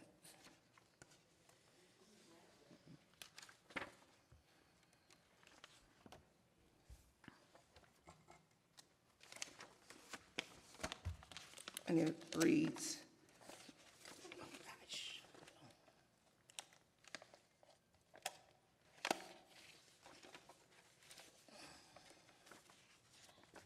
the heading is Emergency Procurements. Notwithstanding any other provisions of this chapter, the city manager or designee may make or authorize others to make emergency procurement of supplies, services, or construction items when there exists a threat to public health, welfare, or safety, provided that such emergency procurements shall be made with such competition as is practical under the circumstances. A written determination of the basis for the emergency and for the selection of the particular contractor shall be included in the contract file. As soon as practicable, a record of each emergency procurement shall be made and shall set forth the contractor's name, the amount and type of the contract, a listing of the items procured under the contract, and the identification numbers of the contract file. Further, during the aftermath of a locally designated disaster emergency as declared under Article 2, Section 15 of the city's charter, or in carrying out emergency management powers as defined in Florida Statute Section 252.38, as may be amended from time to time, these procurement procedures shall authorize the city manager and the director of purchasing to contract and make payment for repairs to damaged city facilities for a 30-day period following the disaster emergency. The city manager will report to the city council on expenditures following the disaster. Further, the city manager and the director of purchasing may utilize the resources of the city's insurance underwriter as part of the city's due diligence process in identifying vendors to complete repairs in the most timely and cost-effective manner. These emergency procurement procedures will be in effect until repairs on city-owned facilities are completed. Do you have anything else to add? Okay, and you said all that to say what? Can I offer something? Basically, there's no, No, go ahead. Go ahead. basically, there's no limit, really. The goal is to have the manager adjust emergency powers and to report to you in some fashion of the things that were expended, people hired, et cetera, that relates to the use of the emergency powers. And you're saying And that- emergencies are defined really by state law, not by us locally. Right, and I understand that part, but with the past, was that not what they were supposed to be doing anyway, or they had free reign to do whatever and not necessarily report it back? Oh, I don't know. Madam Chair, I'm a bit- when you had emergencies in the past, Madam Pro Tem, we would come to you with a declaration of emergency. That declaration would give the manager the authority to make emergency purchases as well. So that always came to the council first. You would have to do that in order to, What would always come for first? declarations of emergency. So for instance, when we had COVID or when we have tropical storms or hurricanes and those declarations of emergency come to you, there's an outline of about A through G or H of things that the manager can do, incur obligations for certain things, and one of those is our emergency purchases. And I guess too, Madam Chair, really that section in Chapter 2 dealing with emergency, it's just some housekeeping and cleanup. It was already repealed when you adopted the provisions, I would say, under the procurement code. You can't have both of them operating simultaneously. Okay. So that, and often with code provisions, you do need to clean up because many times we don't bring them together or provisions together to make sure there are no inconsistencies. I see. For the two, I see. Any other questions?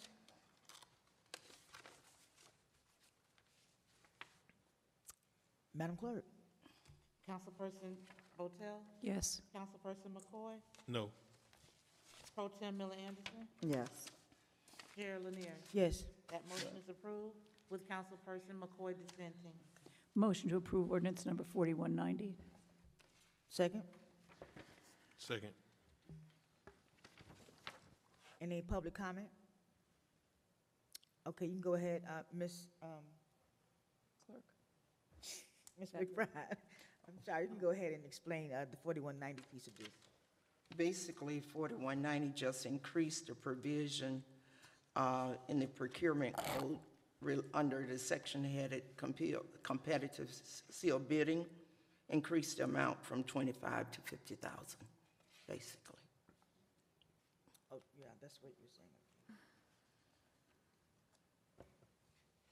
Got it. Any questions in regards to 4190? I just restate my previous objections to the increase. Okay. Madam Clerk? Councilperson McCoy? No. Councilperson Botel? Yes. Chair Pro Tem Miller Anderson? Yes. Chair Lanier? Yes. That motion is approved with Councilperson McCoy dissenting. Thank you, Ms. Busby, Ms. McBride, for your presentation. Next item, Madam Clerk. Ordinance number 4183. An ordinance of the City Council of the City of Riviera Beach, Palm Beach County, Florida, approving the application from the City of Riviera Beach, requesting a future land use map amendment for a commercial designation to a community facilities designation for 1.96 acres of property known as 1920 West Blue Heron Boulevard, identified by parcel control number 5643-4230-25001-0000, and providing for an effective date. Madam Chair, members of the board, we do not have public comment on this item. The acceptance of public comment on this item is now closed. So moved. Second. Is this one of the items that has has some other pieces to it? Yes. Yeah, 2 12, others. 10, 11, 12 are the same 7, time. 11, and 12 are the items that went together. Okay, all right, very good. Mr. Evans? Madam Chair, members of the board, if I can have the Director of Development Services, Mr. Clarence Sermons, make this presentation. Thank you, Mr. Manager. Madam Chair, this is associated with Fire Station 88. This is the future land use map amendment needed for that project to proceed, and staff recommends approval of this ordinance. Any public comment? You said no. Any questions from the board in regards to item number 4183? Madam Chair, Yes, sir. Go ahead. I withdraw. Okay. No other comments? Madam Clerk? Councilperson Botel? Yes. Councilperson McCoy? Yes. Pro Tem Miller Anderson? Yes. Chair Lanier? Yes. Motion approved. Next item.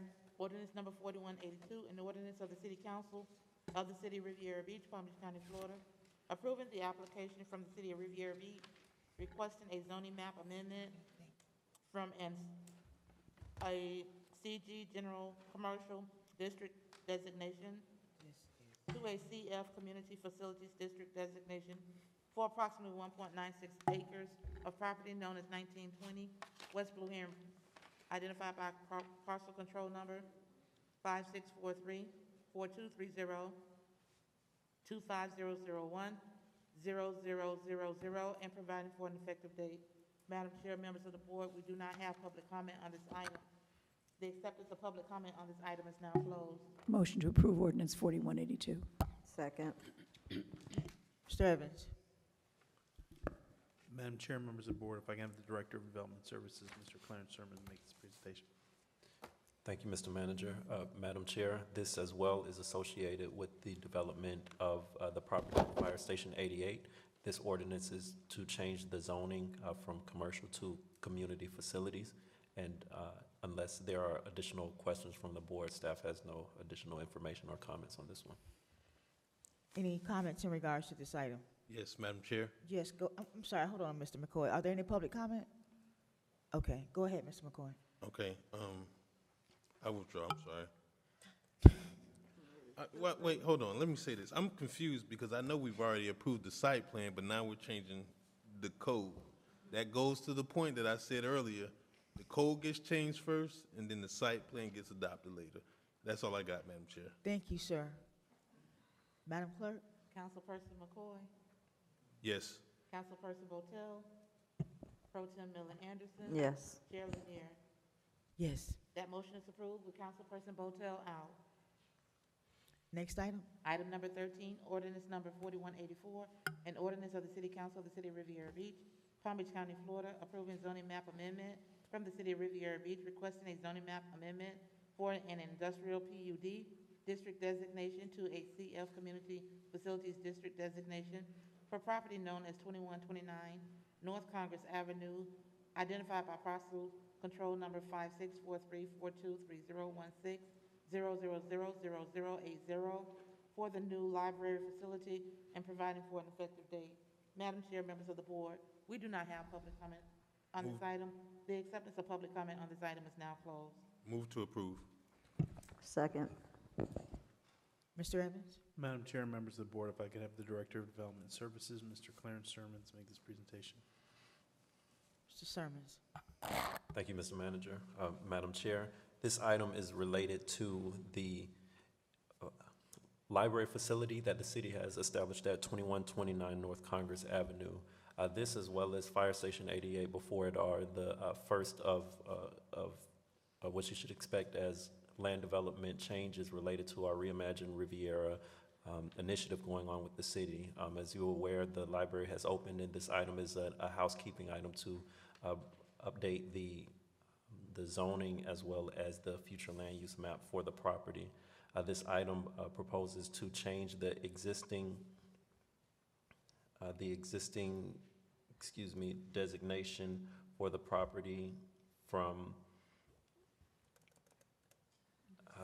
industrial PUD to community facilities, and it is also followed by the following ordinance to change the future land use from industrial to community facilities. And that concludes staff's presentation at this time. Thank you. Public comments? No. Any questions from the board in regards to this item? Yes, Madam Chair. Yes, go ahead, sir. Sermons, you did say the library is already open, right? That is correct. So how is it that we're approving an ordinance to change it to a community facility? Was there a site plan already approved? The work done there was... I mean, that would be yes or no. No, there was not a site plan for that. But we're operating in a use that we're not even zoned for. That is correct, and this item is to correct that. Okay, thank you. Any other questions? Madam Clerk? Councilperson McCoy, Yes. Councilperson Botel, Yes. Pro Tem Millen Anderson. Yes. Chair Lanier. Yes. Motion approved. We've Next already voted upon item number 14, item number 15, ordinance number 4185, an ordinance of the City Council of the City of Riviera Beach, Palm Beach County, Florida, approving the application from the City of Riviera Beach, requesting a future land use map amendment from an industrial designation to a community facilities designation for property known as 2129 North Congress Avenue, identified by parcel control number 5643423016000080 for the new library facility and providing for an effective date. Madam Chair, members of the board, there are no public comment cards on this item. The acceptance of public comment cards on this item is now closed. Motion to approve ordinance number 4185. Second. Madam Chair, members of the board, if I can have the Director of Development Services, Mr. Clarence Sermons, make this presentation. Thank you, Mr. Manager. Madam Chair, this item, again, is associated with the library located at 2129 North Congress Avenue. It proposes to change the future land use designation for this property from industrial to community facilities. And staff is here if there are any questions related to the item. Thank you. Any questions for Mr. Sermons in regards to this item? Yes, one question. I had got a call today, and I think I shared this with you, Mr. Sermons. An individual contacted me relative to their residential zoning district, and they wanted to operate a restricted mobile vendor, which in the terms of the code is an ice cream truck. And residential zoning prevented any commercial vehicles, which I think is completely, excuse me, it's not completely related to the business tax receipt, but how is it that our code can allow for a use for business tax receipt purposes, but not for parking? And that seems almost like what I've seen now here for 3 and 4 times, that we've approved resolutions when the code hasn't even been changed to allow the use. We hodgepodge things, and then you bring it out publicly and expect me not to say anything. You guys make it very difficult to be a city legislator when I'm telling people, no, you can't follow the code. And here it is, the city in itself, at least 4, maybe 5 instances tonight where we've proven that we can't even get it right ourselves. And that's very difficult for me when I take an oath to uphold the city ordinances and we don't do it ourselves. I don't have anything else, Madam Chair. Thank you, sir. Madam Clerk? Councilperson Botel? Yes. Councilperson McCoy? Under protest, yes.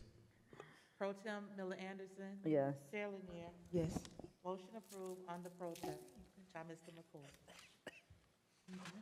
Next item, Madam Clerk. Thank you, Mr. Sermons, Ms. Busby, for your presentation. Madam Chair, members of the board, item number 16 was placed under the consent agenda. Item number 17 was deleted from the agenda. We're now on to item number 18. Resolution number 119-21, a resolution of the City Council of the City of Riviera Beach, Palm Beach County, Florida, authorizing the mayor and city clerk to execute amendment number 4 to the existing solid waste and recycling collection franchise agreement with Waste Management, Inc., approving all agreement modifications as specified and providing an effective date. Madam Chair, members of the board, we do have public comment on this item. The acceptance of public comment on this item is now closed. Move to approve resolution number 11921. Second. Mr. Evans? Madam Chair, members of the board, if I can have the Deputy City Manager, Ms. Elizabeth McBride, make this presentation. Ms. McBride? Yes. I think the last time we addressed this issue was when the bids to the solicitation were canceled. Since that time, staff has been not only trying to identify some of the best practices for such solicitation, but also determine the most advantageous process for the city to utilize for the solicitation, and determine mechanisms which might increase the number of vendors that are submitting proposals. Primarily, the resolution before you extends the contract, which expired September 30th of this year, until October 1st of 2022, so that we can get the solicitation completed. Looking forward to the solicitation. Tomorrow, the manager, the new Public Works Director, and myself, and Procurement, we are having a virtual session with solid waste haulers, I guess, or vendors in this area. And we hope through that process, we can better understand how we might be able to create a competitive process whereby we will drive up the competition in this area. We have also looked at the most recent solid waste solicitations, not only within the state, but throughout the nation in trying to identify some of the best practices. We've had some other conversations with entities who have recently locally done proposals in this area to look at what type of process might be good. I think we finally determined the process, and we hope to probably solidify that. And once we complete the session tomorrow with the vendors, we will move forward to finalize the solicitation. And the timeline there basically paints the picture of how we hope to move forward with the process. That is procurement working with Public Works on this matter. In reaching the things that need to be pointed out with this year's extension, there's a small area of increase that I think, if I'm correct, the increase is really already built in and was part of the original contract because it was a result of the consumer price index that is incorporated into the existing contract. And the increase will provide, I'm not sure if I cover. Excuse me. Mr. Evans, do you see that small increase in paragraph on the second page right before the timeline? It's not stated in my document. Yes, Okay, thank you. I can bring that up. Okay. Yes, Madam Chair, the price increase as a result of the consumer price index is roughly about 12 cents a month increase for residential consumers, as well as the adjusted rate for commercial entities. That would be a $1.50 increase per cubic yard for commercial and industrial businesses. The impact to businesses in the community would be roughly a couple hundred businesses, but not your smaller businesses. But the increase equates to roughly about, I think it's 12 to 15 cents per month increase until the new contract is put in place with whomever the provider is. Okay. So the rate would go, here it is. The rate will go from $11.95 per month to $12.16 per month. Which is 21, which would be a 21 cent increase for residential. The 21 cent. 21 cent, yes, per month increase. 21 Did I, 21 cents? cent, Yeah, not percent. 21 cent, yeah. Yeah, Okay. right. The biggest increase is commercial. Okay. Is that right, Mr. Evans? The biggest increase, commercial? The biggest increase will be the additional $1.50 per cubic yard for commercial and industrial businesses. Yes. Okay. That's your presentation? That's it. Any questions? Any public comment? Mary Brown, Bessie Brown.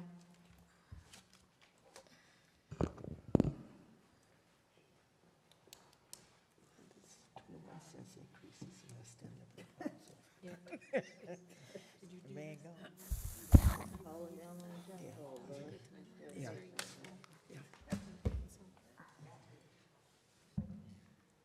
Mary Brown, Riviera Beach. I totally agree with us taking a back seat and proceeding with this to make sure that all our I's are dotted and our T's are crossed. This is a good step here. We do not want to get the mud that was thrown on our face in this last startup here. Ms. Brown keeps all of this here. So I've always said that we are better. And we know how to do things. Others may not agree with us in the time of that moment, but we always have that time to come back, put the things in place that we need, and this is what we are doing. And it's okay that if we are on a month-to-month basis, because it shows everyone, the other bidders that are out there, we are working on your behalf as well.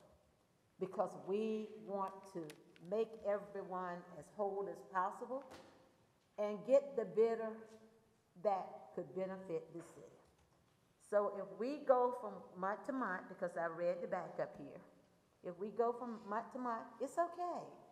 It's okay. Ms. Bram says that it is okay. Others has also spoken their differences and grievances and what we are encountering here.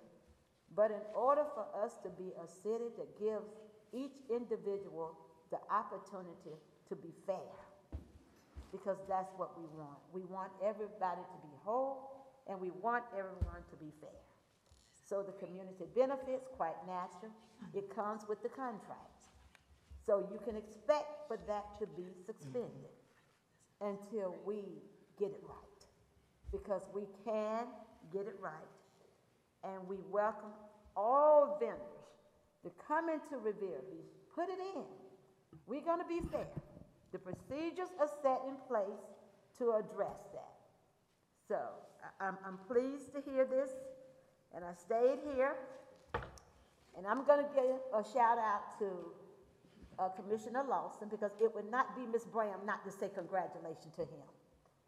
And as well, take my advice, never go to bed angry. Solve everything before you go to sleep. So Ms. Bram say congratulations to you. And may your endeavors be great, whatever they may be. Thank you. Thank you, Ms. Bram. Are there any questions from the board in regards to this item? Madam Chair, Yes, go ahead. could you all put the timeline back on the screen? Just had a question about the timeline. I thought you was asking for the timer. She gonna give us up 3 minutes? No, yeah, it won't even be 2 minutes. Are some of those dates adjustable? Like, do we really need to, does it have to extend that far out? Because like for the pre-bid meeting and the addendum, that takes up, addendum 2, I'm sorry, that takes up January and February. I mean, is that necessary for it to go on that long? Well, we did our best guesstimate, but the whole idea still was we hope to end up finishing up sooner than what we projected there. Okay, so we're but not. yes, they are. Yeah, certainly. Okay, We'll be because yeah, moving some of everything those. faster if we have gotten it accomplished. Yes. Yeah, because like even for sealed bids or proposals open the whole month of April, I don't think, it's going to take all of that time. And I'm fine with it, us doing the month to month, but if we don't have to extend it as long as for a year, I mean, I would not like to see that, because that will make people think that we're probably just going to go with them anyway and hang on to them, just like we kind of do like interim things, people in interim positions forever, well, we used to be anyway, for years. And, I just don't want that same thought to get in people's mind that we are not going to really move forward on. So if we can shorten up some of those dates, that would be great. And I'm absolutely fine regarding the community benefits part, not being there. That's all I want. Thank you. Any other comments about this item? Yes. Go ahead, sir. Question, so the increase, does that also reflect at the same percentage for our administrative fee that we charge monthly?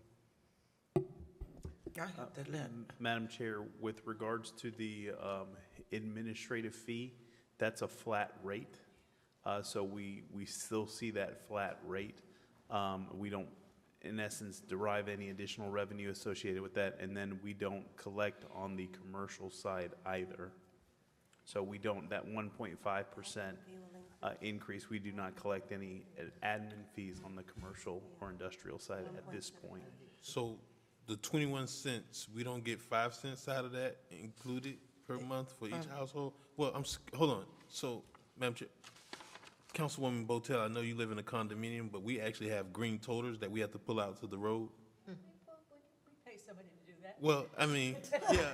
Yeah, it's called the, it's called the crane in the arm. But, you know, obviously, we would see this, and here's why it's important, members, because I'm telling you, folks will say that their water bill is high, and they don't even understand that the water bill is not just the water bill. It includes trash and stormwater, and it's always just water bill. So I'm just curious, so was that not included or factored into the CPI, that there's going to be an increase in administrative fees, even if a nominal amount?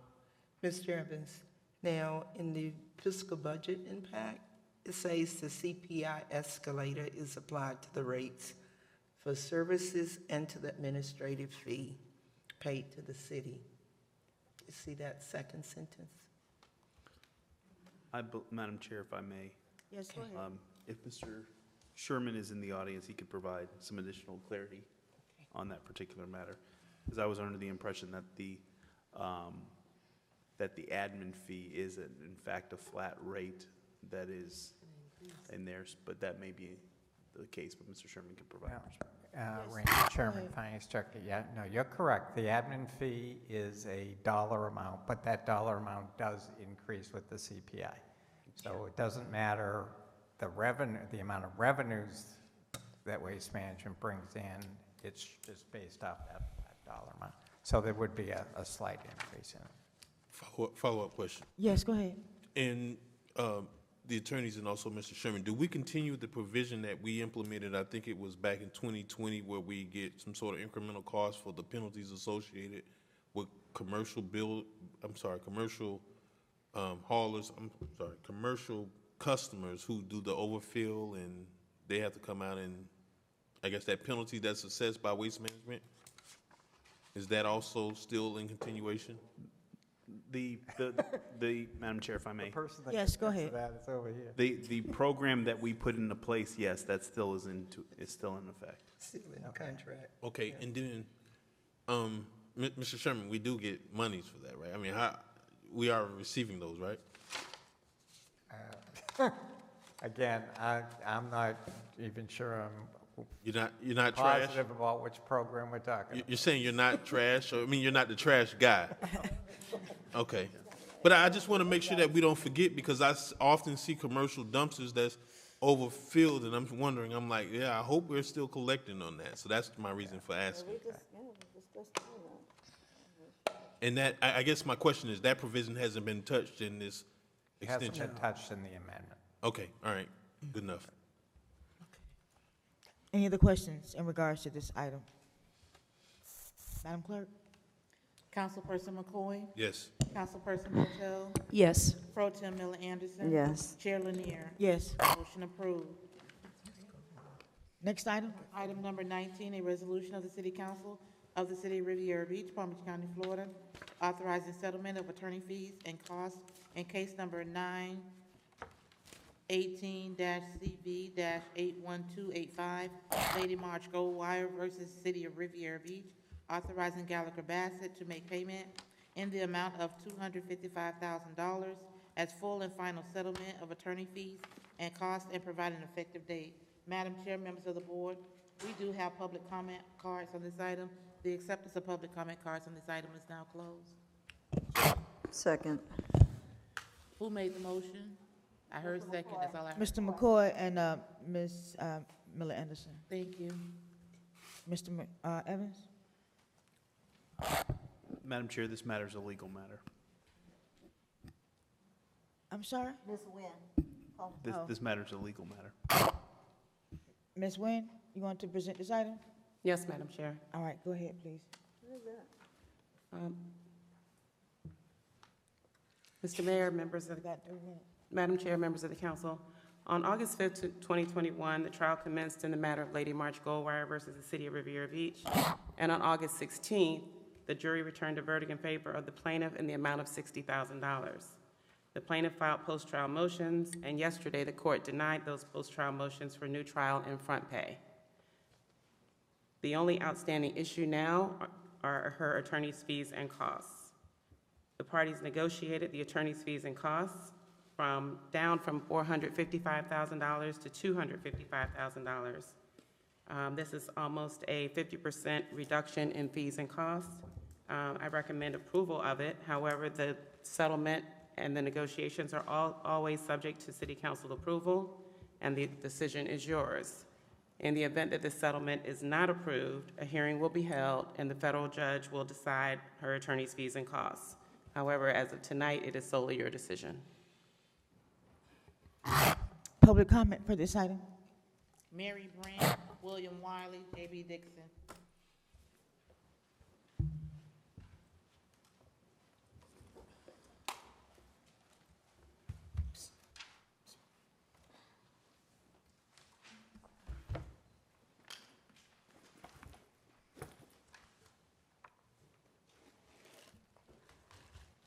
Mayor Graham Rivera Beach.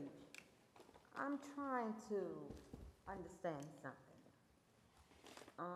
And I know I would like for the attorney to repeat what she said because I did not quite catch that. Whether she said on yesterday the court denied her appeal. Was that accurate in what you said? The motion for new trial. Okay. Yes, Ms. Bram, just go ahead, we'll get, Okay, yes, yes, ma'am. So when I finish, then Yes, answer ma'am. those questions. Yes, ma'am. Because, you know, in here, it is just some things that are convoluted here. We were over there on Monday night, last Monday, so I'm hoping that whatever comes out of this tonight, everybody treat this as the business of the city. And we act accordingly in whatever we're gonna do here or whatever conclusions that we will come to. Whatever it may be, we will accept it. I know Ms. Brown will accept it, but it is entirely left up to you as the board. Because if from what I'm trying to understand, and another thing, these attorney fees, is this for both or all of her attorney fees, or is this for just one attorney? Because it is so much that is circulating pertaining to a $600,000 attorney fee. And if that is true, Ms. Bram says no, that we can go back in there and see if we can have some dialogue. So my question here, this $255,000 here, does it pay for one of her attorneys or both of her attorneys or however many attorneys that she had? And where is this $600,000 circulating to? Because it is time for us to put this to bed. Whatever decision that the board makes, we as a community, we will abide by it. So these are the questions that I want to ask. And then that court appeal on yesterday, I want the attorney to just to elaborate on that a little bit more so the general public will know what is going on here. Because when everybody comes to this podium here, they spews out. They spews out. It was made mention to the file if the file is released. So sometimes in order to put things to bed, the truth must prevail. Whether we like it or not, this impacts the city. It does not just impact one individual. Yes, ma'am. Thank you so much. William Wiley, J.B. Dixon.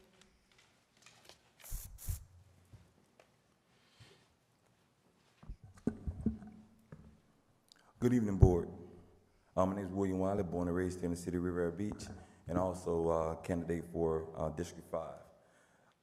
My profession at Roosevelt Middle School and previous schools, I have to follow rules and guidelines, and I expect everyone to follow those rules and guidelines at the same time.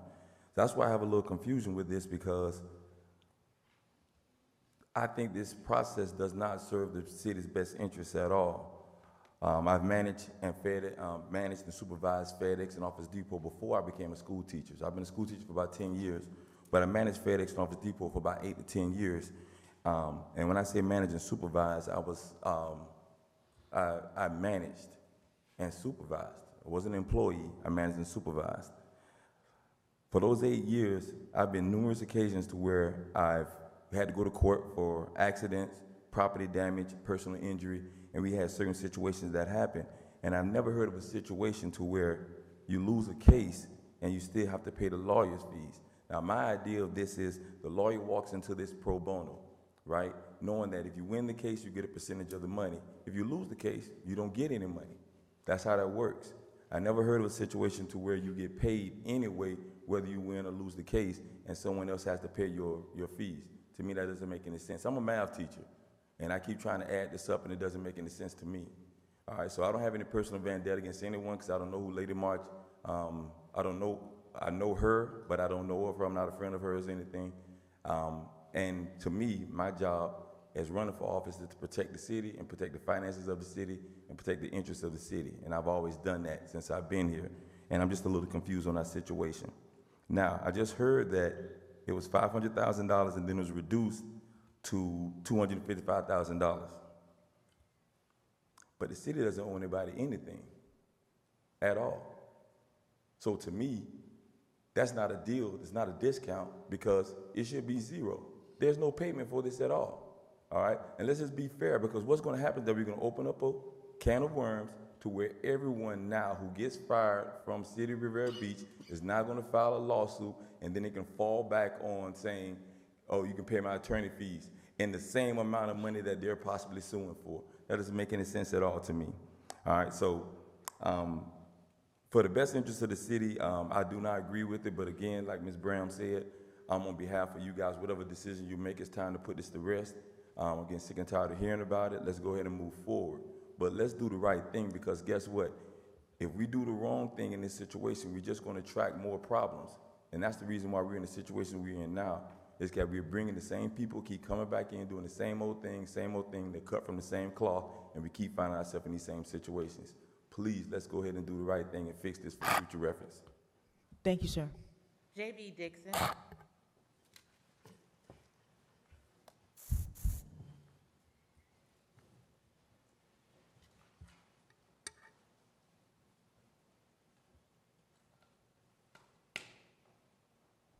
J.B. Dixon, Singer Island in Riviera Beach. I have a question about this settlement also. Lady March Goldwire brought 6 counts, or whatever they're called, 6 claims against the city. She won only one of those. So it would appear to me that you should pay 1/6 of $255,000 because she did not prevail in the other 5 counts.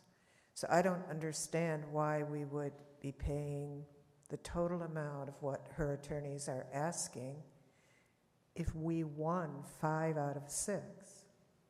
So I would like an answer to that, perhaps before you vote. And I remember coming up here once before when the verdict came in and congratulating the city on their win, except for that 1 count. And at the end of that, I said that it wasn't just a matter, although it was certainly important, that we weren't on the hook for $3 million or whatever she was originally asking, but I thought that the responsibility that the council took in fighting that case was a very important message to the rest of the world, that you don't come to Riviera Beach and file lawsuits, you know, whether you're an employee or a slip and fall person or whatever, because this is a new day in Riviera Beach. We have a new council, a much tougher, smarter council, in my opinion, and we are not going to just roll over as the city has many times before.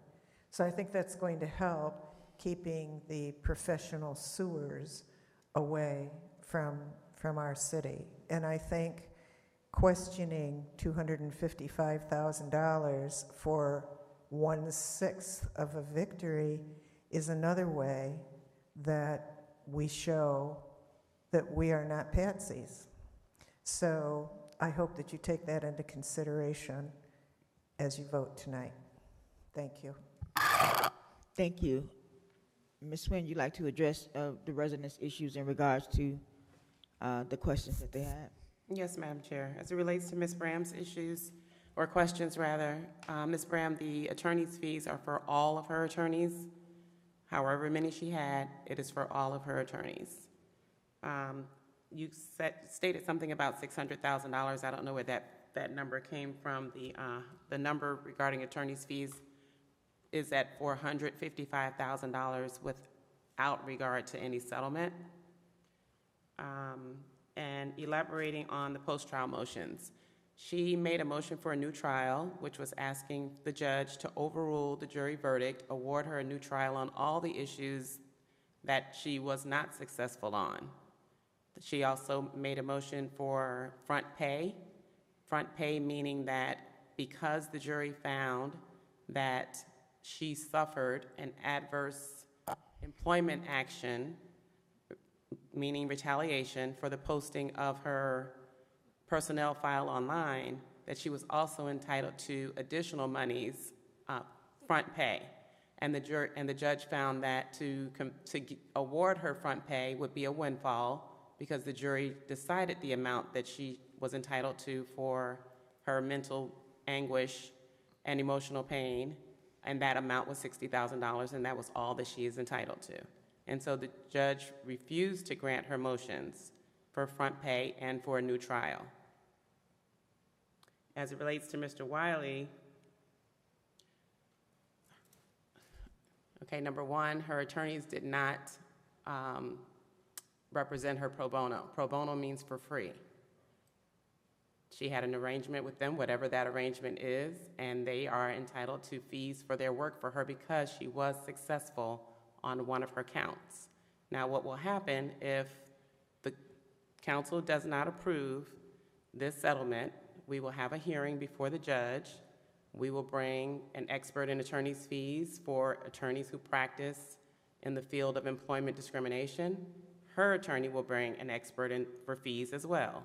The judge will take testimony from both of those experts, and the judge will make the decision regarding the amount, based on the years of experience of her attorneys, the amount that they should be able to charge hourly for their fees. The judge will also look at, and this addresses somewhat Ms. Dixon's issue as well.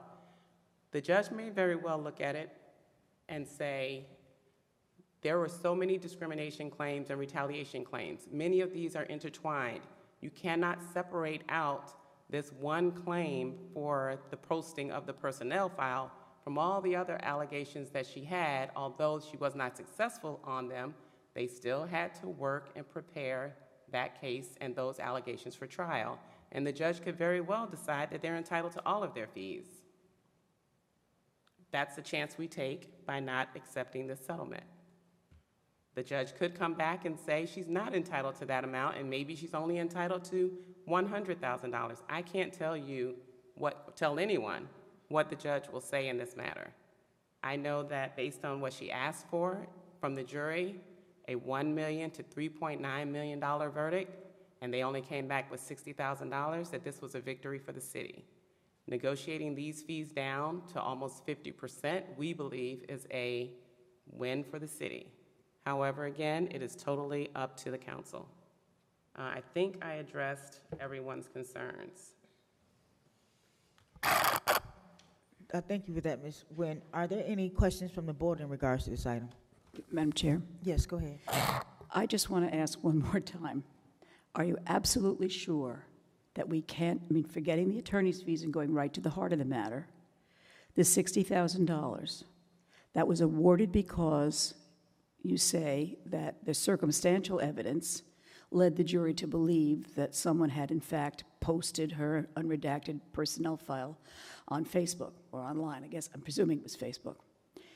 Can we not go back and file a post-trial motion challenging that $60,000 on the basis of the fact that there's virtually nothing, as far as I can tell? Now, I know I don't have the transcript, although it says in document 171-2, transcript of trial excerpts held on 8/12/21 before Senior Judge James I. Cohn, volume, et cetera, et cetera, et cetera. it lists the court reporter. Transcripts may be viewed at the court public terminal. So I could go down to West Palm Beach, had I the time. I could go down and look at the court public terminal. I didn't know there was such a thing, but now I know. Or purchased, which I know you've done on our behalf, Ms. Nguyen, or purchased by contacting the court reporter/transcriber before the deadline of release for transcript restriction. So I could go down and view the transcripts. Barring my ability to do that because I've been busy, I looked at the evidence, the exhibits, the trial exhibits. Now, there are a number of them that mention me. Many of them contain lies or things that are exaggerated for the benefit of the, never mind. But the one that I found most interesting, what I was looking for was anything in the trial exhibits that referenced her unredacted personnel file being published. I can only find one trial exhibit that even mentions her personnel file. Plaintiff's Trial Exhibit 7 is an email from Lady March, February 1st, to Andrew DeGraff and Wright and Lina Busby. And I don't want to actually go into it too much because we might want to even have another closed executive session to discuss some of these things because I think potentially these are strategies that we might want to employ. But to me, the one thing that I have found that even mentions her personnel file has nothing to do with it being published online. Nothing. No matter where I looked in these, and I might have missed something, so please inform me if I have. Okay, I have. All right, then let me know, because right now, I don't see a reason for her to get $60,000. Forget about right now the $255,000, which we can get to in a minute if you tell me that there's absolutely no way we can go and challenge that 60. That's my first question. Can we go and challenge, is there any way we can go challenge the 60 based on the fact that, to my viewing anyway, there's nothing that actually demonstrates beyond a doubt, or even with just strong circumstantial evidence, that this unredacted personnel file was published by us? Dr. Botel, there was direct evidence from 3 witnesses on the stand at trial. Let me finish? No, I'm first, listening. Please. I'm listening. 2 former city employees and 1 current city employee that led the jury to believe that her allegation was true. No one denied that she came to them, she told them that her file had been placed online, they were directed to look into it, and they testified that either they didn't follow up or they did not look into it, and 1 person testified that the file was in their office, her personnel file was in his office, and it went missing. All of that led the jury to believe that what she said was true. What process, thank you, what process would we use if we were to say to you, and because I just don't know, what process could possibly take place if we said we would like you to challenge that we would like you to challenge that verdict with the judge? What would happen if we said that? Mr. Stevens is trial counsel of record. I am not, and Mr. Stevens has stated that we cannot at this point challenge that. So there's no way, I mean, I've heard mention of Rule 60, Rule 59, I know is out of the, but Rule 60, any way that those various rules can be employed? Mr. Stevens has stated that there is not an opportunity to do that. I have not talked to him about Rule 60 specifically. Okay. Did you have something? Because I have a couple more, but. Yeah, but I'll let you go ahead, Mr. McCoy, if you want to weigh in. So, being germane to the topic, right? I respect your position, Dr. Botel, but I don't want to rehash what we spent, I think, probably too long in closed session already. If you're not satisfied with it, don't support the settlement. But I believe what we have before us is not germane to, the subject of the attorney fees, rehashing or re-bringing back something that we've found out, well, I guess it was last week, that was not something that we could do. And quite frankly, I think it's been said, it's either yes or no. You roll the dice and go to court and you lose. We pay more. If you think through some scintilla of some sort of evidence or perhaps persuasion on the judge, vote your conscience. But what I don't want to do is cross over 12 o'clock if we haven't already, talking about the same thing we spent 2.5 hours in closed session to do, and we found out that we probably right back here today starting off asking the same questions. At what point do we say vote our conscience and move on? And here's what I'm going to tell you. I'm supporting it because I have to go, right? Not just as this moment, but we have to move on. We got other pressing issues. And the truth of the matter, if you don't support it, when I looked at this item, when we had it on special meeting, I guess the Monday before last, we had 2 recommendations from our senior city attorney, our city attorney, from our outside counsel, from the opposing counsel, from 2 individuals from 2 different insurance carriers. There was someone from risk management. And I think at this point, if that's not good enough for you, let's not continue to rehash this. You vote your conscience. But I will ask this question. If you don't support it, what's your alternative? And hope ain't no alternative for me. Hope is not a strategy. And I just don't think that we need to continue down here on a crapshoot. That's all I have. Thank you, sir. Are there any other questions in regards to this item? I don't have a question, I just have a comment, though. And I do want to just restate on record regarding the 60,000. I had not heard how it was proven that we did do that. But I can respect what the judge's ruling was, and so I'm fine with the 60,000. The attorney's fees, I've discussed numerous times with Ms. Nguyen regarding how they arrived to that amount, similar to what Ms. Dixon stated about the 1/6. That was always my question in trying to get a better understanding as to how that works, because it just did not make sense, as Mr. Wiley stated as well. I just can't fathom how you don't win 5 out of 6, but yet you still get your attorney's fees. And I know Ms. Nguyen has explained it numerous times, but that still makes no sense to me. So I am putting it on record that it doesn't make sense to me regarding those attorney's fees. And but however, the 60,000, I mean, I'm fine with that. Madam Chair. I'm sorry. One other thing. Yes, sure. Ms. Nguyen, can you explain? I know they mentioned earlier about the 6. She had not received the check yet for the 60,000. Can you just explain why or what the holdup is with that? That's not necessarily something we're holding up. No, we are not. It is the insurance company's prerogative. They could have issued the $60,000 check the day of the verdict. They decided to wait to see what the outcome of any post-trial motions are. And they could, anytime between, even whenever they decide to, that's when they would issue it. Right. We don't tell them when to or when not to. Right. Okay, thanks.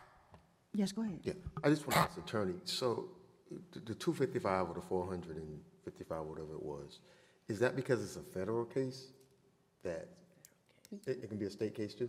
It doesn't matter. That has nothing to do with it. It has to do with the hourly rate that her attorney charges, the time that they put into it. There's a formula called Lodestar.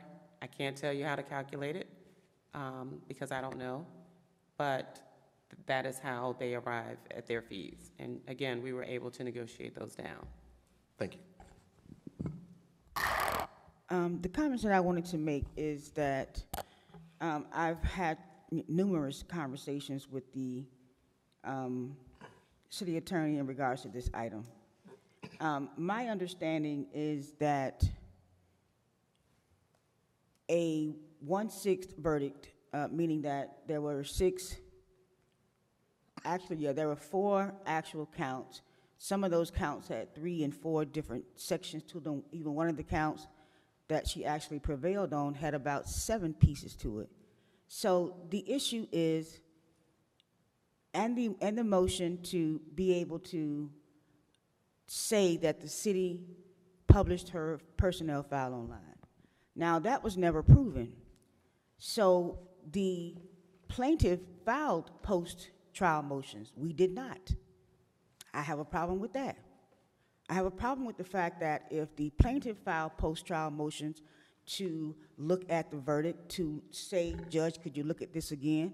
then we should have done the same thing, because if that were the case, if we filed a post-trial motion to say, Judge, she lost on all counts except one, could you please look at this? We filed a motion, could you look at it? The judge is going to say, okay, let us get the evidence and see how is this plaintiff entitled to this amount. We have the right to file post-trial motions as well, but we did not. If a post-trial motion is filed on that $60,000 and the city prevails, there is no need for attorney fees. We wouldn't be having the conversation. But my heartburn with this is that the city filed no post-trial motions about this case.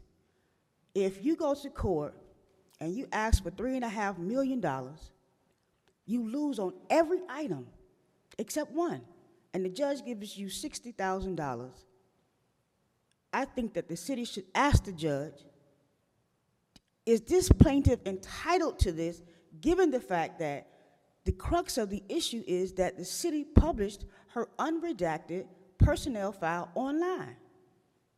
That was never proven that the city did that. Who did it at the city? When did they do it? Did they do it intentionally as a retaliatory fact against her? This was never proven. That's the reason why I was hoping for a post-trial motion to challenge that $60,000, because we want to exhaust every single option that we can before we pay $250,000 on a $60,000 judgment. And we are in a position that we still can file a Rule 60 motion to ask the judge to look at that $60,000. And this is an issue of law and legal, and also an issue of the fact that if people think that the city is in the business of publishing people's unredacted files online, then we are in trouble. The issue here is that it was published, she says, unredacted, but there is no proof. There is no document ID. There is no IP address. There is no screenshot. There is nothing that said the city actually did this. And to not go through every single option that we can to be able to say, no, we did not, then I think that we're doing the city a disservice, because it is not insurance company money. It is the city's money, risk fund money. It is the city, this residents. It is the residents' $250,000 that is going to a $60,000 verdict. And we have not used all of our options.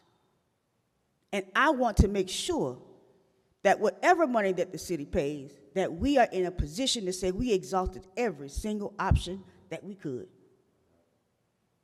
And if she prevails, then so be it. But I want to make sure that we do our part in filing that motion. The judge made this decision in 20 days to say, no, you can't, we're not even looking at what you say about challenging your verdict. They filed their post-trial motions. So I want to be able to make sure that the city is doing everything that it can, and maybe we need a labor attorney. We need something to be able to say that we are not going to lay down and say that, yes, we did publish her file online, because we did not. It was never proven. So, of course, given that being said, I am not voting for this item. Madam Chair, Yes, go ahead. I'd like to clear up one thing. You stated that if we had filed and prevailed, we would not owe attorney's fees, and that's not necessarily true. If we had filed a motion and we had prevailed, the judge would have granted a new trial. He could have granted her new trial as well, because he could have said neither party is satisfied with the verdict, and we would have been trying all of these matters all over again, and it would have put the city at greater risk. So the legal strategy was not to have that happen, and I just wanted to clear that up.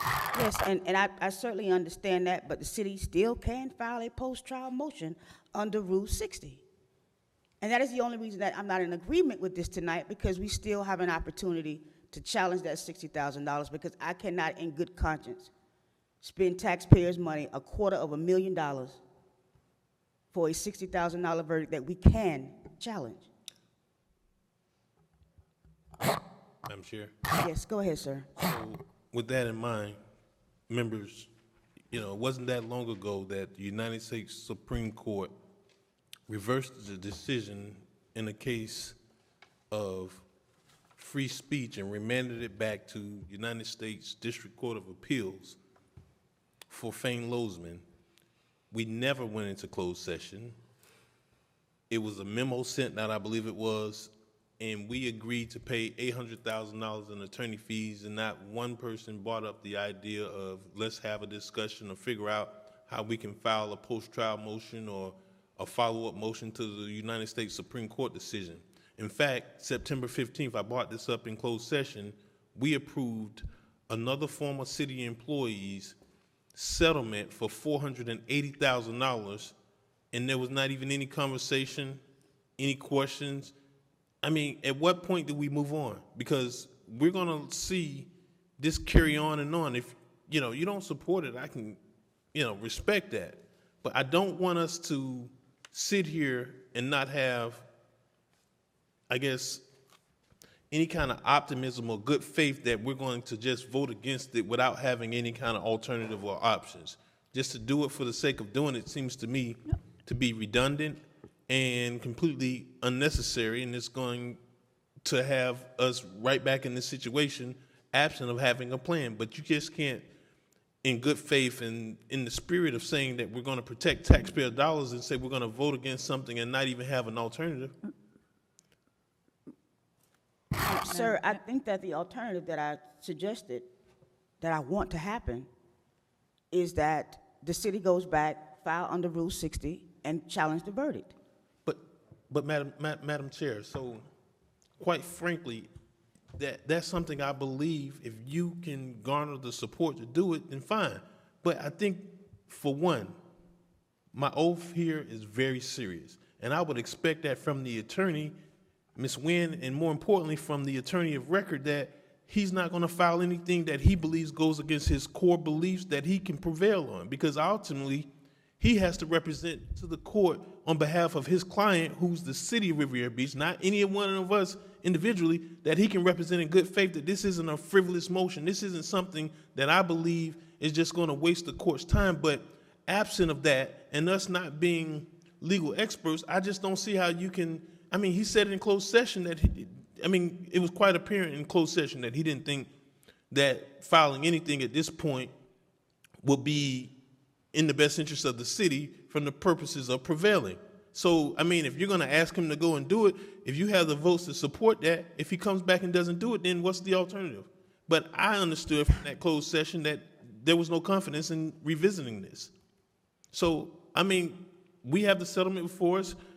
We can choose to vote it up or down, and then alternatively, you can offer some other motion to direct outside counsel to do something, and, we go from there. But I wouldn't be surprised if he chooses to withdraw just based on he can't serve his clients, because that goes against what he believes is his oath under the bar and rules of professional conduct. Because obviously, at what point? Like, we're at midnight, so I'm waiting. And I just wanted to follow up with you in that the fact that the Lozman case and this case is two different cases. That's the first thing. Secondly, why not challenge the verdict? The issue was we asked the outside attorney, why not? But and this is, they're going to file motions, and they did. The issue is that we have, at this point, if the city prevails, it is not going, her motions for a new trial and for front pay, back pay has been denied. But the city still has an opportunity under Rule 60 to move forward and file a motion to ask the judge to challenge it, which means there's an option for the city to do instead of approving the settlement. And I want to make sure that we do every single thing that we can to be able to make sure that we, as a board and as taxpayers, exhaust all the options. Madam Chair. A clarifying question, Madam Chair. You said we asked the outside attorney. I don't know that's accurate. We didn't make an ask of anybody. Is there something I'm missing here? What you mean, ask? You stated the point, we asked the outside attorney, but you never finished exactly what we asked, and that's what I'm trying to find out, what we asked the outside attorney. I'm not sure what you're asking about. I don't know what Well, that's what you stated, so I wrote it down to make sure I understood what you're referring to when you said, we asked the outside attorney. I don't recall a specific ask of anybody. I know we were presented with the about facts. what? Well, you said it. I'm just repeating back what I heard you say. We asked the outside attorney. So I don't know. I'm not sure what you're. But if the suggestion was something that occurred or we provided some direction, I thought we were very clear that there was no direction. There was no expectation. Well, number one, he didn't say he couldn't win. He just said he'll look into Rule 60. That's what he said at the last executive session. He'll look into it. Okay, and we have not heard from him. But was that we look into it based off of a vote of the board, of a simple inquiry by an individual person? I don't understand. It was stated in an executive session that he would look into Rule 60. At the request of we were all sitting at the table, Mr. Ford. But how did that arrive? Was that based off of something that you inquired on? That is something that two of the members inquired on. Okay, well, I didn't understand it in that fashion because it wasn't something that we did. And I'm sorry. I just think that when we are looking at this item and looking at this issue, I know myself and another council member asked the attorneys to challenge the verdict. I mean, that was the least that we can do. We knew that the plaintiff was going to file a post-trial motion, so the least we can do is file our own to challenge the monies that was given to plaintiff in the decision by the jury. They didn't do that. So the issue is, yes, I'll come to you, Mary, once I'm finished. As the attorney said that, he didn't say that like I said before, he didn't say we couldn't win. He just said that he'll look into it, and we have not heard anything back in regards to that. And the thing about it is that, the insurance company can't, or the third-party administrator, because it's not really insurance because it's the city's money, until the time for appeal passes, they can't do anything anyway, because we still have an opportunity to appeal. So that's my position on that, and I made that clear from the very beginning of this trial and of this case, that I want to ensure that we take every avenue that we can to be able to make sure that the city is not known for putting people's personnel file, because if that is the case, then we need to correct that. And if that is the case, we need to know who did it. We need to know when did they do it. We need to see information about how they did it, because at the end of the day, it's about corrective action. So if this is the case, if we actually did that, and it was proven that we did that, then we need to correct that. But it has not been proven that we did. Mayor, go ahead. I just want to be clear on one thing, legal. So if this is voted down tonight, is it a possibility, if it goes right before the judge, all of the cases open back up? No. No. Okay, so. This is only about attorney's fees and costs. So she's talking about the 60,000. The chair's talking, are you talking about? Yes, I'm talking about the verdict, because I see the verdict as I see the attorney fees. Oh, I'm sorry, go ahead, sir. No, so I'm saying, so you're talking about the 60,000. Is that something that we are exploring, the 60,000 or the 255,000? The attorney's fees is what is before you tonight. Ms. Lanier is questioning whether we can file a Rule 60 motion to get the verdict overturned. Can we? And I just pulled up Rule 60. I am not a litigator or trial attorney. Based on the provisions of Rule 60, I don't see where this falls into that at all. Rule 60 says that you can ask for relief from a judgment on the grounds of mistake, inadvertence, surprise, or excusable neglect, newly discovered evidence that would not have been discovered at the time of trial, fraud, misrepresentation, or misconduct by the opposing party.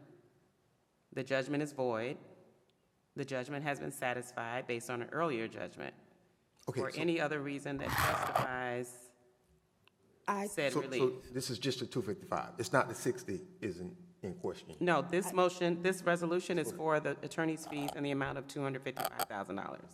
Okay, can we put that on the table and just see who's going to vote for it or not? And sure. What are we talking about, the 60 or the 250? no, the 60 is We're The- talking, The resolution for the 255,000 in attorney's fees, whether you all want to vote it up or down. That has nothing to do with the 60. No. So what She's talking about 60. That's what yeah, no, I was saying, because if you look at if you challenge the verdict, then you're basically looking at the attorney fees first, you're putting the cart before the horse. Because if we prevail on the $60,000, then it doesn't, we have to rethink these attorney fees. And then two, my other question is that all the counts that the city won, why didn't we file for attorney fees on what we won? So those are some of the issues that, before we pay any money, need to be cleared up. Madam Chair, can I please make a recommendation? Can we vote up or down the motion that's on the floor? And then ask for, it's 12:17, 7:30 a.m. meeting. Many of us also, I'm sure, have other, you work, I'm just going to meetings. I think that we should vote up or down the motion that's on the floor, and then ask our attorneys to come back for another meeting. I mean, it's too late tonight, in my book, to continue to drag this on, and I think we have time. If this gets voted down, I know the process to obtain a specialist in these legal fees will have to take place. That's going to take some time. In the meanwhile, we can all have a deep breath and consider this issue of whether or not we want to go back to 60. Is that amenable to everybody? That's fine. So if she could close. I can't hear you, I'm sorry. Aren't they in the process of sending out the check for the 60,000? They should be, yes. So when are we supposed to come back on that if you all want to come back on that? Yeah, I don't see the need to come back on that. It is final. And I need a legal opinion on challenging the verdict under Rule 60. Well, put it forth. Okay, now, but let's get to what's on the table. Yeah, let's call the question. Madam Clerk. Councilperson McCoy? Yes. Councilperson Botel? No. Pro Tem Miller Anderson? No. Chair Lanier? No. That motion fails with Councilpersons Botel, Miller Anderson, and Lanier dissenting. Thank you. The next item on our agenda is discussion and deliberation. Discussion by city manager. Good morning, Madam Chair. I don't have anything. Good morning.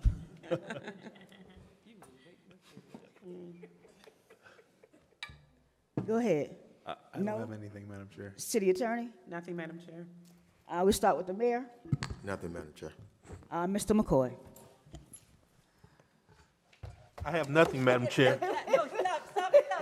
He sees me with my 4 pages. Just get here. Come on, Doc. I have nothing because I will indulge next week or 2 weeks from now and say all this then. All right, very good. Mr. Nothing. Anderson? I wasn't going to read all this. None for me. Meeting adjourned. I